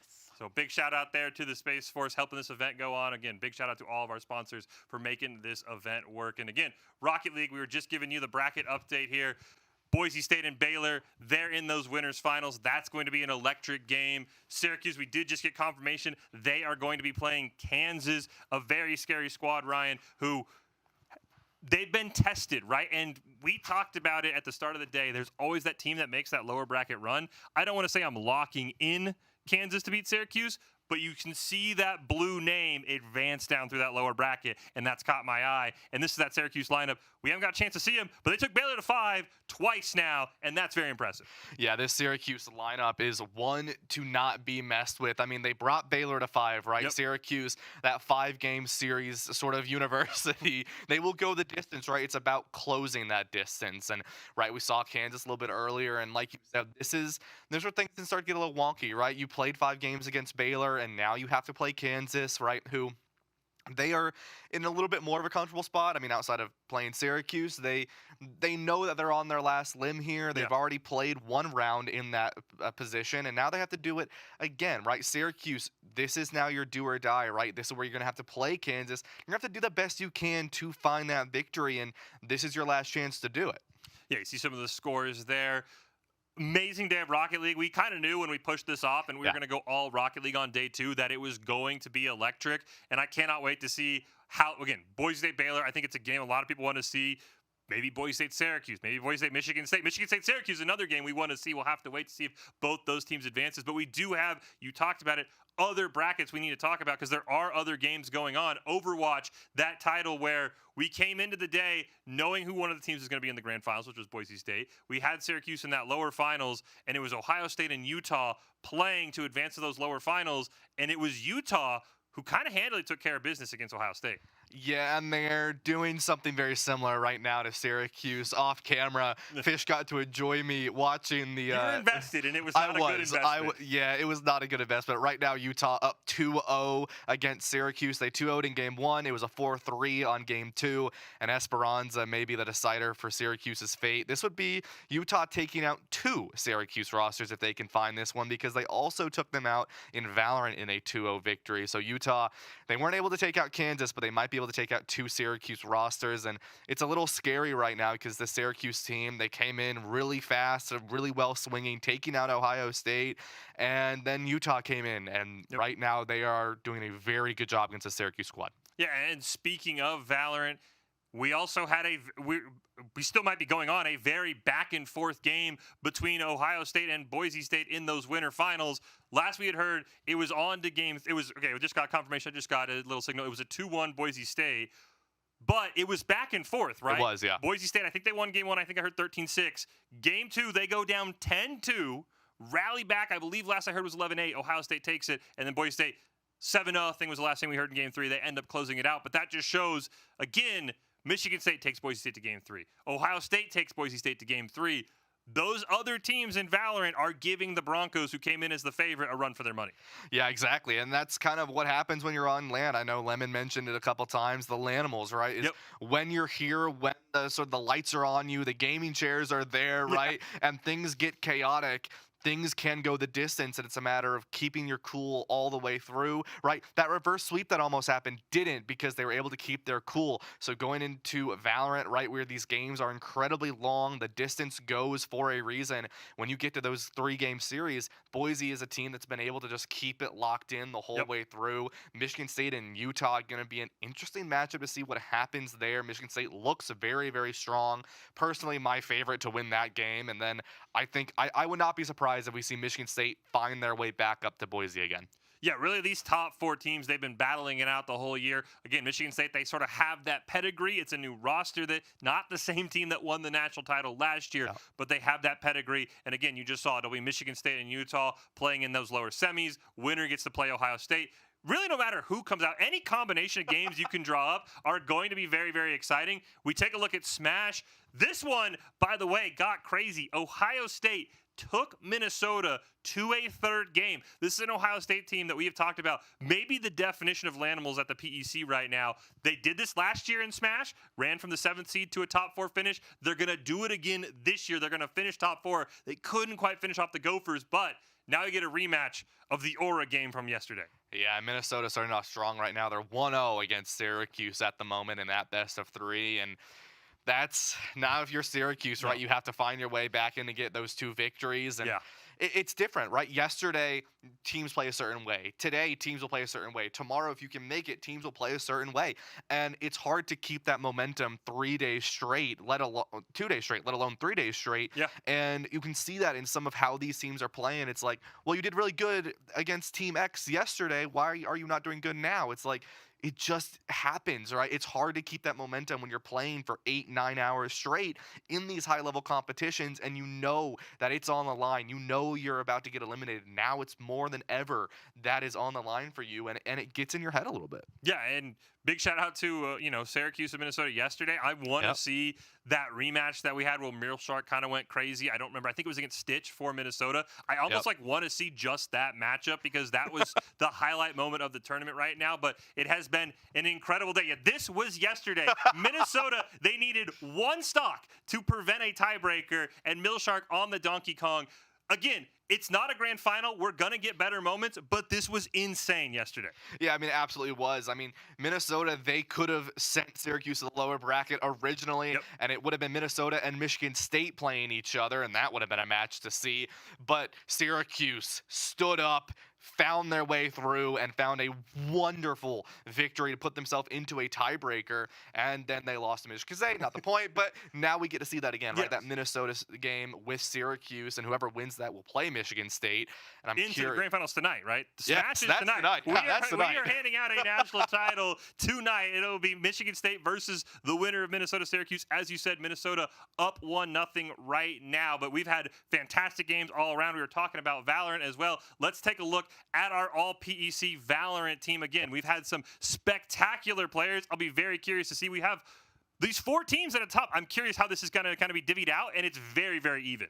Yeah, I mean, Ohio State's up there, Michigan State's up there, Boise's up there, Utah's up there, even Syracuse is up there, and we've talked about how they've been a team that's struggling at the start, and they've sort of found their way. Unfortunately, Syracuse, I believe, has been eliminated. Yeah, because they lost to Utah. They have been eliminated, but that's sort of what you see, right? That Utah and that Syracuse, those 2 players there, Onstage and Pretz, players to really look out for in terms of those Valorant players. They're always up in the top frag mentality. They've been very, very good. Then you have Lemur, who I know was constantly bananas last night. Yes, he was absolutely insane last night. Nearly single-handedly willed Michigan State to beating Boise State. Yep, and then Master and Skies, 2 players as well that were really prevalent yesterday. Waldy with Ohio State, who has been doing a lot for that team, especially in the past day here. All these players very, very good, and they've consistently, I believe, have all been very, very high ranked in terms of PEC total kills. Yeah, and we have the second team as well for the All-PEC Valorant squad. And again, more of the same, but you get that Minnesota team because there are individual playmakers on some of these teams that didn't do as well as a whole that you always have to be ready for.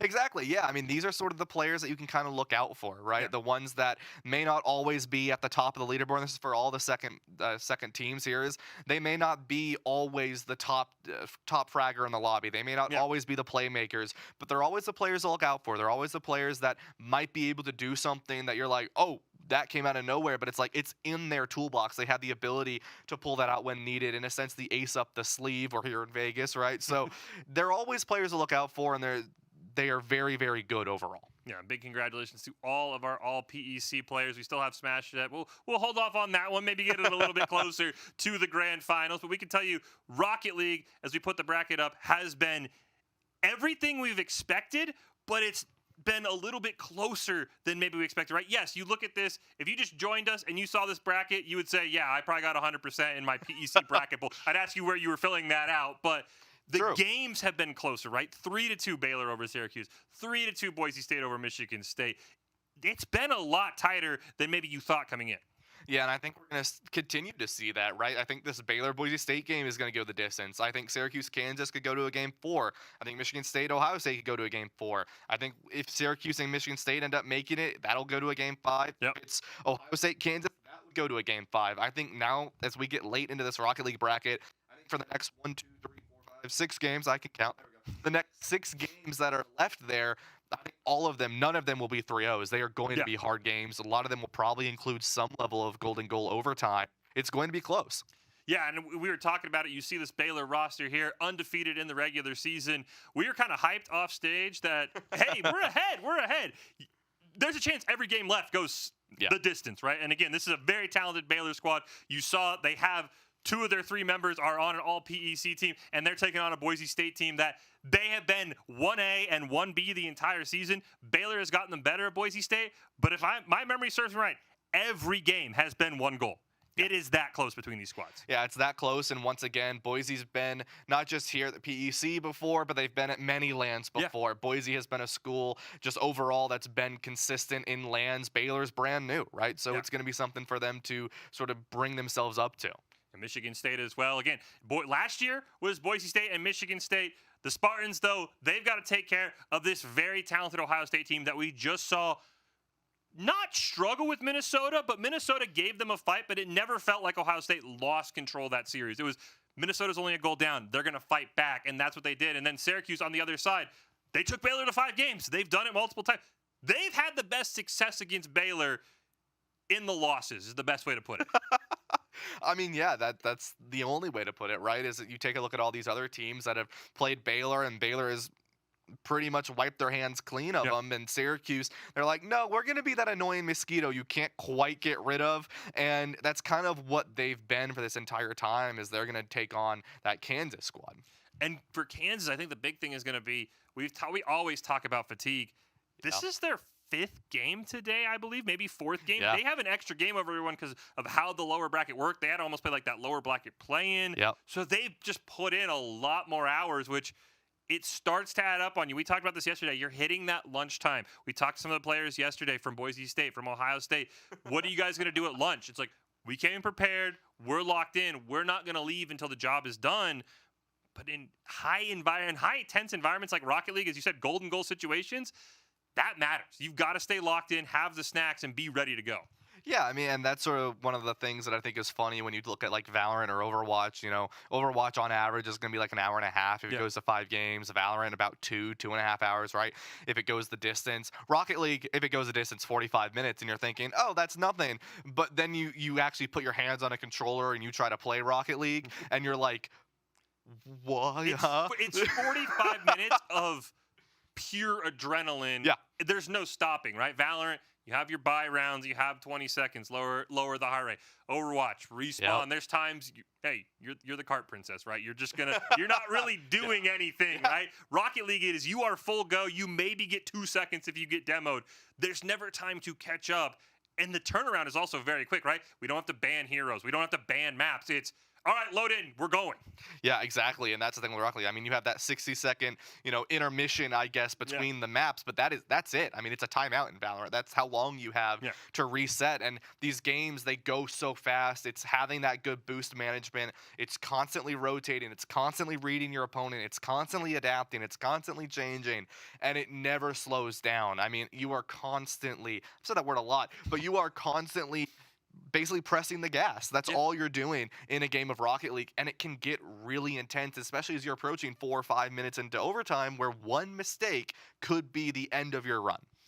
And we've talked about it. The talent in PEC is there. 4 of the top 25 teams in the country in Rocket League are here today. Boise State and Baylor. Baylor at the top, as we expect. But the number 1 team hasn't had the easiest time, right? Syracuse took them to 5. I'm going to be very curious to see what Boise State can do to them. I know Boise State has been very confident. They beat them at another LAN in a group stage game in Hawaii. They couldn't quite get it done in the grand finals. But Boise State has proven they can take Baylor down.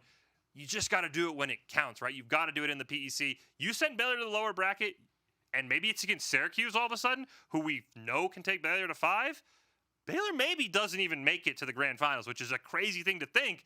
But the way this day has gone, I'm maybe starting to believe it a little bit more.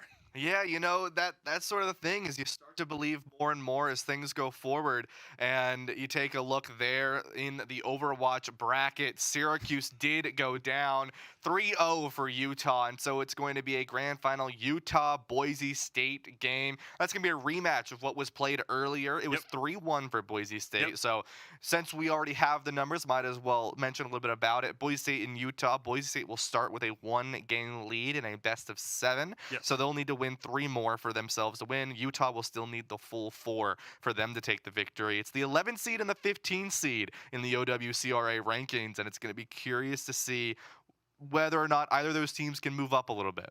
That loss to Boise State, they're in those winter semis for Utah, their only loss since we flipped the calendar to 2026 in PEC play. Undefeated in that regular season, kind of shot up, forced a 3-way tie with themselves, Boise State and Ohio State, for that number 1 seed. They get the 3 seed. They have to play Boise State early, and then they rally back. I think 3-0, if I'm not mistaken, against Ohio State and Syracuse. Not dropping a map to either of those teams. Utah's locked in for tomorrow. That grand final is going to be electric. We talked about it yesterday. we thought that was kind of the grand final that we were building towards, and we nailed that one. Yeah, we did. I mean, those two teams are just so incredibly powerful as rosters. They've had a lot of experience with each other, and I'm gonna go ahead. I'm gonna give it to Boise early on. I know we should probably do predictions tomorrow, but it comes back to what I was mentioning yesterday, which was this Boise State squad is full of veterans, all of which will be moving on. This is basically their last year competing together, and they've been a squad that's been around for a long time. They've been completely dominant players in the Overwatch scene for a long time, and so I'm not surprised to see that. I think I'm going to give it to them 4-2 tomorrow. They're the defending champs for a reason, but that's for tomorrow. We've got more Rocket League coming up. The bracket looks electric. Let's throw over to the casters because this next game is going to be amazing.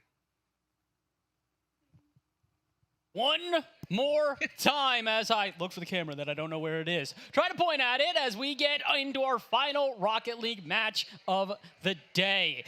It is win or go home for both of these teams. It is Syracuse versus Kansas. And like we've talked about all day, there are expectations coming into this match. There is an idea of who theoretically should be the winning team. Expectations are being defied every series we get into. There's some important variables to consider because Syracuse just came off of a Game 5 loss while Kansas came off of a win. So they're on their lower bracket trajectory. And Kansas beat a pretty serious team to get here. I believe that was Nebraska. And they looked quite promising against Boise State in their encounter. So it's important to consider the vibes, the mental, you know? The aura that's being given off by these teams at this point. A lot of factors to take in, but there is one truth. And like we said, it is that they have to win here. And I think for both of these squads, they would like to move on. But I think for Kansas here, this is maybe the stopping point that they kind of expected of themselves. They knew they would do well. They knew they would have a good fight through the lower bracket. But for how long would it continue? For Syracuse, they do not expect this to be where they go out. This is a team that wants to guarantee themselves a top 4 placement. This is a team that wants to get as far into this bracket as possible. Heck, this is a team that could make it to the grand finals and probably hope for themselves and expected themselves to make it that far. So there's a lot of expectations right now here for Syracuse. But like we said, shenanigans have been about. There's a very real possibility that if they are not prepared here, Kansas could give them a heck of a fight. And this Syracuse roster is no joke. You were telling me all about Gababy and how he is the truth. He is Rocket League. And what a name to represent. Gababy? Oh, yeah. Gababy. Hey, it's great. Not Da Baby, just Gababy. Like Gababy. Gaga Goo Goo. Goo Goo Gaga Baby. I mean, what else is there to talk about right now? It's a good point. I can elaborate a little bit on Gababy. Maybe not on the convention of his name. I'm not really sure where that one comes from. I'm going to assume, I think his name is Gabe, so I'm going to assume it comes from somewhere that makes there. so much sense. But what I can talk about is the fact that he was the original player on this roster. Before there was Tiz, before there was Lesser, there was Gababy. He was the initial big signee for the Syracuse team. When they announced that they were, revamping their program, putting in the new esports facility that is there now, they said, we're going to start taking Rocket League very seriously. We want to start signing in top-level recruits, and Gababy was the first one. He had to kind of, play around with some players, take some time to develop this squad. Shout out to Mason and Mason Star, and then I know this is Patrick. Like a bunch of the guys who used to be there on that squad. And now he has found himself here with a new squad, here with Tiz, here with Lesser, and really in a very impressive place. So I think this team is capable. I think they're very, very capable of taking a win here, continuing on, but we've seen this from Kansas, man. They know how to defy expectations. We thought they were getting reverse swept out of this event today. Did not happen. Yeah, they're as resilient as ever, and even going on to beat Nebraska 3-1. And Kansas, consisting of Swift, Alpaca, and Meave. I really like the teamwork, especially between Meave and Swift on the offensive front. I think it was just really being able to have that second man play tighter to whatever the initiative was taken out of Kansas, because they had such a strong start when we casted them, in their last series. And then it all kind of fell apart near the end. But this is where you could really upset and really catch Syracuse upset, since they dropped here because of a Game 5 loss. It's your last chance to get said upset. It is now or never for Kansas. If they can't put the pieces together here, this will be the end of their run for the PEC Championship. The lower bracket will be their final resting place. For Syracuse, the same can be said, but like we said, expectations are that this team moves on and gets a chance to dance in the lower bracket against, I believe it would be Michigan State at that point. Well, that is assuming Michigan wins Dragons on the other side of the bracket. Again, there are favorites on both sides, but you never know what can happen. We continue on with best of fives here as we continue through our lower bracket. So again, you have to make sure that you hit the ground running. These teams need to be revving their engines early. They need to get going immediately. If you do not, we have seen how momentum can shake up a series. That trophy on the line, not this big one, but a metaphorical one as we get down to our lower bracket between Kansas and Syracuse. And Syracuse, the big favorites, feeling like they should have never even been here. So Kansas, they gotta be ready with fires in their belly, especially to face one of the top dogs here at PEC. Again, Syracuse, a team that has played up to the level, if not above, almost every single team in this league. They come into this as the 4th seed behind Boise State, Michigan State, and Baylor. But again, the expectations for this squad are nothing but sky high. So I'm curious to see how this series starts off. So far through the first 30, it has been Syracuse with a lot of offense, but nothing to show for it. I'm kind of getting mecky of how they're kind of moving this ball down the field. I like what Syracuse are doing, and when they want the ball back, they'll just demo you. So Kansas, I would be nervous, not only just because of the lower bracket, but one of the final bosses of this lower bracket, it feels like, because Syracuse are, like you said, a star-studded team. But Kansas, they fought hard to be, and will deny the reverse sweep and to get to this point. So we'll see what they've learned on their journey through here at PEC. Nothing much so far through the first minute. Like we said, a lot of offense from Syracuse, but nothing really to show for it. Pinch off the ceiling, not all too successful, and now Lesser has to get back. Look for an extra touch off the backboard. Nice skim will find its way to Gababy, who doesn't have the boost really to chase this down and doesn't have his car to chase it down either. Sent to the Shadow Realm is Demolitions. Maybe stifle Syracuse, but for only a moment.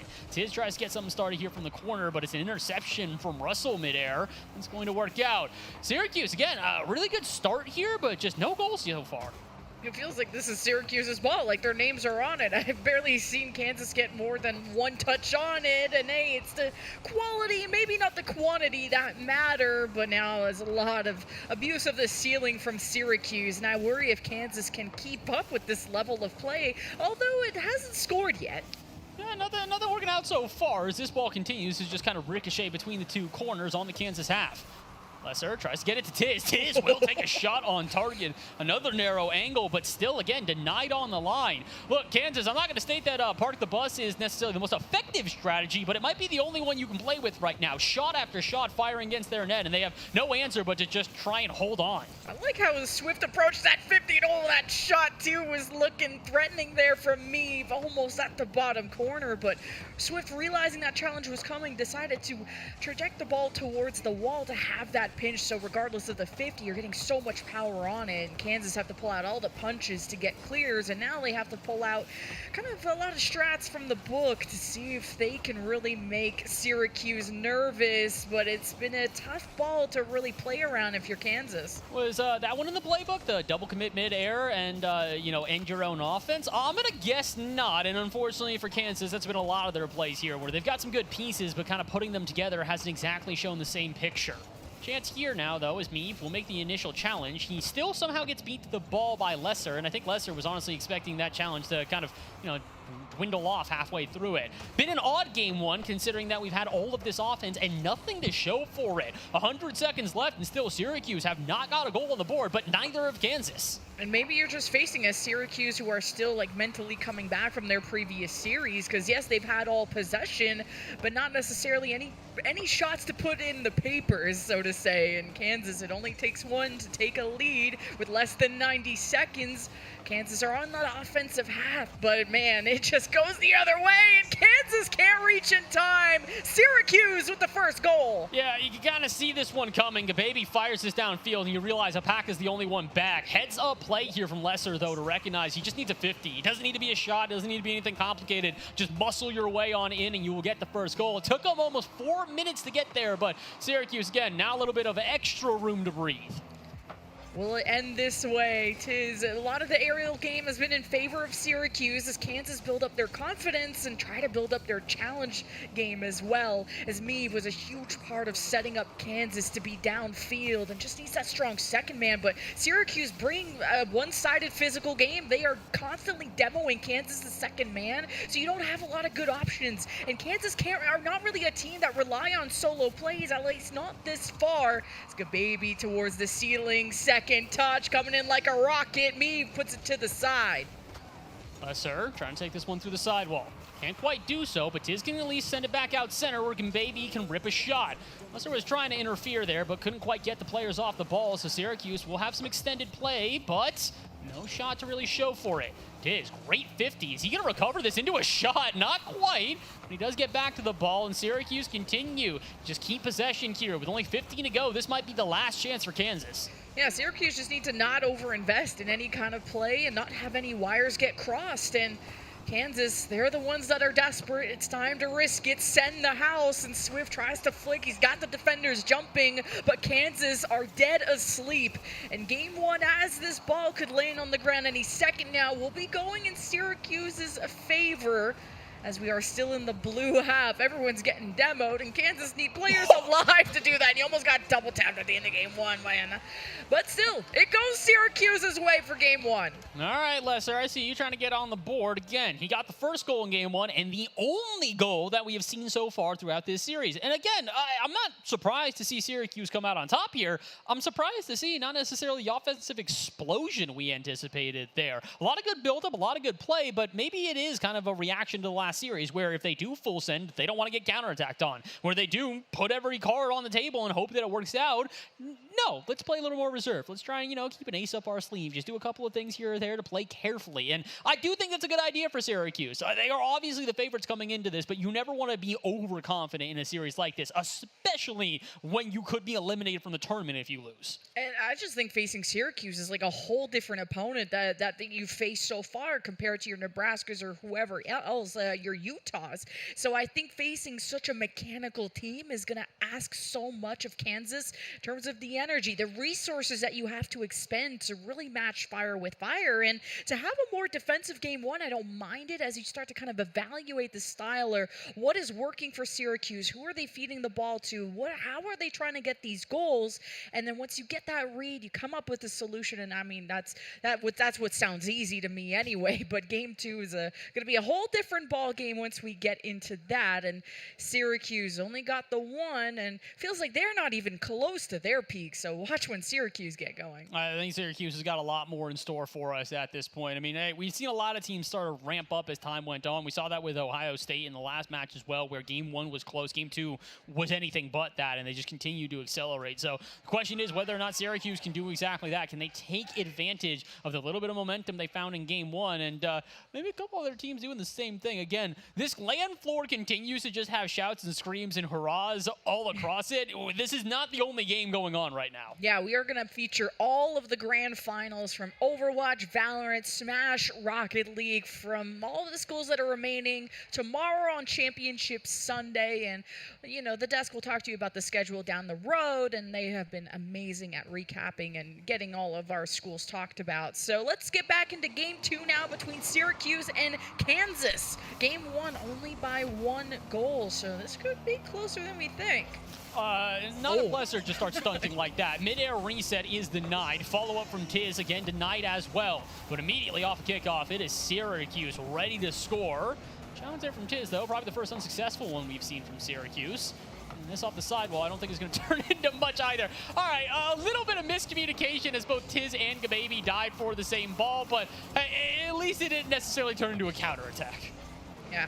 Kansas, though, showing us signs of life, but to shut down a mechy team like Syracuse is going to demand a lot. And you hold the line at the back wall, but you also can't let Syracuse have all this time on the ball because they'll figure out another plan on how to score on you. Just keep possession in their favor. Pop this one back out to midfield, and Lesser restart again. Meave off the backboard, trying to pop this one out to midfield and maybe extend this into a play, but with no boost, I'm not sure what he's going to be able to do. He does pick up the corner, though, and I don't think Syracuse were trying to give him that, nor planning on him getting that. So Tiz has to come to the rescue of his two teammates. the sidewall. Musty flick, not nearly enough, but he'll still get around one. Force a double commit out of Kansas as well, and Lesser can't get there in time, but Q so far through the first minute here have been all but in control.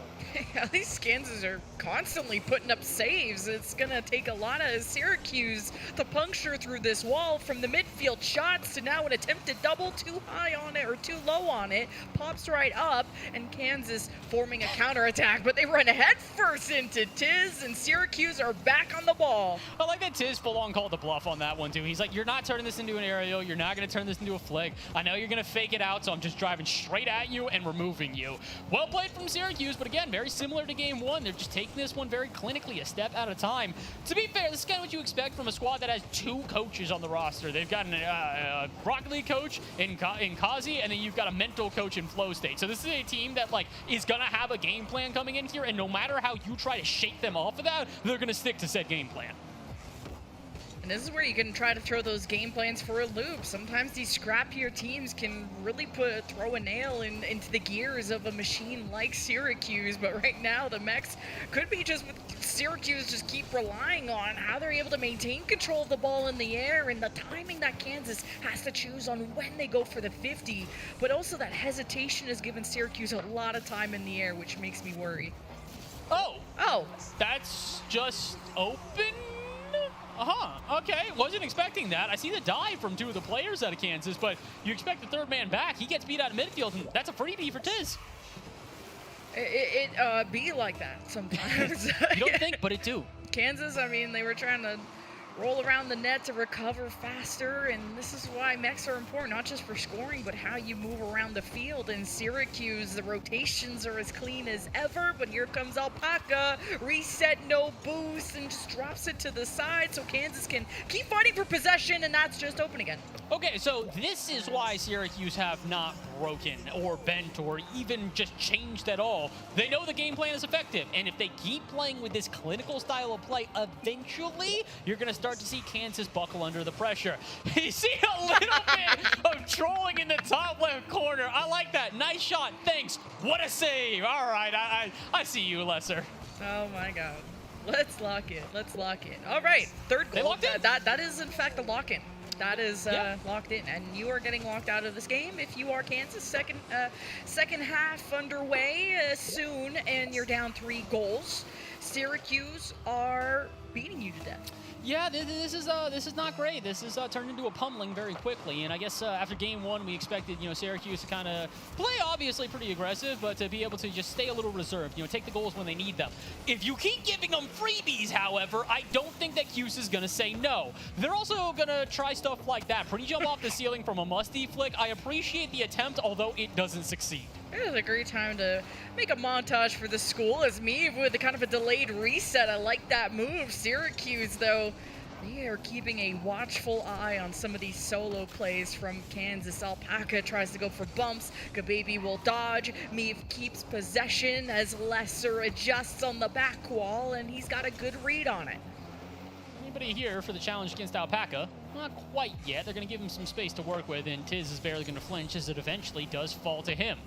He's going to look for a shot. Can't quite find it, but he will find the pass out. That is intercepted by Meave. So Kansas putting up some resistance here and a pinch on target. That would have been an incredible goal, but Syracuse is not going to give that one up easily. I don't think Syracuse is going to give up this whole game that easily. They are in firm control, and 3-0 on paper doesn't seem anything crazy. It's the level of possession. Like, Syracuse have to start paying rent on this ball because they're just kind of passing it amongst each other, and Kansas can't confirm more than one touch, and sometimes that window of opportunity is quite small. So Syracuse are running this game too, and they got the demos too, so even when Kansas want to fight back, they can.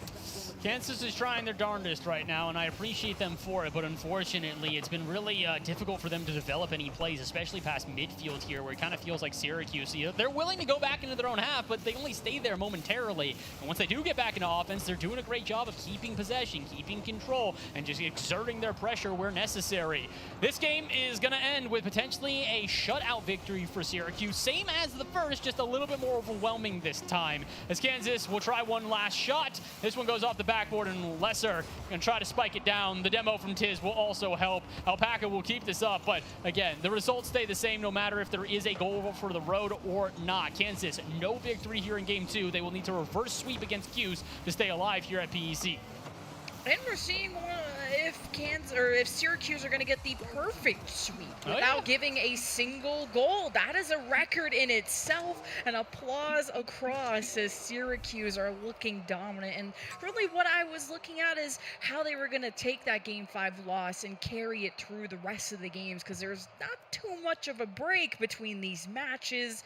And now that you're in the lower bracket, you're not going to get a break from any mistake either. Yeah, they do, however, seem unperturbed. Like, they legitimately are just like, whatever, man. We lost in the upper bracket. Okay, cool. It was game 5. We fought. We had a good fight. And then they get down here, and it's all smiles. You can see they're just kind of, you know, they're having fun. They're having a good time. I think that, if I'm not mistaken, I think Russell just actually looked at somebody and went, "That's on me. My bad. I'm sorry that I trolled in game." And he's throwing up the hearts as he knows he maybe did a little extra trolling in the quick chat that he needed to here. But to be fair, with the results that they're getting, you're kind of allowed to flaunt it a little bit, man. It's been 4 goals to the good, 0 conceded, 2 games in. Syracuse looked to, like you said, perfect sweep or at least clean sweep their way out of this. At least Kansas look like they're all smiles, and it looks like Syracuse are joking around too.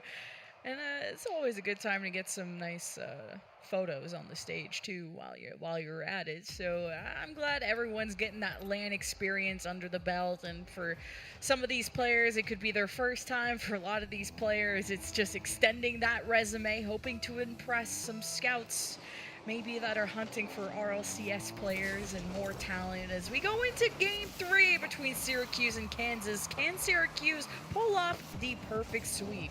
We already said that this was do or die for both teams. It continues to be so, but it is even more so now for Kansas. Like you said, if the sweep does conclude here, that'll be the end of Kansas in this event. Oh boy, and it could happen early. Gababy, a bit of a fake out though. Open space for Tiz. One of the best coordinated plays we have seen all day by far.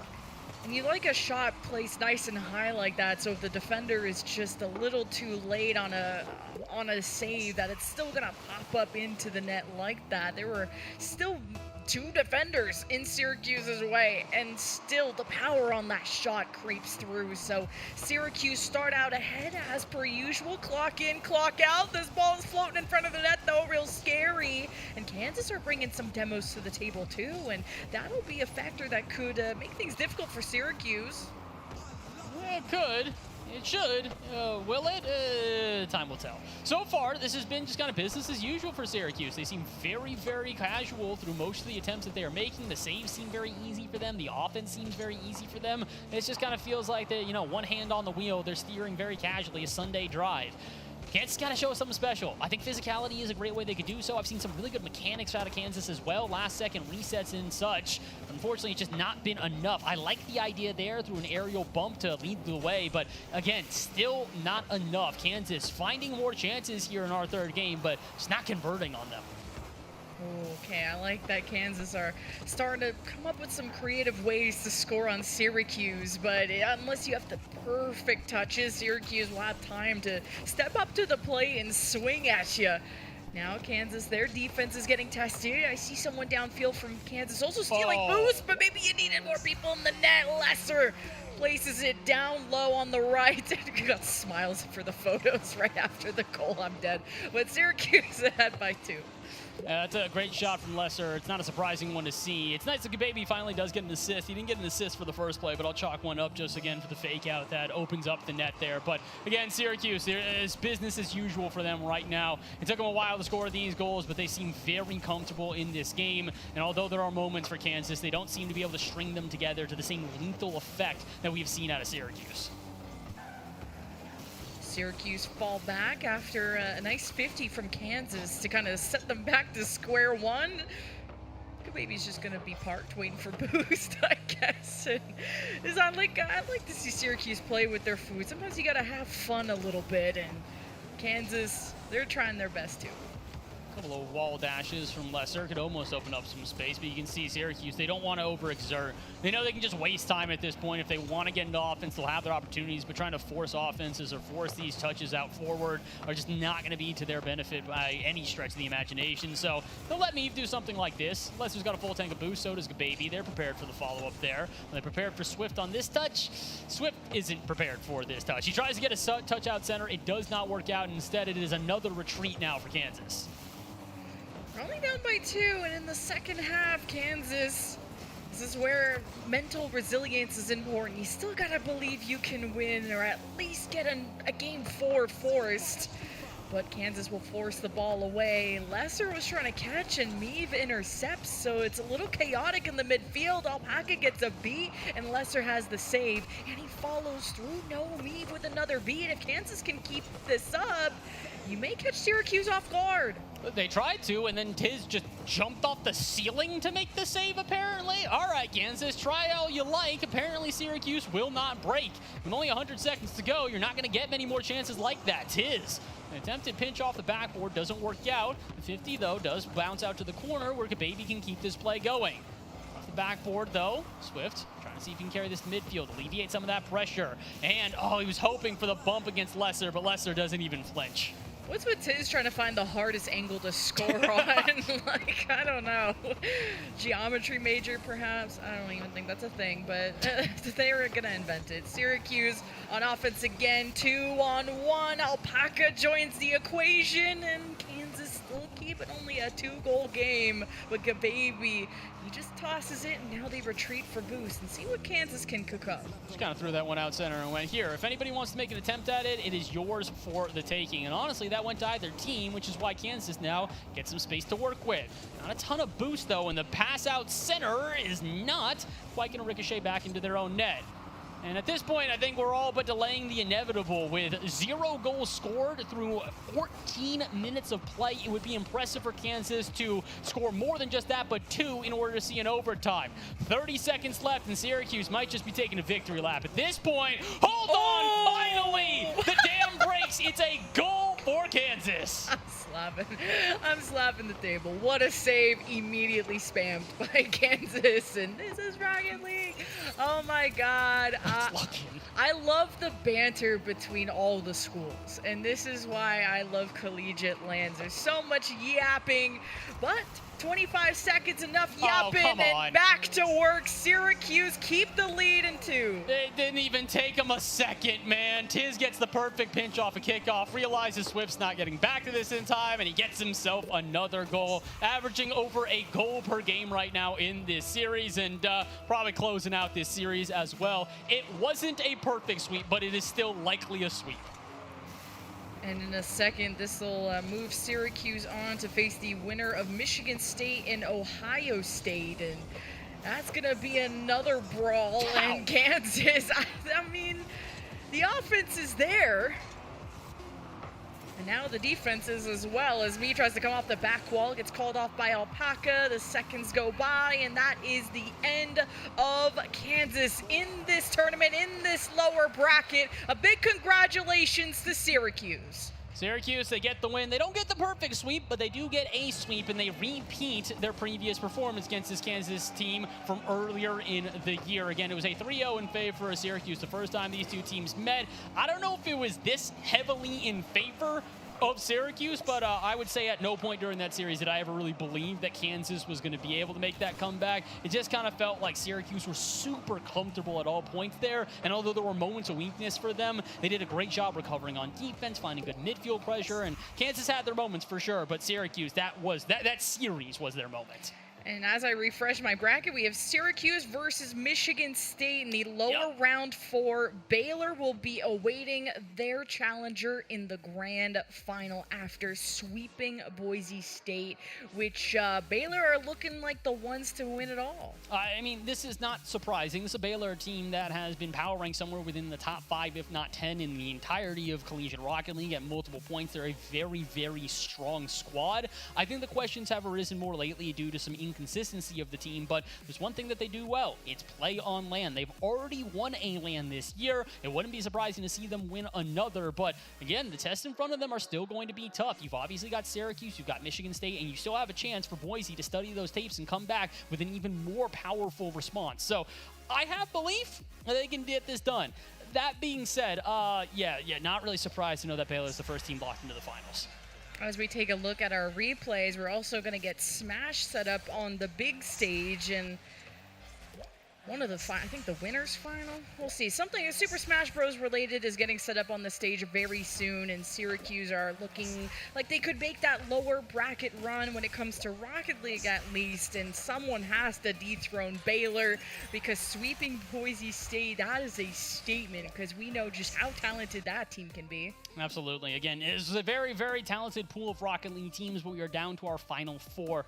Again, these were the expected four. We're not surprised to see that it is Baylor, Boise, Michigan State, and Syracuse as the final four teams here for Rocket League. But like you said, we've got more coming up for other games here. That's the end of the Rocket League portion for the day, but we have got Smash coming up. I believe it is the either finals or semifinals here, but I do know that it's between Michigan State and Minnesota. So do not go anywhere. We're going to return even more action here from the PEC 2026 Championship. You will not want to miss it. Stay tuned. Thank you, casters. It's been a wonderful day. Day 2, PEC Championships 2026. Fish and Ryan here to break down all the action. Rocket League has been electric, Ryan. We've got the scores. We kind of know where everybody's going to go. And let's just say it's going the way we expected, but Baylor maybe got woken up a little bit. Yeah, Baylor with a 3-0 over Boise. Syracuse may have made him a little mad, forcing them to go to a game 5, and Boise kind of reaped that, and it was not the best thing for them. Closer. We did get a little bit of an insight, right? Game 2, very close. 3-3, I think, with about a minute left. Game 3 was a little bit closer. So, and that's just been the story for Boise State and Baylor, right? Baylor has gotten the wins, but it's always been close, and that feels like an early preview of maybe tomorrow's grand finals. Yeah, and then that Michigan State squad with Ohio State, right? That was a 3-1 victory for them. Ohio State, they were able to take one off of that Michigan State team, but it just wasn't quite for them. But that's kind of what I've been saying about this Michigan State team. They're a very good squad. They're just new, and it comes down to, can you get through the synergy of sort of teams like Syracuse and Baylor and Boise State and play at that level, and that will be the matchup next. Will be Michigan State and Syracuse. Winner of that will play Boise State. Winner of that will play Baylor. And this is where it gets really interesting. You and I were talking about this. Syracuse doesn't make sense, but they match up so well against Baylor, but not as much against Michigan State. Maybe not as much against Boise State. So if you're Syracuse, you're looking, you're like, if we can find a way past the Spartans and the Broncos, we feel really good, which is an odd thing to say, because I think most teams do not say, of those 4, we want to play Baylor. Yeah, I mean, Syracuse overall, they're a very good team, right? Yeah. And it's arguable that they're the best team here, and it comes down to sort of a little bit of the mind games, as I've said a couple times, is Syracuse would rather play Baylor because whenever they play Boise, they kind of get in their own heads a little bit. It's that rivalry game. Yep. It's a little bit of, in a sense, sometimes it's a little bit of egoing, right? Yeah. You try to do better. You try to do something fancy, right? You look for a musty flick or something, and it doesn't go the way that you want it to. And that's what happens when the Syracuse-Boise teams play each other. So I am curious to see what will happen there. But before that even happens, Syracuse has to play Michigan State, and that's been back and forth a lot this year. Yeah, we were talking about it. Michigan State got them in the fall. Syracuse got them in the spring. It'll be very interesting to see. And again, we talked about you could take those 4 teams, Boise State, Baylor, Michigan State, Syracuse, and you could have kind of, plopped them in where they are right now, and the order kind of jumbled up. And everyone would be like, yeah, that makes sense to me. Like, that makes sense maybe if Syracuse somehow pull it off over Baylor. They're the one team that's done well against it. It would make sense if Michigan State had beat Boise State. The way it went, the top teams won. But again, I think the rest of the day in Rocket League is going to be fantastic. But we're not going to be able to see it because we have a national championship to give away tonight, Ryan, and that is in Smash. Before we get you the bracket, though, we'll get the bracket here. I want to say let's do the all PEC Smash team, right? It's the last team we haven't done. these players have deserved this praise.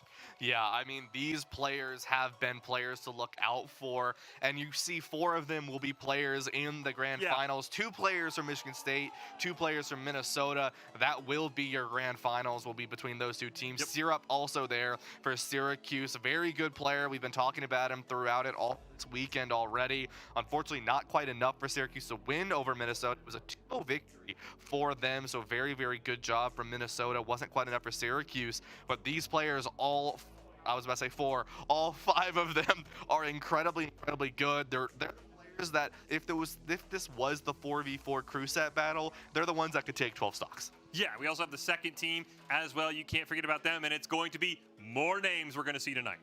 Yeah, exactly. So very good job all these players here. This second team here you see as well, just more players that they play really well, and this is, in my opinion, sort of the important team to think about, because now that this format for Smash is a little bit more frankly, it's unique to this conference. It's unique to this tournament. This is where sort of that second team really does make a big difference, because it proves that, I mean, you have 2 players in Michigan State here, right? The other 2 were on the first team. It's like, well, that's 4 players right there. And Michigan State, by the way, is the favorite to win this. It makes sense that their top 4 players are going to be on the first and second all-PEC teams, because they are very, very good as a overall roster. Yeah, we saw this format shine yesterday, Syracuse versus Minnesota. As we take a look at that, because you and I agreed, right? We're watching. All right, Syrup's going to win his game. Doug Todd's going to win his game. Write that in 4-0, 4-1 if you want. But what does player number 3? How does that matchup go? How does player number 4's matchup go? And I think you nailed it. It's going to be for Michigan State and for Minnesota, which is going to be our grand final. How do your third players match up? You can see they each have 2 on the first team. That second team, though, Minnesota, their third and fourth player, I think Stitch, one of those players, he's got to step up if Minnesota wants to win this. Because, again, we were talking about this a little earlier in the day. Minnesota got taken to 3 games by Ohio State. Not a team you would have expected. This Minnesota squad, they kind of that classic. They play up to their opponents, and sometimes they play down. Maybe they're the team that needs to be playing at that Michigan State level. Yeah, and I think for them specifically right now, I think Minnesota's in a really good spot, because if you put the Minnesota team that played yesterday up against Michigan State today, I'd be a little bit more worried, right? Yeah. They went to 3 games against Syracuse. It was close for all the games. Today, it was 2-0 victory, clean sweep, done and out for Minnesota against Syracuse. And so that's the team that you want if you are Minnesota, right? That's a team you want to face Michigan State, who 2-0'd Syracuse yesterday quite fast and quite dominantly. And so this Michigan State squad, they are the favorites. I'm still going to give them a win. I'm going to give them with a 3-1. I think they're very, very powerful as a team. I think Minnesota can take it, don't get me wrong. But I think Michigan State, I mean, their set of 4 is just so powerful. You need to be playing to perfection tonight. Yeah, and we've talked about this. This is the first time this is going to happen, right? Grand finals, we'll go up a level, right? So we'll go from best of 3 to best of 5. But because it's a double bracket and we don't want to do a bracket reset, Michigan State is leading 1-0. That is locked in. They don't have to play that game. That, I think, is what makes it so tough for Minnesota. There's a lot of these squads where it's like, any given day, you can beat Baylor Rocket League. Any given day, you can beat Michigan State Smash. Can you beat it when they have a game up on you? That's what makes it so much harder. Yeah, exactly. Can you beat them when they have that game up and you have to play? It's just simply put, you have to play more games to win. It's that simple, right? And if you're playing, obviously Rocket League isn't today, but if it was the Rocket League Grand Finals, for instance, right? And you're Kansas and you make your way through and you're playing like Boise in the Grand Finals and you're like, okay, we played this many games and now we have to win even more just because Boise has the one up on us. Same deal here for Smash, right? You've been playing so much Smash today. Minnesota already took out Syracuse in a 2-0, which was good for them, but it was not easy, right? It's still Syracuse. They still have a very good roster. And now you have to play Michigan State, right? And you have to win not 2 games, you have to win 3. Michigan State only needs to win 2. Yeah, given the fact that you can only let Michigan State win 1 set is crazy, but if there's a team to do it, it is Minnesota. They're the only squad to beat Michigan State Smash this season. Again, there's some Rocket League scores. We've got some other brackets to look at here. We can look at the Overwatch bracket, see where everything lines up for tomorrow. We have those grand finals. We know Boise State is in, and it's been back and forth, but at the end of the day, it was Utah who advanced into those Overwatch grand finals, Yeah, that Boise-Utah game is going to be something to look out for. I mean, like I said, the 11 seed and the 16 seed in the country right now to the Overwatch Ranking Association, and it's going to be a close matchup. And like I said, both of these teams, they want to improve their ranking. They want to prove that they are the best. I think, frankly, if Boise wins this, I think they could get top 10. If Utah wins this, I think it'll really hurt Boise's ranking. I think they could actually end up switching spots with them. So very, very close matchup tomorrow. It's going to be curious to see, right? I did say 4-2, I believe is what I said earlier on. I still stand by that. I think Boise's squad, not even mechanically or fundamentally, yes, I believe they're very good, but I think it's going to come down to the desire to win it more because they're all going to be moving on to the next chapters of their life. I think that element when you're on LAN and you know you're a senior, you know you're graduating, you know you're done, I think that plays at such a level of this is my last chance, not just to compete, but at my university, and it's that passion drive that you get. I think Boise State is going to get that victory because of that, and I think that's why a lot of these teams have done well today. I really think Utah maybe, mad at the schedule organized, right? Because they've been hot today, right? Yeah. 3 Ohio State, 3-0 Syracuse. They're almost like, we wish our grand finals was tonight, because I think Utah, if they're going to win, would be now, when they're clicking on all cylinders, when Boise State just kind of had the day off. I think you're probably right. I think tomorrow, everybody's in a fresh space. I do like Boise State in that one. Valorant as well. We had some crazy back and forth there. Boise State also advancing on in the Valorant bracket. When we take a look at that, them and Ohio State, they've been 1-2 all season. They had a crazy 3-game series between the two. Ohio State jumped out early in game 2, and it's, again, the top 4 squads that we expected. But teams have been closer to Boise State, Ryan, than we've seen maybe throughout the season, right? Michigan State takes them 3 maps. Ohio State takes them 3 maps. Whoever comes out of that lower finals has a chance against Boise State. Yeah, exactly. I mean, that is going to be a close matchup there. I think Michigan State will take the game over Utah. When they go into that Ohio State game, that is going to be the big one. Obviously, that match will be played tomorrow as well as the grand finals, so a little bit different than some of the other titles, right? Smash being finished tonight, the rest being grand finals tomorrow, Valorant being lowers and grands tomorrow. It's going to be very... I don't even know the word to put it there, just because it comes down to how teams have been played today. You mentioned it with Utah, right? They 3-0'd one team, they 3-0'd another team. They want to play Boise, right? They are on a hot streak. Yeah. Today, it's like, Michigan State, they're in a good spot. They want to play. They want to continue to play, especially if they can beat this Utah squad. They want to bring that momentum into playing Ohio State and then bring that momentum into playing playing Boise State. I think that is going to be how tomorrow goes for Valorant. I think whoever wins that lower bracket, I think it'll be between Michigan State and Ohio State. I think whoever wins that is going to be the sort of the challenger for Boise State, because if they can ride on that momentum, it's going to be very, very powerful. Yeah, and that's a good thing to point out, right? As since the lower final plays, Boise State will get some extra scouting, but somebody else will come into the game hot. But it is Smash Grand Finals coming up, and I really got to ask, Ryan, do you think whoever wins this is going to match our aura moment, #aura moment from yesterday between Syracuse and Minnesota in Smash? If we take a look at it here, I cannot get enough of this clip. Minnesota needs 1 stock to win this and avoid a tiebreaker, and Millshark on the Donkey Kong. The aura from the end of this clip is too powerful. Yeah, I mean, you watch it happen in slow-mo practically. Yeah. I mean, double roll into a couple hits on the side, sends them off the stage, and just stands. Boom. So simple, so easy. Do you think we get a better aura moment in our grand finals? Like, that's so hard to top for either school. I don't know. I mean, we've seen that clip, you and I personally.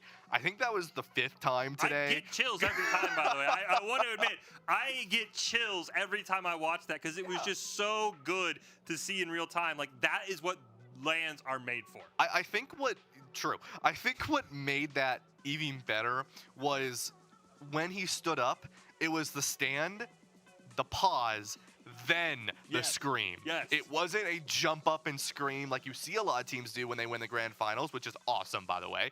It was stand, sit, scream. It was so well done. It had to be rehearsed. Like, it was so good. I don't know. That's going to be hard to top. It just goes so hard. It almost makes me a little sad that Millshark doesn't get a shot in the grand finals. No disrespect to Minnesota, just because he clearly has the aura. Somebody's got to match that from Minnesota or from Michigan State.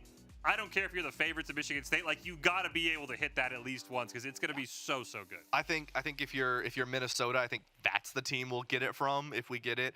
I think if they can pull off a 3-stock victory like that again, Minnesota will probably lose it.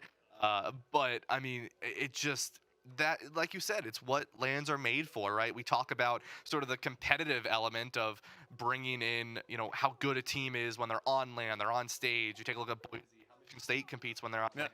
And that's fun and all, but then you also get the other elements of LAN, which don't normally get talked about as much, which is simply how fun it is to be at a LAN, to have those aura moments, to be, or to even to meet some of the people you are so familiar with. You've been playing these other schools for so many weeks in this year. You finally get to be in a location where you can put the gamer tag to the face, and that in and of itself is one of the best feelings of being at LAN.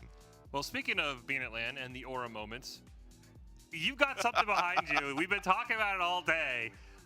I wish they were PEC wide, I'll say that, but they're only Boise State. We've got some limited edition Boise State trading cards, and I think you got to rip a pack. We do, yes. Yeah. So before I even, this is new to me today. I was questioning what these packs were, right? They are actual trading cards. Yes. For the Boise They've State got all players. we've got the, Yeah. two from the back is the limited one. So let's see it. I think you All got a right, couple yeah. behind you. I have the packages. You've got the full packing. I by the do, way. And that's here. You want one too? I can give I'll you one take too. one. There Yeah, you go. yeah, Take here one we too. go. We got The this right here. the Boise State packs. They come Yeah. in these little cardboard things, and it says pull here. I can walk you through it, and you open the packs, and they I messed it You up. already messed it I up. messed it I up. can't believe you. I can't believe you. It's hard to do one-handed, by the way. For It anybody is, talking, yeah, it we really can't just put the is. microphones down. I can't take it out now. Okay, there we go. I got it out now. And they come in these nice little packs. Now, I will say, I'm going to put the mic down for this because when I opened it earlier, I couldn't do it with two hands, let alone with one. So you can take this away for a second. I'm going to open this. Yeah, you open this, right? Everybody's got their superstitions. We'll see what Ryan has, right? We've got the special card. We've seen a blackout card open earlier today off stream. I know somebody in the production room, they got a autographed Skies card. Pretty big if you're a Valorant fan. Of course, one of the best players for Boise State as well. So let's see here. What are you going to pull here? You got to make sure you don't reveal it too early. I think so. Might be the backwards one.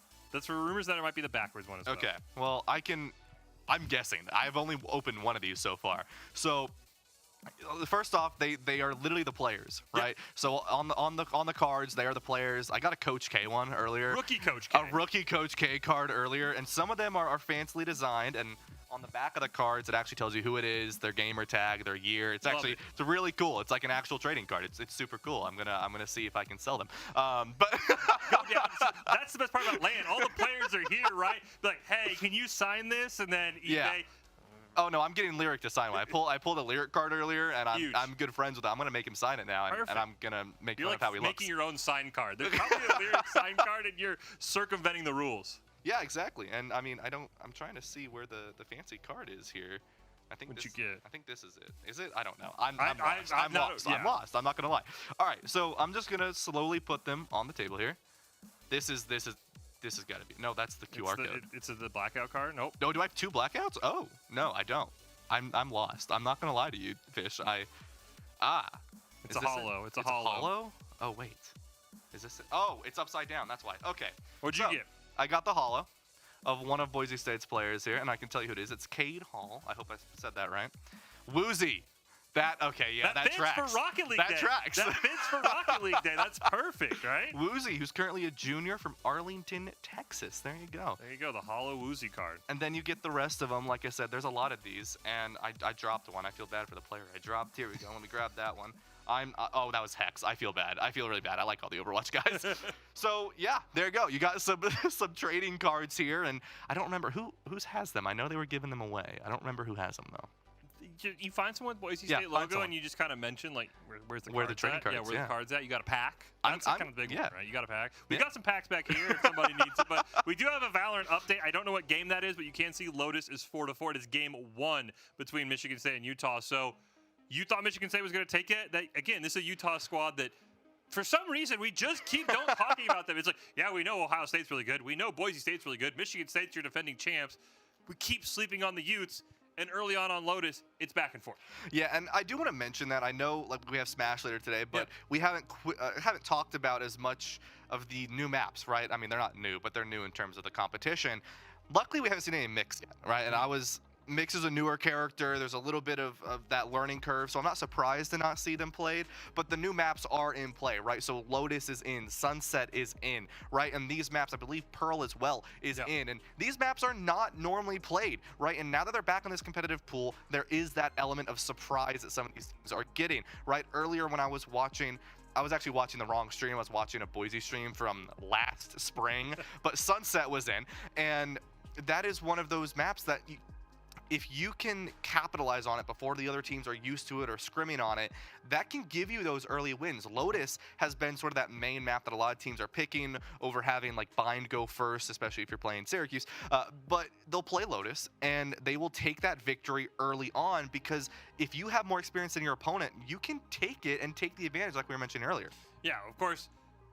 We'll keep you updated on that Valorant game until we go to our Smash Grand Finals, which are coming up. It is Michigan State, the 1 seed, a lone loss on the season. But who was that loss to? It was to Minnesota, a very talented team. We also see Utah there. There's Valorant rosters that we just had, Michigan State and Utah. So again, talented players all around here. And this is going to be, it feels good to hand out a national title here tonight. Yeah. It absolutely does. I mean, one of these teams are going to be walking away with that trophy tonight, and it's going to be good to see.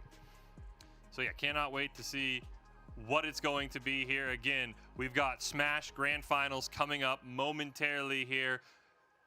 Haven't seen as much of it today. Again, a lot of those games were off stream, but it is going to be very interesting to see what happens.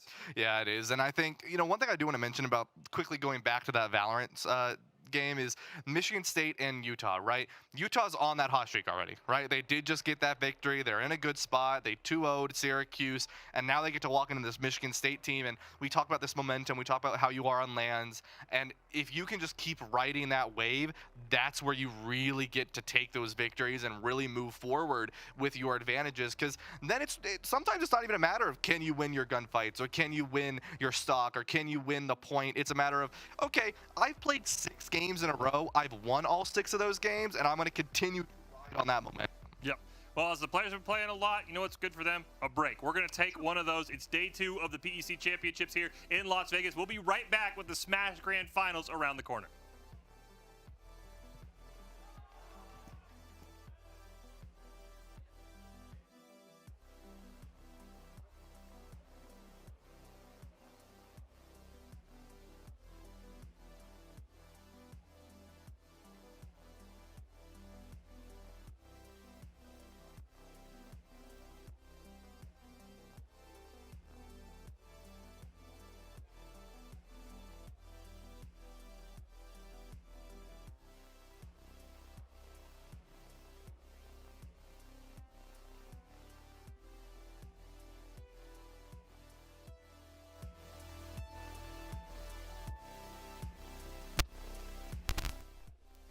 Travel was easy for me because I let Travis bring all the students here, and I got to travel independently from him, so it made it really easy for me to be here. But no, same thing. We're excited to be here. We love this venue. We love this event. We love all the teams and what the PEC is all about. So we're excited. We're hyped up. We're ready to get going for gameplay and to see what's possible in this one. Year 2, trying to build a little bit off last year. So we're gonna see what's gonna happen here in a little bit. And you mentioned it, Adam. Let's start with you. First time here. I mean, we've talked. You're preparing your guys. Hey, we've done these other events, but when you walked in the arena, is it different? Like, did you have to calm the nerves down, or the prep you did, is it working out for year 1? Oh yeah, the arena, it changes things psychologically, competitively. Yeah, there's a certain level of heightened awareness of the moment, and so for a coach like me, it's to communicate to the teams of, hey, you know what to do. You are prepared. Now's the chance to do it. As we talked about before, Fish, with 3 of our teams, this is a learning experience, and for one of our teams, we're hopeful to take the trophy. And Joey, we'll start with you. You kind of mentioned, right, year 2. Were the lights bigger this time when your kids got here, or were you able to say, like, it's the same as last year, guys, don't worry about it? Yeah, no, Fish, I think it's a good point. Being in year 2, I think we were very intentional about they've got the experience of seeing what this was like last year. For a lot of them, yeah, there are some first-year students that we have this year, a little bit of turnover there, so some of them it's the first time. But we were very intentional this entire year to find LAN tournaments that had a stage opportunity so that our students could get used to the lights, to being on stage, to having their computers, facing an audience, right? And so that's a very different feel, as Adam's talking about. that we want to make sure that all the students were prepared for, so that when they did get here, the lights weren't too bright. On campus, we do have stages for our facilities as well. So they're not just in a LAN center the entire time with kind of back-to-back in a PC pit. It's more of that stage feel on a constant basis. So I think having that built into their regular competition schedule and practice schedule, plus being intentional, plus being here last year, I don't want to say they're too bright. There will still be some nerves, but I think they'll calm down a lot faster than they were able to last year. And you're kind of in the middle, John, because you guys came here last year, but you said there's a lot of new kids. Was it, hey, pick a buddy who was here last year and they're going to teach you the ropes, or how did you manage that? Yeah, no, that was a big part of it, actually. As the teams, every team had at least one or two veterans that had been here last year, and part of it was having them talk about their experiences, having a larger conversation about what it means to be here. I mean, I think that's something we all understand being here, but it's hard maybe for the audience to understand. Like, the HyperX arena, this facility and such, it really is the next level. Like, when you think about traditional sports, whether that be at the Horseshoe in Columbus or at one of the other famous stadiums around the country, like, you can picture that in your mind if you're a fan. There aren't a lot of that for esports, and this is a great kind of place for it. They really get a sense of just what it is they're a part of, what they're trying to do, and it elevates it. And so for us, it's getting them used to that, but also it's like, it's the same game. It's a different computer, but we've practiced this, we've been in the LAN facilities, we've been at these tournaments. It's reminding them, this is the same, it's an amazing venue, but focus on what we're about to do. And it's easy for us to say that because we don't have to be on stage doing it. The players are the ones that actually have to get on stage, sit under these lights, be in this kind of environment. So it's super easy for us. I think we're in a great seat and great position where we are because we just tell them it's easy and don't worry about it. They're the ones that actually have to do that, which makes it tough on them. Well, let's talk about your tough job. If you haven't seen the schedule right, kids get here at 11. Your game might not play till 2, 2:30. You've got to play long days. PEC we're used to. You play your one match. We'll see you guys next week. How do you handle the games? Like, you're going to be here at 11 Overwatch, and you're going to leave at 7:30. How do you handle these kids being prepared to play long hours? I mean, we can start with you, John, go down the line. I mean, how do you get kids ready for this schedule? Yeah, so one of the things we started this semester, actually, is we were working with athletics on something called Scarlet and Grit, which is a mental wellness program. And so right now we started that with our Super Smash Brothers team. It's something we're going to be extending to the rest. But that's something that's part of this, is that mentality of being ready, being able to not only improve upon yourself, but also being able to deal with circumstances you're just not used to, right? And so that's something we've just started, and we're hoping to have a lot more in the future, because I think everyone can talk about this. There is a huge mental portion of this that's still, like, in esports in general, isn't talked about enough, but it's something I think one of the great things that PEC is doing is that is a priority, and something I think every program is working on in one way or another. Yeah, and so LANs are built to be different. Yeah. And one of the differences is pain. Like, that matters. Peripherals matter, but also our location matters. We are in a very distracting environment right now in Las Vegas, so things like curfew may matter. Things that we can control, we're going to do our best to control them. I think for us is, number one, relying on our managers to work with those teams and make sure they're getting up, they're moving around, they're taking the breaks when they need to, but they're also back in time to get warmed up, to get in the right mindset before their next match. But number two is feed them.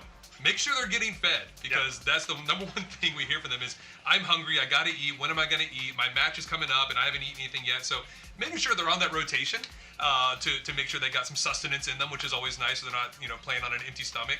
But we really do rely on those managers to know what the schedule is, know when they're playing again, know how long it's gonna take for them to warm up and get settled before their match begins. But also when to take their breaks, whether it's getting up and moving around, whether that's staying in venue and just kind of walking around a little bit, or even just taking their eyes off the screen for their simple 20-20-20. Look at something 20 feet away for 20 seconds every 20 minutes. Just to reset their mind and prevent their headache. So all those little things to go with the mental coaching is big. I think curfew is a big one. I mentioned I'm glad Travis was bringing our team down yesterday, because 30 students down to Las Vegas is always a little scary. Yeah. But it's also a lot of fun and a really cool experience for them. And a lot of them, it's the first time they've been to Las Vegas. A lot of our first-year students, they've never been this side of the Mississippi River. So I think it's a really cool environment, a lot of fun, but obviously can be very distracting if you're not very careful and intentional. And I'll be the bad guy. I know you guys are going to give me the best director speak you can. All three of you have a title you can take home a national championship. I'll say it, right? That's a known fact, whether you have to deny it or not. How do you handle, Joey, those distractions? When a kid says, looks at the standings, we can win this. How do you handle that with your teams, even maybe with yourself, of go in the shower, you practice lifting it up a little bit? Or is it we're going to wait, we're going to be as calm as we can be when you have a team that can compete? Yeah, I mean, I want to say the proverbial, well, you take it one game at a time, and you never take anything for granted, and you play to your standard instead of your opponent's standard. But we also tell them, like, hey, let's get pumped up for this. Let's get excited for this. You've got a chance to do something special. Even for those teams that maybe don't see as clear a path to a title or a championship, it's like, hey, but put everything out there that you can, and let's try to make some noise. You never know what's going to happen in competition or at a LAN competition in particular. So it's like, even if the regular season maybe didn't go where you wanted it to and your seeding isn't where you want it to be, you know, let's get excited, let's get amped up, knowing full well that you can compete with anybody at this tournament. And I think that's the beauty of all the schools here and all the teams here, is that anybody can make noise on any given day for any title. So it's just making sure that they understand that, get excited, get pumped up. Sure, let's calm it down a little bit. Let's make sure you stick to the game plan. And yes, play to your standard. Don't play to the other team's standard. I think we've struggled with that personally at Syracuse, that we have played to our opponents, sometimes for the good, sometimes for the bad. And so I think it's playing to our standard and not our opponents. But also, let's have some fun and let's get excited about this. I think that's a big part of why we do what we do. Adam, is there more pressure? I mean, John and Joy, they've been here, right? They know what winning a national championship looks like. They unfortunately watch from the sidelines. Sorry, guys. Easy. Sorry. But, I mean, you're a first-year guy, Adam, and you've got a team that can win. I mean, how do you handle that with your squad? Especially because Rocket League doesn't play until the second day. You know, those emotions might get a little amped as they're watching around saying, like, we know we can win this. Yeah, I think it's tempered confidence. Confidence is great until it's not. The mantra is you control what you can control. And so we lean into our preparation, we lean into that confidence, but we do not want to be overconfident in that way. So yeah, I think, you know, as a true competitor, no matter what it is you're competing in, you lean into your practice, your preparation, your sleep patterns, your eating patterns, like the things that you can control, you got to control them. And then for you, John, you're also in a little bit different boat. Your one seed has a bye, right? I think the only bye in the tournament. How do you handle that where everybody else is playing and your kids are, you know, either shooting bots or doing something? How do you keep them warmed up when they're going to be starting around late? Yeah, no, good question. So that was actually the first thing they were asking me this morning. Do we have PC so we can practice and get warmed up on? Which the answer was yes. And the second thing was their coach flew out here on their own dime and everything, willing to support them, which is eternally grateful for. And he's there helping them kind of stay in that frame of mind and be ready to be hungry. And the last thing, though, was a message actually I had for my entire team. We had a team meeting last week about is why we're here, right? It's not just for us as like Ohio State. It's not just even as the teams. It's also for our communities and it's for esports overall, right? This is raising the bar. And one of the most important messages I had for them is you're part of that. And how you prepare, how you keep focus or what, that will show down the line. And I think that's kind of that other part of it where they're seeing that they're part of a much larger and bigger thing. And hopefully that helps them focus and realize and stay on edge and ready to move forward. Well, John, Adam, Joey, I appreciate you joining us here on PEC Director's Cut. Best of luck to your teams. And like I said, hopefully you guys all left room because I think any one of you or all three of you could bring home a national title. So hopefully you had a little space in the travel log. Oh, we left plenty of space. Don't worry. Put it up for four? Yeah. Enough for four? Enough Okay. for four. Okay, yeah, we like that. Yeah. Thanks, guys. Yeah. GG Circuit is proud to support the Power Esports Conference, showcasing some of the best collegiate esports programs in the country. Behind every great team is the right infrastructure. That's where we come in. From player management and secure labs to tournament operations and remote support, we simplify the technology so schools can focus on what matters most. Let coaches coach, let players compete. If you are building or scaling your esports program, let's connect. GG Circuit is ready when you are. Welcome into PEC Director's Cut. We get a chance to sit down with some of the directors of the Power Esports Conference as we're here for the PEC National Championships in Las Vegas in the HyperX Arena. We've got Danny, AJ, and of course Chris Haskell, Doc from Kansas, Utah, and Boise State. And let's start you out like we've started the other directors out. What was the travel like? We'll go down the line. Danny, what was it like getting to Vegas? It was actually pretty easy, all things considered. We actually brought more students this year than last year. But it was simple. The flight was easy, no crazy delays, no issue checking into the hotels. We actually got here, I think, a day earlier than most. We were here Wednesday afternoon, so gave some students the time to get familiar with the new time zone, kind of enjoy the city of Las Vegas before actually getting down to business with these matches. So yeah, all in all, travel's been pretty easy. Well, it's drivable for us, so we head down I-15 in 6 hours to Vegas from Salt Lake City, and and Caravan got 30 students and 5 vans and headed on down. And I figured out they were really good students because the math and computer science and physics conversation going on in the back seat were of a different ilk, and kept on going and going and going, and I kept on waiting for people to fall asleep. But I learned a lot on the way down here. I'm a more educated person at the end of this trip than I was at the beginning. It was awesome. And I mean, you mentioned it, Danny. It's Las Vegas, right? I mean, we're not gonna beat around the bush. It's a 3-day event. How do you keep kids focused when Thursday ends? Hey, you've got to make sure you go enjoy the city, but come back. Is it curfew? How do you keep your kids focused for that Friday, that Saturday, and that Sunday? Yeah, I think part of that is with the experience.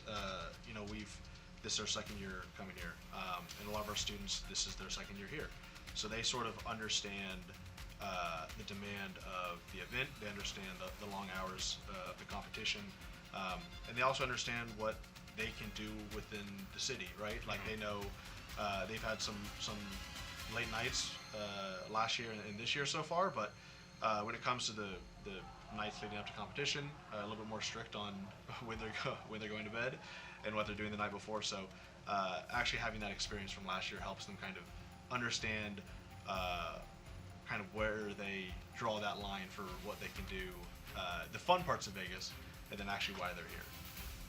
I absolutely think it's an absolute non-issue. Like when you come down here, we're here for business. Those guys have spent thousands of hours in a room together all year long, some for many years.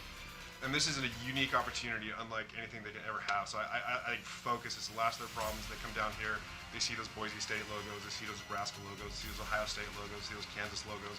That has their complete attention. And we're ready to come down here and we're ready to play, and we'll see what happens. And it is a different dynamic if you see what happens under bright lights and big stages and those things. But them being dialed in and focused and ready to do this, this is a business trip. We have one thing in mind. And so we're here to put our best foot forward and do the best we can, and to further the interests of this conference, Collegiate Esports, and the University of Utah. I mean, there's a benefit, which is there's a lot to do. There's a lot of walking to do. It's almost worse if the students spend a lot of time just like stressing about it, then they can't sleep. But when they're walking around, they're getting some of this activity in. You're right, it's a business trip, but they sleep better here. They just sleep better here because they've walked around a bunch and maybe have stayed out an hour longer than they had planned to, but they sleep rather than toss and turn all night. And you brought up a good point, AJ, and I don't know, I mean, how much you guys really encourage it or discourage it, but you see all the other teams, right? You see the Boise States, you see the Nebraskas. Do you tell your kids, like, hey, don't talk to them, they might be a little devious, right? We hear all the time in professional sports, oh, I was at the Pro Bowl and I got so-and-so to leak company secrets, right? Is it that, or is it like, hey, go say hi to these guys that you play 2 times a year. Go just meet these guys because they all play the same sport. I mean, how do you guys handle the other teams here? Is it By the way, stick we're together? going to run ball. It's out. Yeah, so I'm curious how you guys handle this. This is a long season with a double round robin of guys that have been in chat, in the Discord, and things. They all know each other. And so if I made any effort whatsoever to try to get in their way, to come interact with the other players, the other teams, they're already buddies. They would run me over. I have no influence with that whatsoever. But that's part of the unique opportunity of what the Power Esports Conference is there is already a camaraderie, and there always is a friendly rivalry, and there is knowing these. And I've learned the other kids too, and how fun they are, and what good students they are, and the institutional identities, and how much they represent, how good representatives they are of their school. And so all that is there, and we are absolutely here in a spirit of camaraderie and in competition, and we know which one is which when we're doing it. And final question for all you guys. I mean, you guys all have great teams. How do you manage the expectations, right? Again, let's say your team does really well on Friday. How do you stop them from looking ahead to Saturday, looking ahead to Sunday? How do you guys manage 3 days, all knowing you can easily win a national championship, but making sure your students don't get caught? Oh, this team lost. That means if this, like, how do you handle that? We can start with you, Danny. Sort of a cliche answer, but I think it's just taking it game by game. Yeah. You know who you're going to play immediately. You don't know who your next opponent is. You don't know who your opponent after that is. But all these teams are familiar. So regardless, you're going to be playing a team that you know or have some familiarity with, and you can just take it one game at a time. They all have played these games thousands of hours. So at the end of the day, they're just doing something they're used to. And I think managing those expectations is crucial to having success here. not trying to get caught up in an upset that happened on the other side of the bracket or an upset that happened in your game, whether you lost or won. Not trying to get derailed from either result. I'm one note on this, but I think it's an absolute non-issue. Of we're gonna come down here, and they're hanging out with not only some of the biggest brands in collegiate esports here, but some of the biggest institutional brands that you can think of when they come down here. And so I don't think there's any chance to look ahead. I think they're gonna savor each moment and look around and realize where they're at. We have other things we have to do. For instance, we got to get some of our guys upstairs to study for exams they have next week. We got to get the guys upstairs to do a little bit of homework and take care of things because next week is the last week of the semester. But as far as looking ahead, I think they're going to count every second and just look across and see who they're here with and be very grateful for the experience and just count each second and be grateful for it.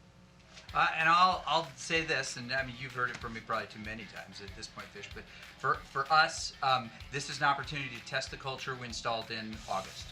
Are we a team that prepares properly? Is committed and plays with discipline. This is the discipline final for us. Can we play round by round, fight by fight, like it has a life and a history of its own, unaffected by success or failure? That's what we preached all year, with an attitude and an edge. And if we do that, round by round, map by map, fight by fight, then we will have the results of the work that we put in. But now is the test of the discipline. If we have the discipline to do what we've preached all year and practiced all year, we can do it well. Then the question of what are you looking ahead to, or it doesn't matter, right? We know we're going to see one of these 9 teams in all the games, right? So it does not matter. If we've done our preparation, then we just kind of approach it unafraid. Well, thanks, guys. Again, this is PEC Director Cut. Big shout out to them and best of luck to their teams.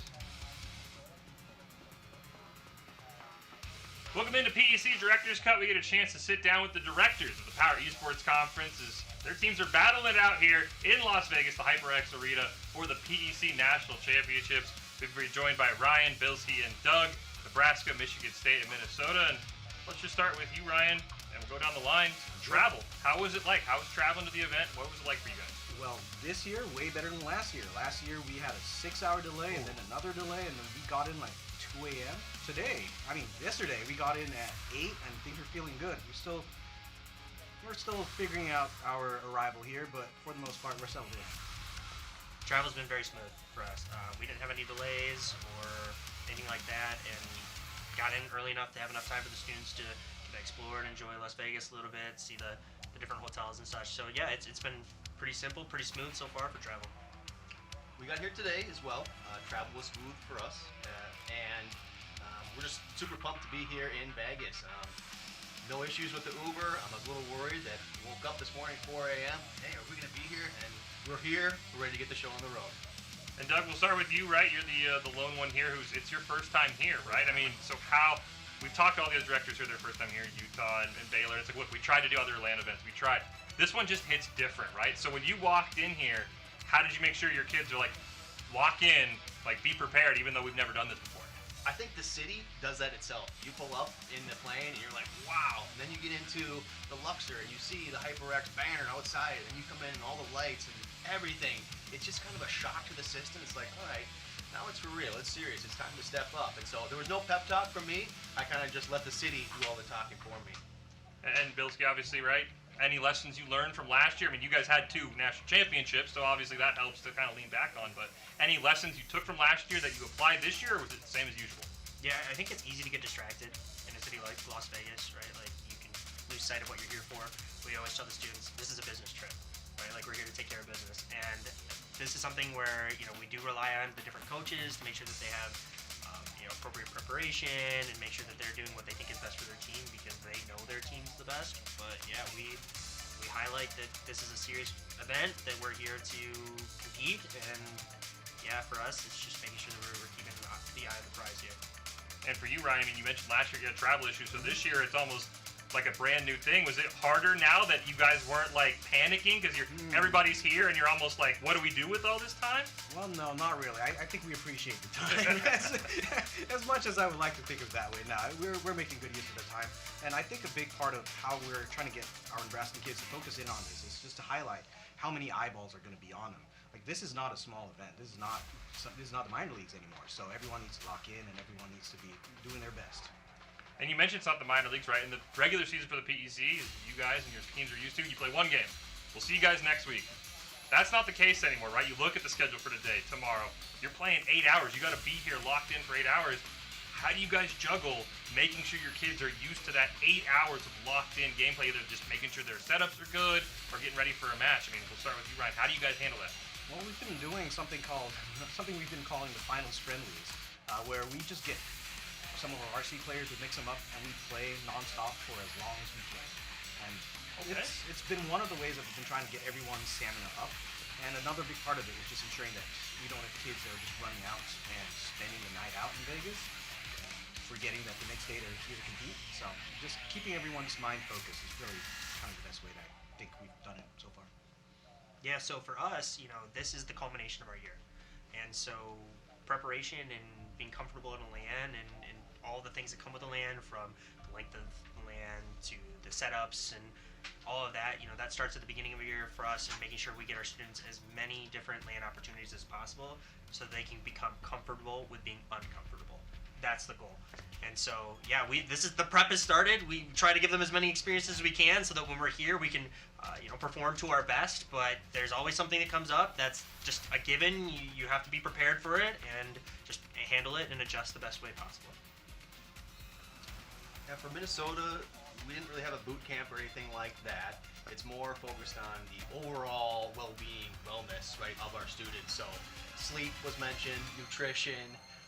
We did talk ahead of time about a curfew, not well received, but I assured.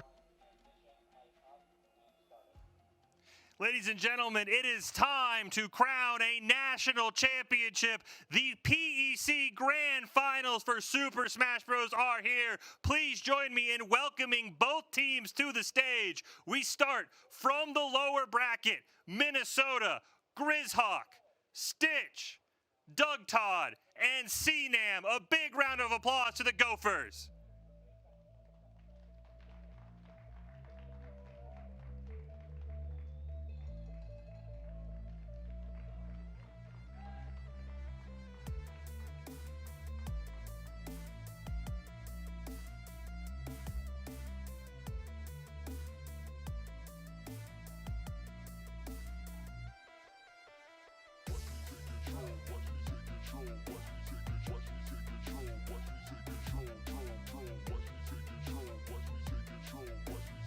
And their challengers from the upper bracket, the #1 seed, Michigan State, Drewish, Fair, Dice, and Echo Fire.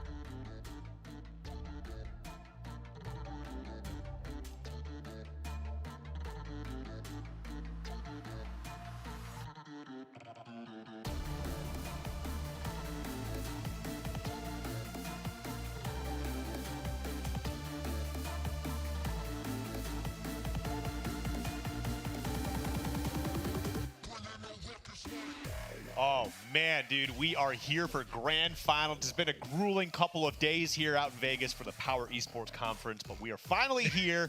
We got University of Minnesota taking on Michigan. It's going to be a barn burner, man. Yeah, I mean, you have that winner side, you have that lower side. We have a year of history, really. Yeah. If you talked about Michigan State specifically, years of history here, the reigning champion of this conference. Yep. Minnesota didn't have the chance to challenge them last year, has the chance this year. So yeah, I think we have something really incredible coming up. I am Nickelback Air Nikita Bear, joined by Skiff, as always. Hey. But yeah, no, it should be pretty good. I mean, from what we saw yesterday, we watched Syracuse take on University of Minnesota. Yep. We got the run back today, and it was a different result. Let's go. It was fun though. It was a great time. Everybody was a good sport, which is something I definitely like to see, especially when it comes to any sort of competition. It's all about get your words in, get your hype in, but at the end of the day, respect your opponent, right? And it was good. It was good. Everybody here, they seem to be pretty friendly with each other, but this is going to be a big test for the Gophers here. I mean, Michigan State, #1 seed, reigning champs, like you mentioned, and for good reason, man. These are great players here. Now, I think that University of Minnesota can get it done, but they're going to need to play the absolute, peak gameplay. They can't be throwing anything away. Michigan, they can just do their thing. They don't really have to change much, right? Have they lost anybody during the season? So I was going to get to that. The desk, I think, covered it a little bit earlier, like an hour ago, that this matchup is very special because Michigan State, entirely undefeated throughout the fall, dropped one single match the entire year to the team they're facing in grand finals. So in terms of viability, if it's possible, I do think this is a specific matchup that you get me saying, yeah, I can see it happening. Yeah, I mean, it definitely is possible, and I mean, both teams again are fantastic players. To field a bunch of great players here. They're familiar with each other as well, you know, because they're both kind of centralized into like the Midwest area. They definitely is a little bit of crossover here and there, but. We got to get into our matches. It looks like we have Grizzhawk sitting down first, and I think it was Drewish. Is it Drewish? Okay. Yeah, and the funny thing is with how close they are, I was talking with Michigan State's director prior to, maybe during one of the earlier matches, and they were like, yeah, when we lost to Minnesota in the regular season, we played them at Midwest Battleground the week before. Yeah. So in terms of like familiarity, they see each other in person very often, probably as frequently as they see them online throughout the year.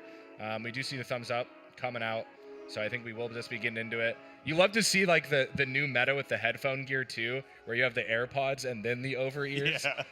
Well, some people, like, again, there's that instance of like hearing the game sound, right? Because you need to be able to recognize certain sound cues within the game because you react faster that way, but also having your own music on in the background. I mean, I get it. But as we get started here, we're going to be starting here on Battlefield, which is actually great for both characters here. They got great juggle opportunities, lots of combos, especially extending off of these platforms. Yeah, and dominance showing from here for Drewish here. Has been holding center stage, gives it up here, able to slide off of that side platform there and kind of reset into neutral. A lot of boxing coming up from Palutena. You're going to see many back airs coming out to zone that Bowser Jr., but not able to finish a job here. And the thing is Palutena, she has seen some meta shifts on her own, especially as the game has developed. She used to basically be the character that would definitely 100% absolutely just destroy any mid-tier character in the game. She just checked that. She was a check in balance for those characters here. But things are a little bit different now, right? And also the meta has just developed in general. As we can see, we got that up tilt taking out that first stock. We're going to see if Grizzhawk can find a way to answer back. 108% right now, looking for that forward air. Not going to be able to find it. We're going to teleport right to that ledge to get back on. Oh, and especially with how powerful Palutena used to be, as soon as you got within her space, you got grabbed at low percent, it was basically over until you were off stage, and a character like Bowser Jr. needs to be in your face to get anything really going. Yep, there we go, great, I like that, the jump backwards, get that grab, it's a great, fantastic read right there. Yeah, there we go, the forward air, yep, we'll get it done, 43% is all that's the difference between these two right now. Okay, just clearing out that Mecha Cooper there, and now we're going to be playing some footsies in neutral a little bit here.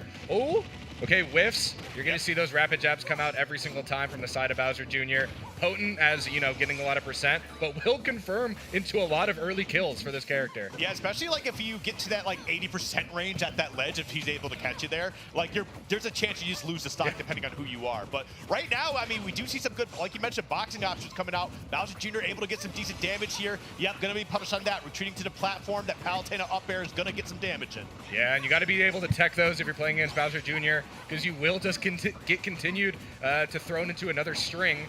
But Drewish able to get out of a little bit, but is getting stuck on those side platforms a lot. Oh, just jumping into that pillar of light. Unfortunate. I mean, because right now he's doing a good job of kind of, evening up damage here, but then he makes one small mistake and Palutena will punish you for that. But there we go, 106, 118.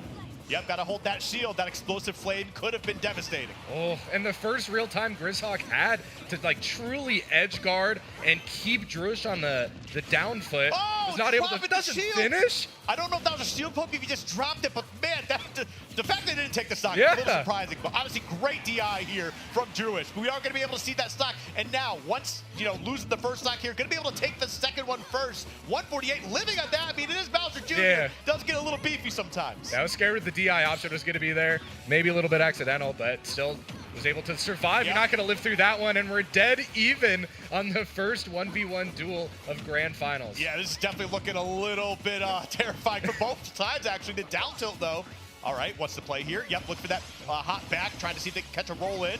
Not able to get it, but this is what Palutena does. She's able to put on some decent damage, carry you across the stage, but it is really even right now. Yeah, really hard to chase down a tech roll out Palutena, and we are going to see Druish kind of, just spacing around that back air in neutral, but gets caught. Yep, up tilt, just got an up air to follow up with that. There we go, that's some decent damage though. Ooh, good catch there at the tilt. Oh, goes for it again? And that was actually crazy too because he ran off the platform for the back air, but because you were in that crouching mode and the burnout, that's not going to be able to get it done. 113 though. Okay, this is where Grizzhawk likes to thrive. There you go. Up smash will certainly take it down, and U of M going to be able to strike first here. My goodness. Yeah, that was just, entirely dominant outside of the way that first stock went. I think it got cleaned pretty well up by Druish originally, and you're like, okay, this makes sense. This is probably the MSU-dominated matchup here. But no, Grizzhawk did not let up, even things out, made it truly even on that third stock, and was able to clean it up very confidently. Yes.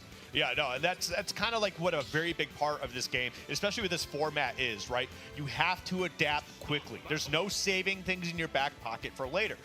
Why? Like, what's the point of it? So, I mean, the adaptations were quick and they were fruitful, and it actually got them that W first. Got them, was it 4-2 right now to get things started off here? So, honestly, very well done. Their hands are still full, though. They got a lot to go through. Getting that first W is a good way to just kind of like really set the tone, set the pace here, but things are not going to get easier. Yeah, if I remember correctly, I believe this will be fair from the side of Michigan State, a Banjo player into Stitch, Yoshi. You watched this stream at all yesterday. Was a very of a very memorable moment of broadcast. Our hosts were talking about it quite a few times not too long ago, and for good reason. But the adaptation into today, I don't think Stitch lost at all against Millsharks in both matches they played. I don't Yoshi, think DK. So. Yeah, I mean, definitely, you could go in there, you try to like, hey, I'm going to remind you of what happened yesterday. And he's like, dude, I'm playing a better character. You just got to let him know sometimes. But now things will be interesting here. We got Banjo. Banjo as a character has seen some mixed results for a while, but lately there have been some players who've been doing a fantastic job kind of really developing the meta for this character in general. He's got some silly things. Yeah, silly things are a good thing to look out for. There might be some like quirky interactions too with the way Yoshi's double jump works. A lot of the double jump armor on some of the moves. But yeah, side B and kill potential here for Banjo is really nice. Ooh, I like that B reverse too. I mean, he didn't get punished for it, which is fantastic. But there we go, got the Bringle Blaster into the ground. You go, not going to get the up tilt. Tries to chase. They're fine. They should be able to make it back, and they certainly will. Unfortunately, you're going to get punished. The reversal of that forward air, taking out that first stock. Yeah, you try to do everything right in the form of Stitch, and you end up getting punished for it for recovering there. Again, you talked about that exact move yesterday when we were watching Stitch. The potency of that down air. Okay, off stage. Finishes very well off. done. Not able to. Yeah, not losing the stock, so that's kind of crazy for me. Gonna be able to dodge that, do that grab attempt right there. What, the back air gonna be able to poke through the ground pound? Okay. Yeah. And grab out of neutral actually has been an option for Stitch that we've seen quite a lot today. Okay. Oh, man, dude. Trading these eggs is just not working out for you. We need to get at least a stock on the board here for Minnesota. We'll see if we're able to get that done. But right now, man, Fair is playing fantastic. Yeah, really patient in the shield, too. You see Yoshi running up on you, not going to be able to punish. Okay, combo string off the projectile. He's able to connect there with the side beat, but Yoshi back on stage. Stitch, you know what you need to do here. You got to get your one. I mean, he's trying, but man, the way that Fair's playing right now is just absolutely impressive. That backer won't be enough to take that one. All right, yep, Z dropped the egg. Not going to be able to find the connection for that, but still just trying to force out those options. It's still not immediately. The pre-stand? Citrus will sit down. Yeah. And what a way to answer back, especially something they definitely needed here, especially after how that game one went. My goodness, man. Yeah. In the three stock, which nets a total of 4 points for the winning side of that, is really devastating too. Because with how good Grizzhawk performed in that first match, like you were probably thinking if you're the side of Minnesota, you just need Doug Todd to win at any point to be able to make it. And now it becomes a stock game. Doug Todd has to dominate in the match that they probably specifically prepared for him, I would guess. He's kind of that character or that player on your team if you're the side of Minnesota that you could probably get a lot of stocks. We see him sitting down right here. And I believe it is Dice who's going to sit down next to him. That's a tough matchup right there. It is a tough matchup for sure. But I mean, like, again, I've seen Doug Todd do like what is considered the impossible quite a few times. He's a fantastic player. He has been for a long time. And he honestly only just gets better as time goes. And the thing is like, for how good he is, he doesn't like dedicate all of his time to Smash Bros. He actually does a lot of other things. Like he's a tennis instructor sometimes. He's a musician. Like he has a whole bunch of stuff going on in his life. And it's not pre-Johns or anything like that. It's just that how much better could he be if he just absolutely no-lifed it. But he's great for what it is. But Dice is a worthy competitor and not someone you can just sleep on, right? No, I mean, if you're looking at the rosters, I think someone might say that Dice is the best player on Michigan State. I think it's him. It's either Suspect as well. I think Dice and Suspect, actually, as we saw earlier, the All Smash First team, those two are part of that. As well out of Minnesota, we had Grizzhawk and Doug Todd here. So it's definitely a very exciting. It's a very exciting stacked lineup here for our grand finals. And so going into this, I like to look at the perspective of what each team is looking for. Michigan State just looking for any type of win. Doug Todd needs a dominant. I mean, you want the 3-stock as much as possible because they are down in terms of points, 6-4 in Michigan State's favor. Here we go. Going to be going into PS2 here, and this is certainly going to be a matchup to deal with. I mean, Falco is already such a strong character, and has seen his own sort of growth as the time of Ultimate being out. Was once kind of regarded as the worst Spacey, and now sits comfortably in the middle, right? Wolf, who went from like, hey, this is the best guy, he's the worst Spacey. That doesn't mean the character's bad, but Falco also just has a crazy volatile combo chart that can just really rack up a lot of damage here. So yeah, I think a lot of the Falco players too have just kind of taken a step back from playing the game as well throughout the years. Larry Lurr, everyone's favorite YouTuber at this point, but here neutral. Doug Todd able to get back from ledge, but I mean, this has kind of been the issue, I think, for Doug Todd. Tex. Yeah, and that's the other part of it here too, is Falco, isn't super heavy, much like all the Spaceys there. Okay, tries to go for the Falco flash, just not able to get that. Yeah, and just a correction here as well, just if you're confused with the audience at home, Michigan State is leading currently 6-4. Yeah. So it's a little bit flipped there. But yeah, we'll get that situated here. There we go, the forward air, going to get that drag down, looking for the backer, not able to find it. As you can see, he's setting up with his back towards the competition. He's looking for that back air to try and close out the stock here. Dice is walking forward and holding shield, is able to finally hit that back air, connects and takes this first lead. But Doug Todd was able to even things up in terms of percentage pretty well there, and you're going to see that patented up smash coming out from Doug Todd. Oh yeah, it'll definitely be coming out here quite a few times. But walking in this game is also incredibly underrated. Like Falco definitely works out for him. He's got some good tilts. All of them actually work out pretty well. Like forward tilt's a good poking tool, down tilt can some combos, but up tilt is your bread and butter. Like as we can see right there, sets up into the nair, 73% now. And all of this did start off of Doug Todd just full charging up smash in neutral, and Dice punishing with down tilt. Okay, there we go. Just throwing out a laser there, gets the grab. Okay, fireball, tries to read a jump from ledge, doesn't get it.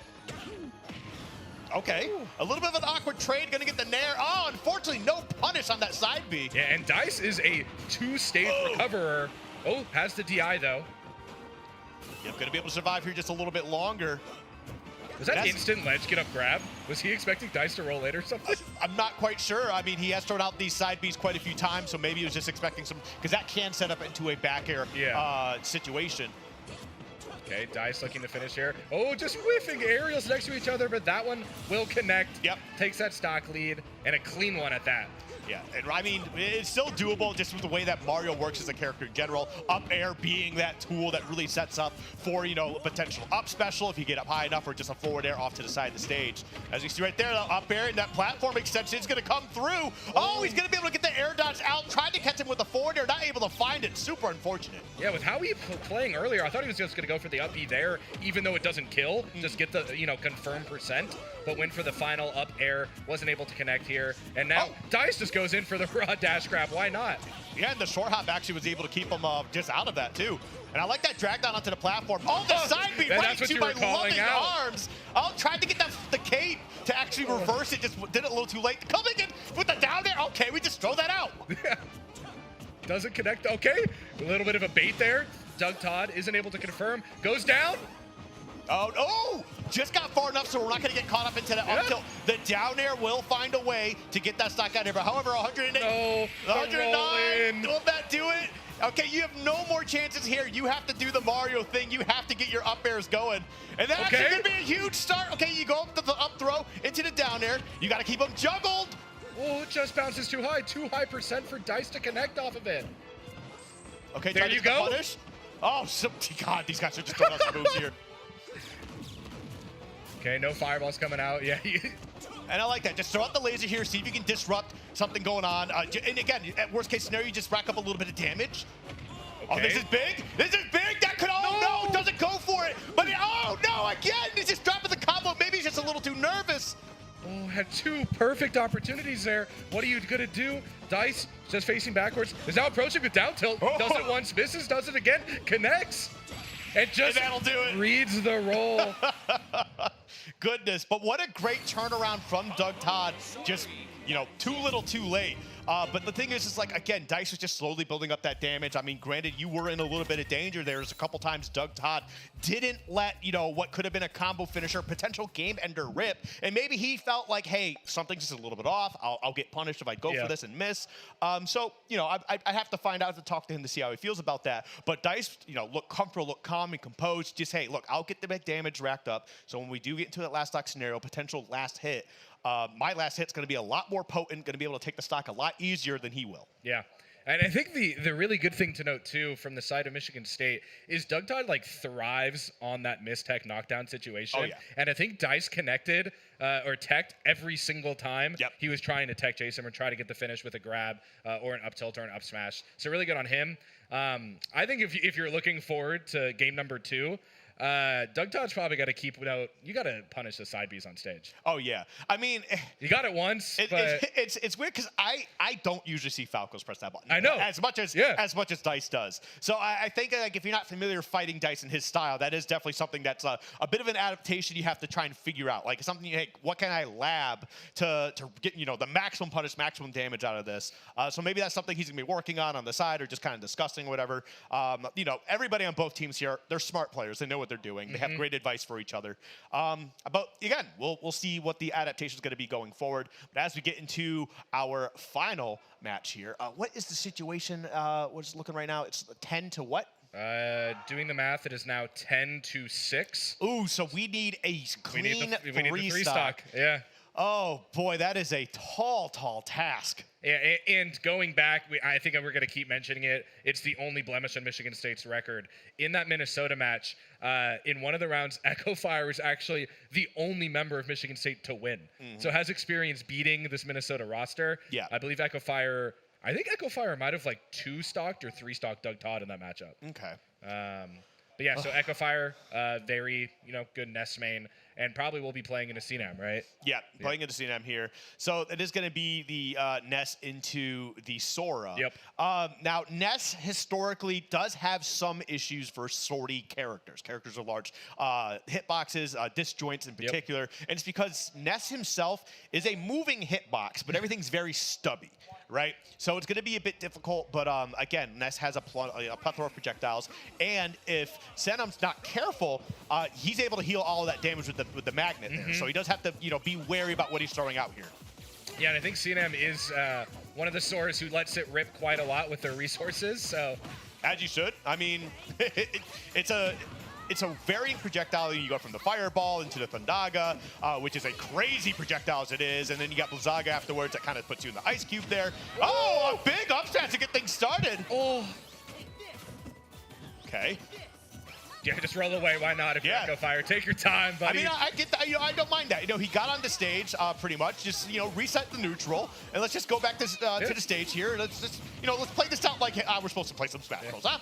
And that's the kind of unfortunate part in this matchup for the side of Sora, where he was throwing out, I think it was like a Blizzaga or something, and Echo Fire just threw out PK Fire. Oh! Threw out an uppy. Okay, able to clear that first stock. But again, 73% stocked on top of you. They're 92 now. If Echo Fire just takes one, that is the first set for Michigan State. Yep, I mean, but right now it's kind of looking like it could potentially be a tall task here. Like, Ness has a lot of kill power locked in. Okay, we got a little greedy there. I mean, I respect it, but at the same time, let's think about this a little bit, huh? Okay, able to get the knockdown, Yep. but that's just going to be it right there. Able to clean up the stock, and now it's all about that information game, right? If you're Echo Fired, you play a little bit different. You don't want to give anything away. If you're CNAM, you're probably just downloading what's going to happen. This might be a matchup you're going to play in again in a few short minutes. Yeah. I imagine that the matchup won't be too different here going into that next round. But yeah, like you said, just gathering data here, just seeing what the player's going to be looking for. Because again, Sadub started off pretty good here, and again, he's still playing very well. So, I mean, you definitely get our feel a little more comfortable with this. Yeah, I mean, the comfort is just showing right there. Even though this game is essentially over for all intents and purposes, we're just seeing pretty fundamentally good play. The patience on that side plat, wait and see what happens there. Ooh, might be able to has no jump, but not gonna matter for a character like Sora. That was a good tech though, but unfortunately gonna get caught up by the up smash. All right, gonna recover from low again. There you go. Now we're on just stage. step back PK fire a few times. Hold center stage, throwing out that back air. You mentioned a moving hitbox, but it's one that hurts. Yes. All right, there we go. Just kind of utilizing some of that movement tech that Ness has at his disposal here. Roll back and forth 3 times. Hey, sometimes that's just the play. Granted, it's a bit different in this game than the last game. You actually start to roll slower as time goes on as you use it more. But right now, last stock scenario here in this game. Okay, wow, gonna be able to get the counter out of that. And crazy. Yeah, some good value there from CNAM. Because that looked like one of the opportunities where you get caught in that PK fire, slightly off stage, you're going to get thrown into that magnet, into a dare or something like that. So really fortunate you're able to flip the script there. Okay. Echo Fires is holding shield at center stage and rolling away. Maybe just seeing what CNAM's going to try to do. Not going to be able to counter that one. You should have ran up the grab there. You knew what you wanted to do. Yeah. That's actually something I've noticed that CNM's kind of like struggled with a lot today. Just kind of running up and the opponent shielding and you're just not doing anything. That'll clean up for that back air. And honestly, not too bad. If the matchup between Stitch, if Stitch just, was able to get a stock or two, this doesn't really look that bad, all things considered. It ends up being, what, 12, 14 to 4? Yeah. Then if you have that flip, if that goes in favor. Or 14 to 8, excuse me. Yeah, 14-8, there you go. If you have the flip of 1 or 2 points in Stitch's favor, and then CNAM wins, I think CNAM definitely tried those last 2 stocks, but you could tell there was a different fire from that first stock to the others. Yeah. And again, if that up smash does connect, I guess if he has the read of a lifetime, we're looking at a potential 3 stock right there. But yeah, just like if a couple of these matches from earlier, just in general, if they just like cleaned up a little bit better, just getting a little more stocks, it could have potentially been a tiebreaker for this game. Yeah. Right. So things aren't looking bad for Minnesota, but as we expected, for the large part here, Michigan been dominant all season and looking dominant in that game 1. Yeah, and now here it comes to the unfortunate part for the side of Minnesota. You have to now reverse 3-0. Yep. And you don't know what players or characters are going to be thrown out by Michigan State. When we did the introductions, we just talked about the 4 players who were starting for the set number 1. Suspect is sitting on the bench right now. Yeah, he's sitting on the bench. Is sitting on the bench right now. Yeah, I think it was more of just like, hey, you know what? We'll see how things go in game 1. Which I don't hate. But at the same time, like I feel like in grand finals, you should play your strongest pieces immediately to really set the tone. But overall, not bad for Minnesota. I mean, they've done a lot of studying. They were doing some practice sessions up in their room earlier today. They went out, they got breakfast. They went right back to their room, and they just started grinding. Yeah. So, I mean, they definitely put in a lot of preparation here today. Michigan obviously is putting a lot of preparation to stack lineup all in all. And you can see they're kind of figuring out, what should we do here. I think you should just try to play your strongest pieces. You should really set the tone, and you don't want to come off as too disrespectful. Yeah, and I do like getting everybody to play. Yeah, I think this is where I'm looking at Minnesota. I think would just lock in that A team for game 2. Yeah, and this is probably where you just like throw out Suspect blind or something like that. Like, hey, what are you gonna do into Arcasia? Yeah. Or I mean, Ryder's such a good pick too. Like a lot of them are good picks. Yeah, Weird. Yeah. Who the fuck? The best team has really great tools to win games. Oh man. Well, Minnesota's certainly taking their time to trying to figure things out. Okay, so looks like they're good to at least start sharing those blinds. Yes. From the side. I mean, I really don't know. It really is a my steak is too buttery, or what is it? My steak is too juicy. My, My lobster's, lobster's too too buttery. buttery, yeah. I don't know who I could blind if I'm Michigan State.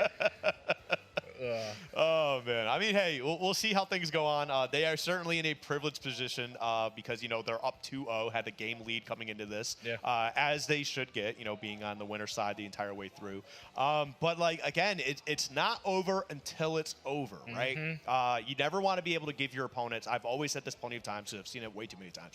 You don't want to give your opponents too much momentum. You don't want them to start feeling too good about themselves. You don't want to start messing around too much because sometimes it's just that little bit of energy you give them, and they're like, hey, we can do this, and then they just start believing, and it turns into a Disney special. So I mean, we saw it with Minnesota in the semifinals, where I think Syracuse beat them even harsher than this in that first set, and that just woke them up. Yeah. So maybe that is the thing they need. They're like, okay, you didn't play Suspect, you didn't play Rydra, who 2 of your probably top 4 players on your roster. Suspect for sure. Okay, we're gonna force you to play those people then. Yeah, and I think that should be the mentality they're going into this. So we'll see how things play out.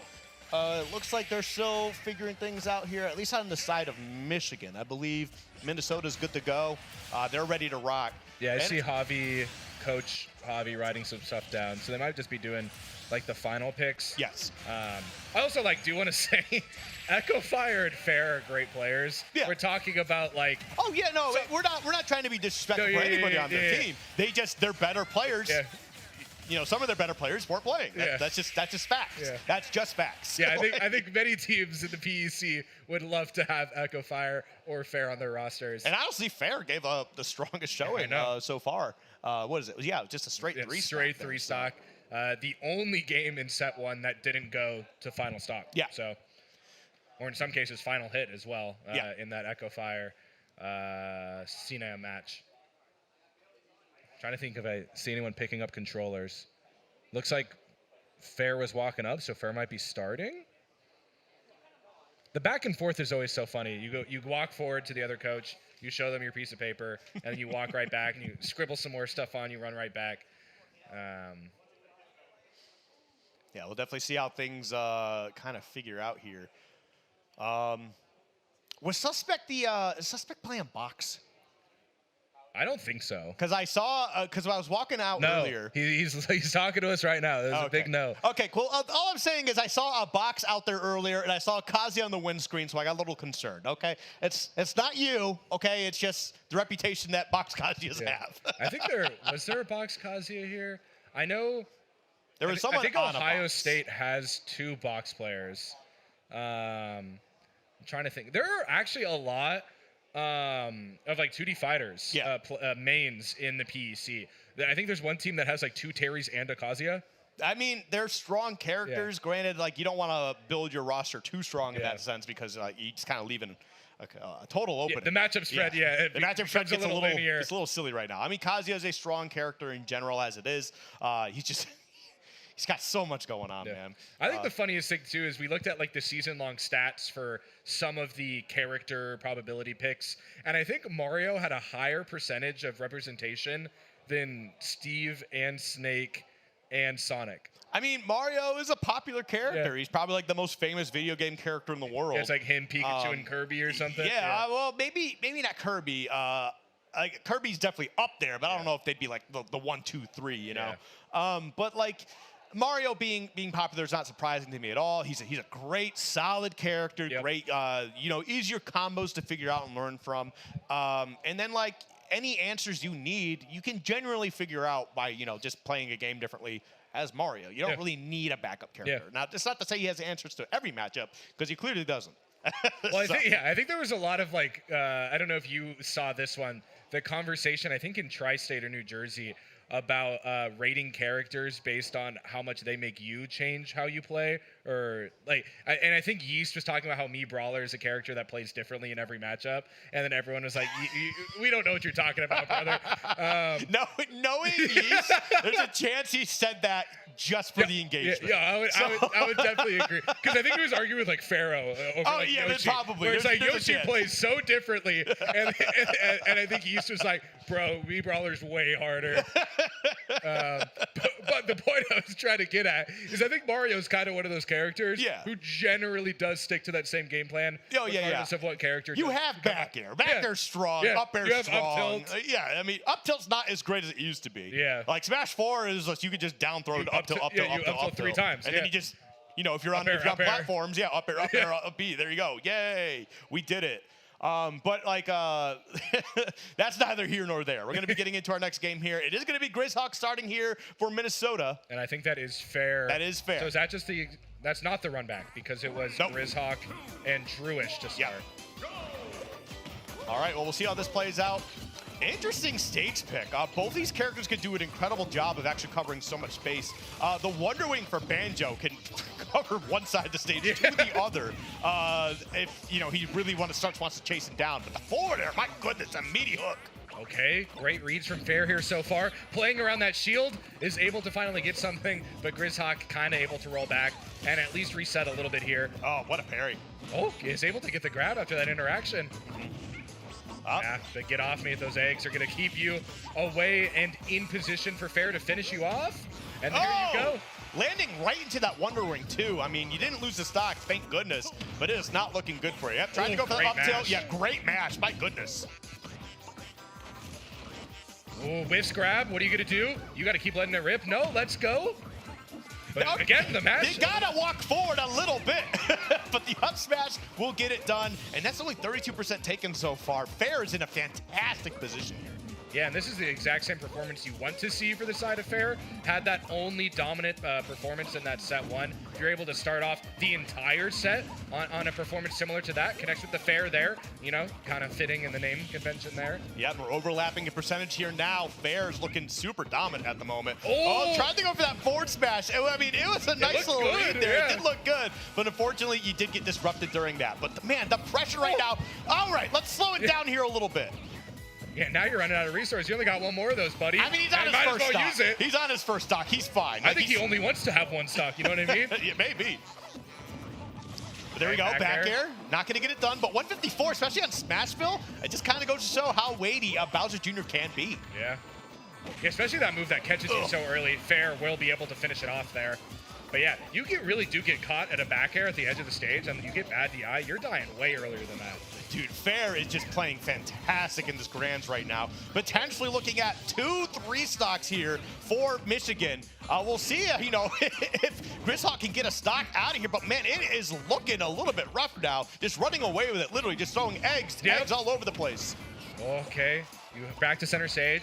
If you're GrizzHawk, you got to set up what you know. Yep, you're going to play around that Mecha Koopa. Throws out the back air. Oh, and just whiffs there. Hits the C-stick.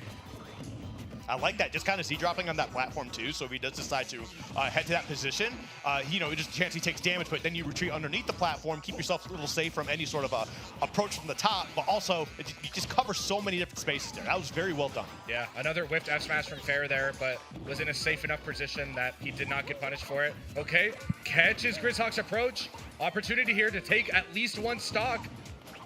Oh, the egg grenade, that could be it, the up tilt. And that's 2-3 stocks for Fair. That's twice. He's like he knows his percentages. He knows when the stock's going to be lost. Oh my goodness. Yeah, and that is as dominant of a start you could have going into game 2. You mentioned not letting Minnesota, you know, get something that they could hold on to in terms of momentum. I don't know what else can take the wind out of your sails more than just starting with the 3 stock. Yeah, I mean, that definitely will set the tone. Minnesota's going to have to wake up and find something here. But, man, 4 points to 0 to get started. That's already just such a lead. Sorry, I'm just writing down the math here. No, you're good. I wrote the wrong characters. It is what it is. But, yeah, great lead. And now we'll see who's sitting down. We do see Stitch sitting down for the side of Minnesota here. And this is their counter pick, I believe. So I think they chose Stitch specifically for whatever matchup is coming. Again, with how wide of a variety of players Michigan State has, it looks like Suspects might be walking up.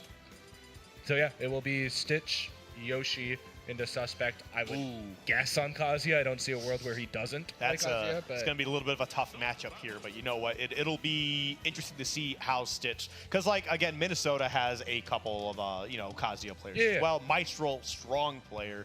So I mean, there is, and like Maestro's not just like a strong player in the region, or for Minnesota, but in the region in general. He's very, very talented. So there's probably some chances he's gotten some some good extra games in to kind of figure out that matchup. But it's still Kazi at the end of the day, man. Because like Yoshi, a lot of his he's also a bit of a moving hitbox sometimes too. You can press a lot of buttons, but he's very stubby, and that's exactly what Kazuya wants to fight. He wants you to be right in his face because he's gonna throw that electric, and it's gonna be a bad time.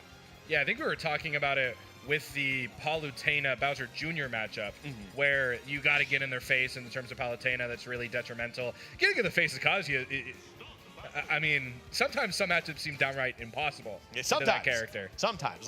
He has the capabilities to be able to just end the game as fast as possible. Yeah. And it really kind of comes down to how the opponent tries to play around it. Now, granted, there's a lot of additional tools that Yoshi has, like Egg Toss. You can throw that from a distance away. You can use that to really set up some things. But the other side of it, too, is Kazuya kind of has a variation of Tough Armor, or Super Armor? Yeah, not Super Armor. It's what Bowser has. Tough Guy Armor. It's called Tough Guy Armor. Yeah, so you gotta respect certain things. You can't just be throwing things willy-nilly because it could be a reversal before you can even blink. Okay, and these are the conversions you're gonna need if your Stitch is able to get a clean 50% here. But again, we're seeing what Suspect does best here. Anytime he gets you off stage right there, you're gonna be scared. Reads the roll too, but isn't able to connect off that platform. Okay. There you can see, dashing back and forth, trying to see if you can bait out something here. But right now, the damage ain't looking too bad here. However, you are still getting into that position where Kazuya likes to have you. Yep, going to be able to get that down special, 110%.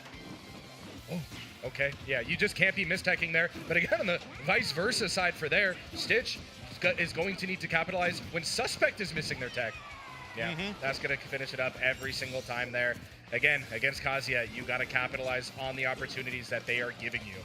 Absolutely. And I mean, we got that electric into the up special. That's going to take that first stock. There we go. We got the down throw. Oh, okay. Isn't going to get the 1, 2, 3, but we do get the back throw, get that stage control going on here. Yeah, Egg Toss kind of just forcing Suspect to back away a little bit, but not really threatening that much. I don't think we've seen it be used to its full potential yet. Tries to get the read on the tech in. Okay. Oh. And Suspect just playing perfectly around the hitbox range that Yoshi provides. Yeah. Yep, taking it aside. Oh, okay. He went for that sweeping attack, wasn't able to find it, but we do have the X Factor coming through here. If you're able to just get the stock out of here and then just, get Stitch to that final stock, this is like an easy 40-50% to just put on him immediately. Potentially even more. Happens there. Connects with jab. But is able to finish it. Oh, and that goes off the top there. Yeah, this is going to be a lot of damage. If he can, open this, if we could do a combo into this, then, okay, just going to go for that raw 52, get it out of there. And I don't blame him because there's a chance you could just lose it, you lose out on a lot of damage. So, yeah, that's just 52 to start your stock. I mean, if you're the side for Michigan State, too, you don't even need to necessarily confirm the 3-stock. You're confirming the best possible outcome. It's looking like it might end up being the 3-stock with how great Suspect's playing right now. Looks like one more neutral interaction win can do it here. Fishing there with the up tilt. Yep, okay. Oh, toss that egg. Looking for a play, wasn't able to get it. All right. Okay. Oh, no. Oh! Goes for it all. Oh, the dash attack? Oh, but the laser is going to get it done. I believe just barely, if anything. Oh, my goodness. Gosh. Yeah, I mean, there's just a couple moments there where it really did look like, oh no, Kazuya in the form of Suspect actually messed up there. Stitch is going to be able to clean it up. You saw that down special in neutral too. Yeah. And you mentioned it. It's a that what? Maybe you're trying to run up and do something else and it's a misinput. I don't know. I don't know if the dash attack's ever the answer there, but maybe it was the link into the laser that he knew was going to hit. Yeah, and I think at this time, if I'm not mistaken, I think it's just one stock. One stock just seals the win for Michigan here. Which is rough, especially because you got Dice coming out here. Yeah, Dice and Doug Todd, so getting a bit of a rerun there from last game. However, that still went into a last stock, last hit scenario. Now, Mario, again, has the tools to be able to just 3-stock quick, fast, and in a hurry. In fact, earlier, saw him do a 3-stock in 1 minute and 6 seconds. So. Yeah. But if there's anything to add here, though, I hate calling it before it's actually done, but it looks like that's it. This right? is I don't think your back can be more. You're in the wall. You're in not the against wall. it. You might Like, be behind the wall. It's like you got hit by the bad guy and you caved into the wall. You like fall out of it and your imprints in the back. That's where it is for Doug Todd.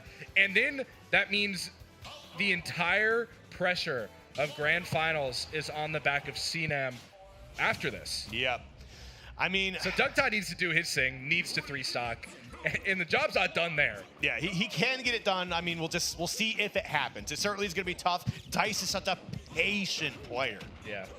I don't know if his tag was dice him up to start grand finals. Yeah. Okay, that's hilarious. I like that. I mean, that's what he's doing. He's doing his thing. He's dicing him up. All right, there we go. Yep, and this is what I'm talking about. Oh, I was able to get the air dodge, but that could have been a very quick stock right there. But it's good to see him let it rip this time. Yeah. Where we saw the couple opportunities in the first matchup. Doug Todd just didn't go for the killing blow. Oh no, this could be a stock for Dice though. Oh. And does he have his jump still? He should. Yes, he does. Oh, if he actually hit that down air, that probably could have been the stock. Yeah. I mean, the strong hitbox certainly, but it didn't look like he was in position for that. Yeah, and it's good to see Doug Todd not playing, I wouldn't say any inherently riskier or more scared than usual. It looks like he's still pretty confident in his play. Okay, one more. Oh, wasn't able to find the forward air. That would have closed out the stock for sure. Yeah, it was almost like Dice was caught up in the middle there. I believe that was down tilt, able to finish it off there. And that is just, I believe, the grand finals. I believe that is, but, you know, we're going to play this out. We're going to get all these players in. We're going to get some good games in here. Yeah, I just see all of Michigan State standing all in line watching it. Yep. I mean, as you should. You should be watching the game. You should be seeing what your teammates doing. You know, just seeing how people could just do better in general. Yeah. And now Dice is playing as patient as possible, just almost triangle camping a little bit across the two platforms there. Oh, has the read, just out of range in terms of that grab, and gets punished with that up B. Yep. Okay. Ah, man. I think just losing that stock might have taken a lot out of Doug Todd immediately. And I get it, man. I get it. It was definitely a long weekend here. But the back throw is going to be able to get a stock here. We can definitely still make some noise. He put up a strong showing. And now we're seeing those side Bs come out of neutral again. Yep. There we go. A couple lasers just kind of disrupting that recovery pathway.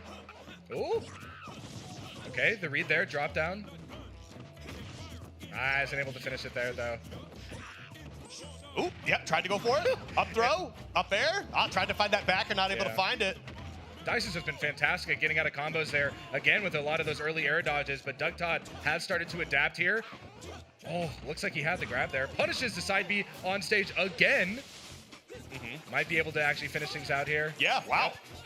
I don't know what was going through Dice's mind right there, because you could have side specialed and put yourself in a better position, even if just slightly underneath the ledge, but you would have been able to recover. Okay, doesn't finish there. What are you going to do off stage? Dice has gone out there a lot. Well, why not? Wait for the roll up. You're going to be able to down tilt, finish it off. Very similar to what happened in that first stock.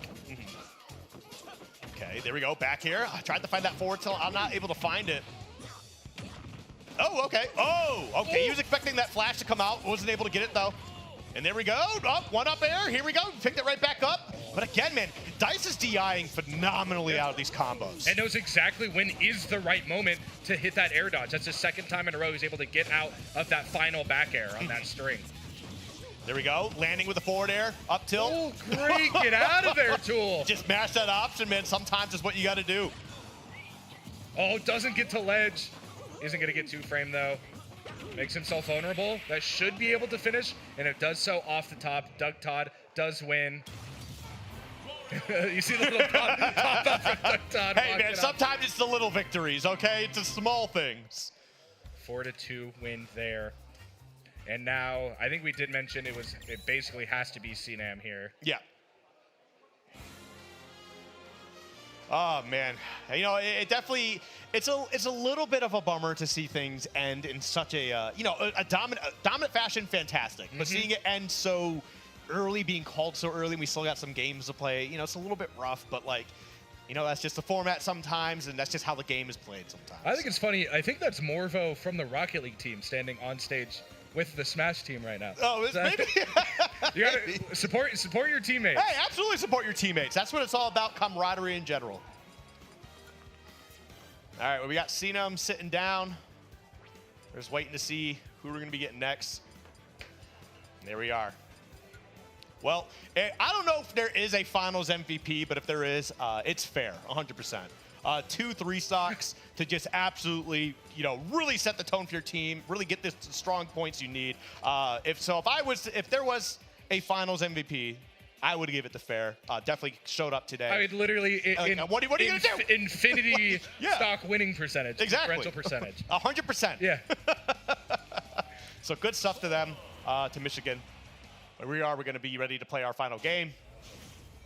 Yeah. And let's get it going. The Echo Fire. I Yep. think we see the nest booting up. Yep, and we do. All right. And this is the exact same matchup that closed out, I think, game 1. Yeah.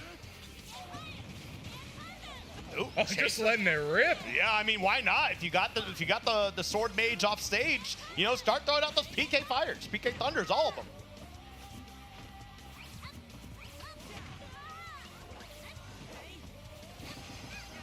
Able to get, one of those up airs there.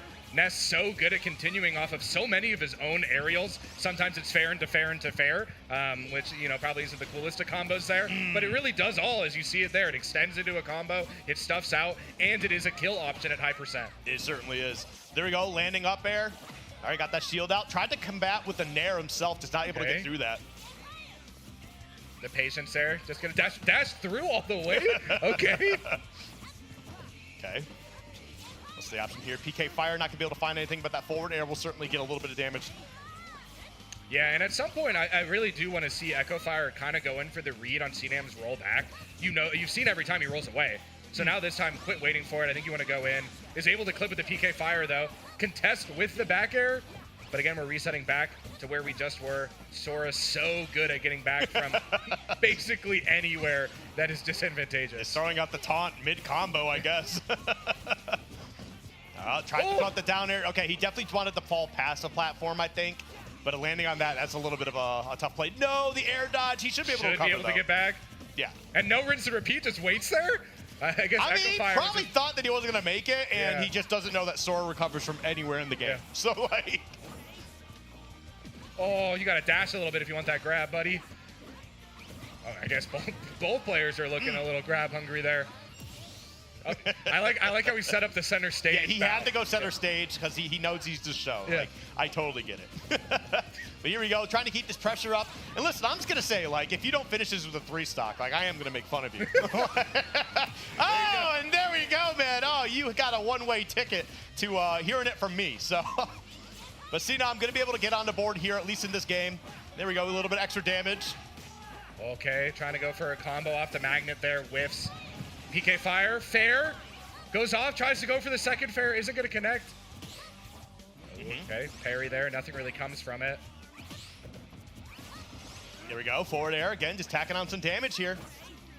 Just throwing out that forward smash, see if he can just catch him. And I guess I don't mind it as well with how often Echo Fire's just been running in and grabbing. Yeah. There we go, the combo set up. Gonna be able to fall out of it though, great DI. Okay, gets the grab. Yeah, just safe instant double jump back on his stage. Okay, he did get jump back. I was unsure if he landed or not. And yeah, the platform play is what provided CNAM so much value originally. Yeah. You do like to see that come back right there. There we go, the up air. Oh, not gonna be able to get it there. There we go, the forward tilt will certainly get it done. And now what was looking like a 3 stock is a potential reverse 3 stock here. So maybe CNAM could, go out with a bang. Just watch it. Yeah. I think Echo Fire's playing with his food a little bit. Yeah, probably a little bit. I mean, I get it, the set's essentially over, but still. There you go, some freeze. Okay, there we go. Getting that fair. Yeah, you know what backwards facing Ness wants, and you've been doing pretty good at avoiding the back air. Yep, throws out the up smash, and that will certainly close that out. And Michigan will be your PEC Smash Bros. Champions. Yeah. Well done. Michigan State University for their 2nd straight year in a row. Ever since the PEC had a championship, if you're thinking about Super Smash Bros. Ultimate, their name has been synonymous. Oh my gosh, fair shushing them up. That's your MVP right there, am I right? Hey, listen. You got to let them know, man. Show the jawline. Tell them to be quiet. But listen, Fair is 100% the finals MVP. 2-3 stocks, really showing up for his team in the finals here. Really securing the championship for him, too. I mean, definitely set a good pace in that first game and then set the tone for game 2. Well done. Minnesota, got to give them a lot of credit here, too. They had the battle back from loser side here, and they went through, like, what, 4 teams to get to the grand finals? Yeah, winners round 1, winners round 2. I think they had losers round 3, losers semis, losers finals, grand finals. They played the most Smash out of anyone here. They played every team, almost. Yeah, literally, They got to explore the entire conference in one weekend.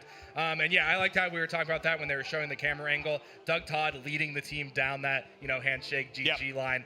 I don't know if he is the captain, but definitely is a leader in terms of skill on that roster. Oh yeah. I mean, they're all friends. They all know they have a good vibe with each other. I believe Grizz is the captain. He does have the C on his jersey. Oh, there. true. Yeah, you love to see that. But I mean, they're all friends. They all know what it takes, how much work it takes to go into winning something like this. So, but the thing I like the most is the great sportsmanship. Yeah. I mean, everyone's talking. You mentioned this earlier as well.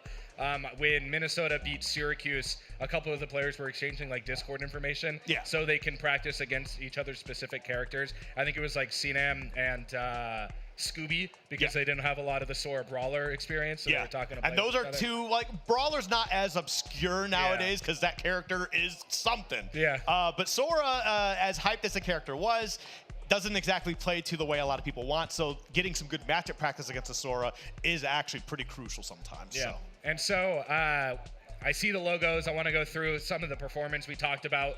Michigan State, first place, champions, back-to-back. We know about that. We obviously know Minnesota placed second place, a great performance.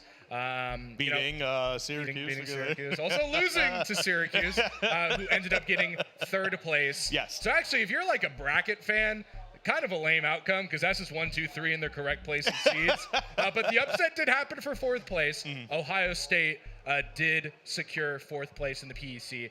So if you were looking at all last year, entirely different mix-up in terms of where the teams placed outside of Michigan State. Obviously, they're still at the top. But the grand finals look very different. The teams in that third or that fourth spot looked significantly different. And I think we had a very good game to end the first championship of. Super Smash Bros. Ultimate is now done for PEC Championships 2026. There still is going to be Valorant, Rocket League, Overwatch, of course, tomorrow for that championship Sunday. But Smash is done, and I think we had a fairly good bracket with great players throughout the entire week. And for any of the players here, there will be a singles bracket tomorrow for a lot of them to compete in. So they're going to be able to get some good games in here, figure out a lot. And it'll be good for everybody. And you know what? Someone's got a laptop here. I'm sure they might open up a stream somewhere and just run a little bit of Wi-Fi going on there. But hey, you know what? It was really exciting to be here. Thank you for reaching out to me and having me come out. It was a pleasure. It was a blast. Yeah, and I think we will be able to throw it down for a trophy ceremony as well. So, Fish, please take it away. It's been incredible.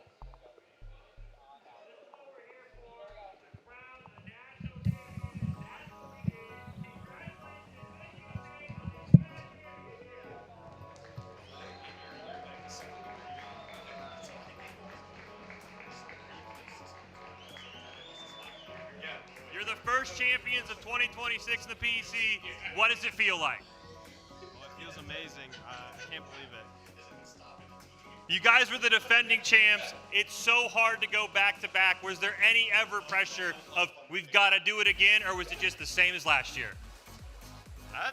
I mean, there's pressure always, but the goal is always to win, to maintain the standard, and just to keep doing what we've been doing. Congratulations, Michigan State. They're your national champions in PEC Smash.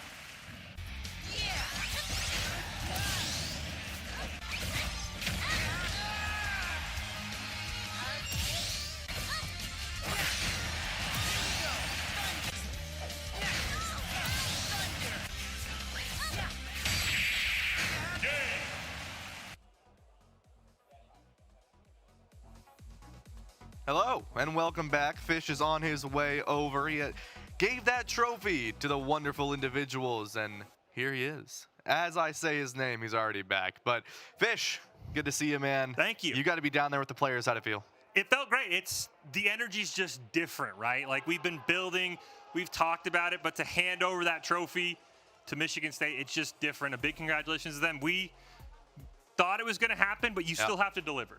Yeah, you do. I mean, Michigan State, whether or not you think they're going to win that in dominant fashion or not, like they said, right, there's always pressure. Yep. There's always going to be something there. You always still have to perform to the best case that you can, and they were able to do that, and they were able to secure back-to-back championships. I'm curious to see if they'll have a three-peat next year.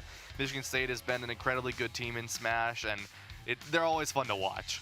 It's a blast to watch, and it just sets the stage for what we have left in the PEC, right? We still have 3 more national championships to give away tomorrow. And in Michigan State, they look dominant the whole way, right? You and I were talking, maybe there's a world Minnesota, they've beaten them in the past. Can they find a way? They had a brief lead. I think they only led for 1 stock. They had a 4-2 to start, and then Michigan State took over. So big congratulations to them. And we still got a lot going on here too, Ryan. I was able to, as I'm running up again, a big congratulations to Michigan State. They earned it. We knew they were going to do it, but again, as we talked about it, you got to deliver. Yep. Big shout out to them. I was peeking a peek though. Valorant, it's tight between Utah and Michigan State as well. It's 6-6 in map 3 last I've seen. Yeah, it's even there fully all the way through 1-1. So I'm curious to see who's going to end up coming out of that one. Also for Rocket League, Boise and Syracuse started their games. Syracuse is 1-0 right now after a 3-2 victory on game 1. Okay. So it's going to be close there as well as they finish out the day today. Yeah, let's put up the Smash bracket, though, once we do, as we see here. Here are the scores for the games that are going on.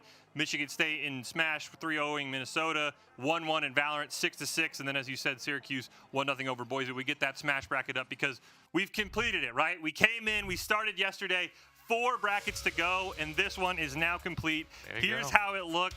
Michigan State, the green, all the way across the top. We saw it. A crazy run by Syracuse, sent down to the lower bracket. Minnesota 2-0s them earlier in the day, but it is the Spartans who come out on top. But again, this was such a great tournament. Teams like Boise State winning against Nebraska, Ohio State taking Minnesota 3 games. At the end of the day, we'll remember Michigan State as the champs, and they've earned that. But overall, PEC Smash this year was electric. Yeah, I mean, Bear mentioned it. It's like, you kind of look at 1, 2, and 3. They kind of place where you expect them to. But, right, you take a look at teams like Syracuse and Ohio State and how they played and how they looked and sort of where they're going to be going into next year, right? You weren't able to quite make it there in terms of those podium positions, but you're right there. You're so close, and I think it's a matter of, especially you take a look at Ohio State, they were that 7th seed coming in. They made it almost all the way to that lower finals. They're a team to look out for moving into the next semester as Syracuse continues to maximize their roster. Michigan State looks to continue their legacy, right? Minnesota looks to get their revenge, right? It's their first year in the PEC this year, and they're looking to find it back next year if they can take that on to Michigan State. So I'm curious to see what's going to happen next year. It's going to be absolutely fantastic. You see there now Michigan State up 8-6 in Valorant. We start to look ahead to tomorrow. We can start with Overwatch because that bracket is as far as we have gotten. We have 1 game left. This is Overwatch. Boise State and Utah will play in the grand finals tomorrow. Utah, an electric run in those lower brackets. They want revenge for what happened yesterday when Boise State beat them 3-1. Yeah, that 3-1 victory for Boise State. It was a little scary at times, but they were able to figure that one out and take the victory, right? Boise State won that. They then 3-0'd Syracuse dominantly in the winners finals, sending them down. But both sides, right? Ohio State, they struggled a little bit. They came in as the 1 seed. Utah finding a 3-0 victory against them. Utah looked incredibly good today against both of those teams. They then played Syracuse that had that bye straight into the lower finals. And then they 3-1'd Syracuse, 3-0'd Syracuse there. So very, very dominant performance from Utah. I am curious to see if they're going to be able to bring that in tomorrow. That you won't be playing for another probably 12 or so hours. You've got time. You got to go to sleep. You got to have breakfast. You've got to basically reset your entire day to play against this Boise State squad, which this is their last hurrah as a team. Yeah, they're going to be the defending champs. We'll see if they can kind of follow what Michigan State did. This is the bracket we've been keeping track of. There'll actually be 2 Valorant games tomorrow. This Michigan State Utah is our final game today. Winner of that right now, again, it is 1-1. 8-6 Michigan State is the last update we heard. This one, they're going crazy down there. Yeah. They were mirroring me for how excited I was. They were back and forth. But winner of that will play Ohio State tomorrow, and then the winner of that game will then get a challenge Boise State. Again, all of our defending champs still alive. It was Michigan State last year, but if they lose, we're going to crown a new champion. Yeah, Michigan State has to win 3 more games to get themselves the champion title, right? They've got to finish this one out against Utah. They then have to beat Ohio State, and then they have to beat Boise State. Very doable for that team, but it's a long road ahead of them. Ohio State in a very good spot, looking to finish that one up for themselves. And then Boise, they're sitting nice and pretty, looking very good. They've shown some weakness, but at the end of the day, they still get that 1-0 lead starting off tomorrow in the grand finals. And then our final bracket, of course, is Rocket League. As we wrap things up here today, we've got a game going on. It's Boise State and Syracuse. Again, Syracuse leading 1-0 right now. Those teams have played Game 5s historically, so if you're staying to watch that, you're going to be here for a while, and then the winner will face Baylor. But again, as we wrap up today, we have handed out 1 of our national champions. We've still got 3 more to go. And a big congratulations to Michigan State. They're our first national champs in Smash. They earned it, and we'll see you guys tomorrow to crown the other 3.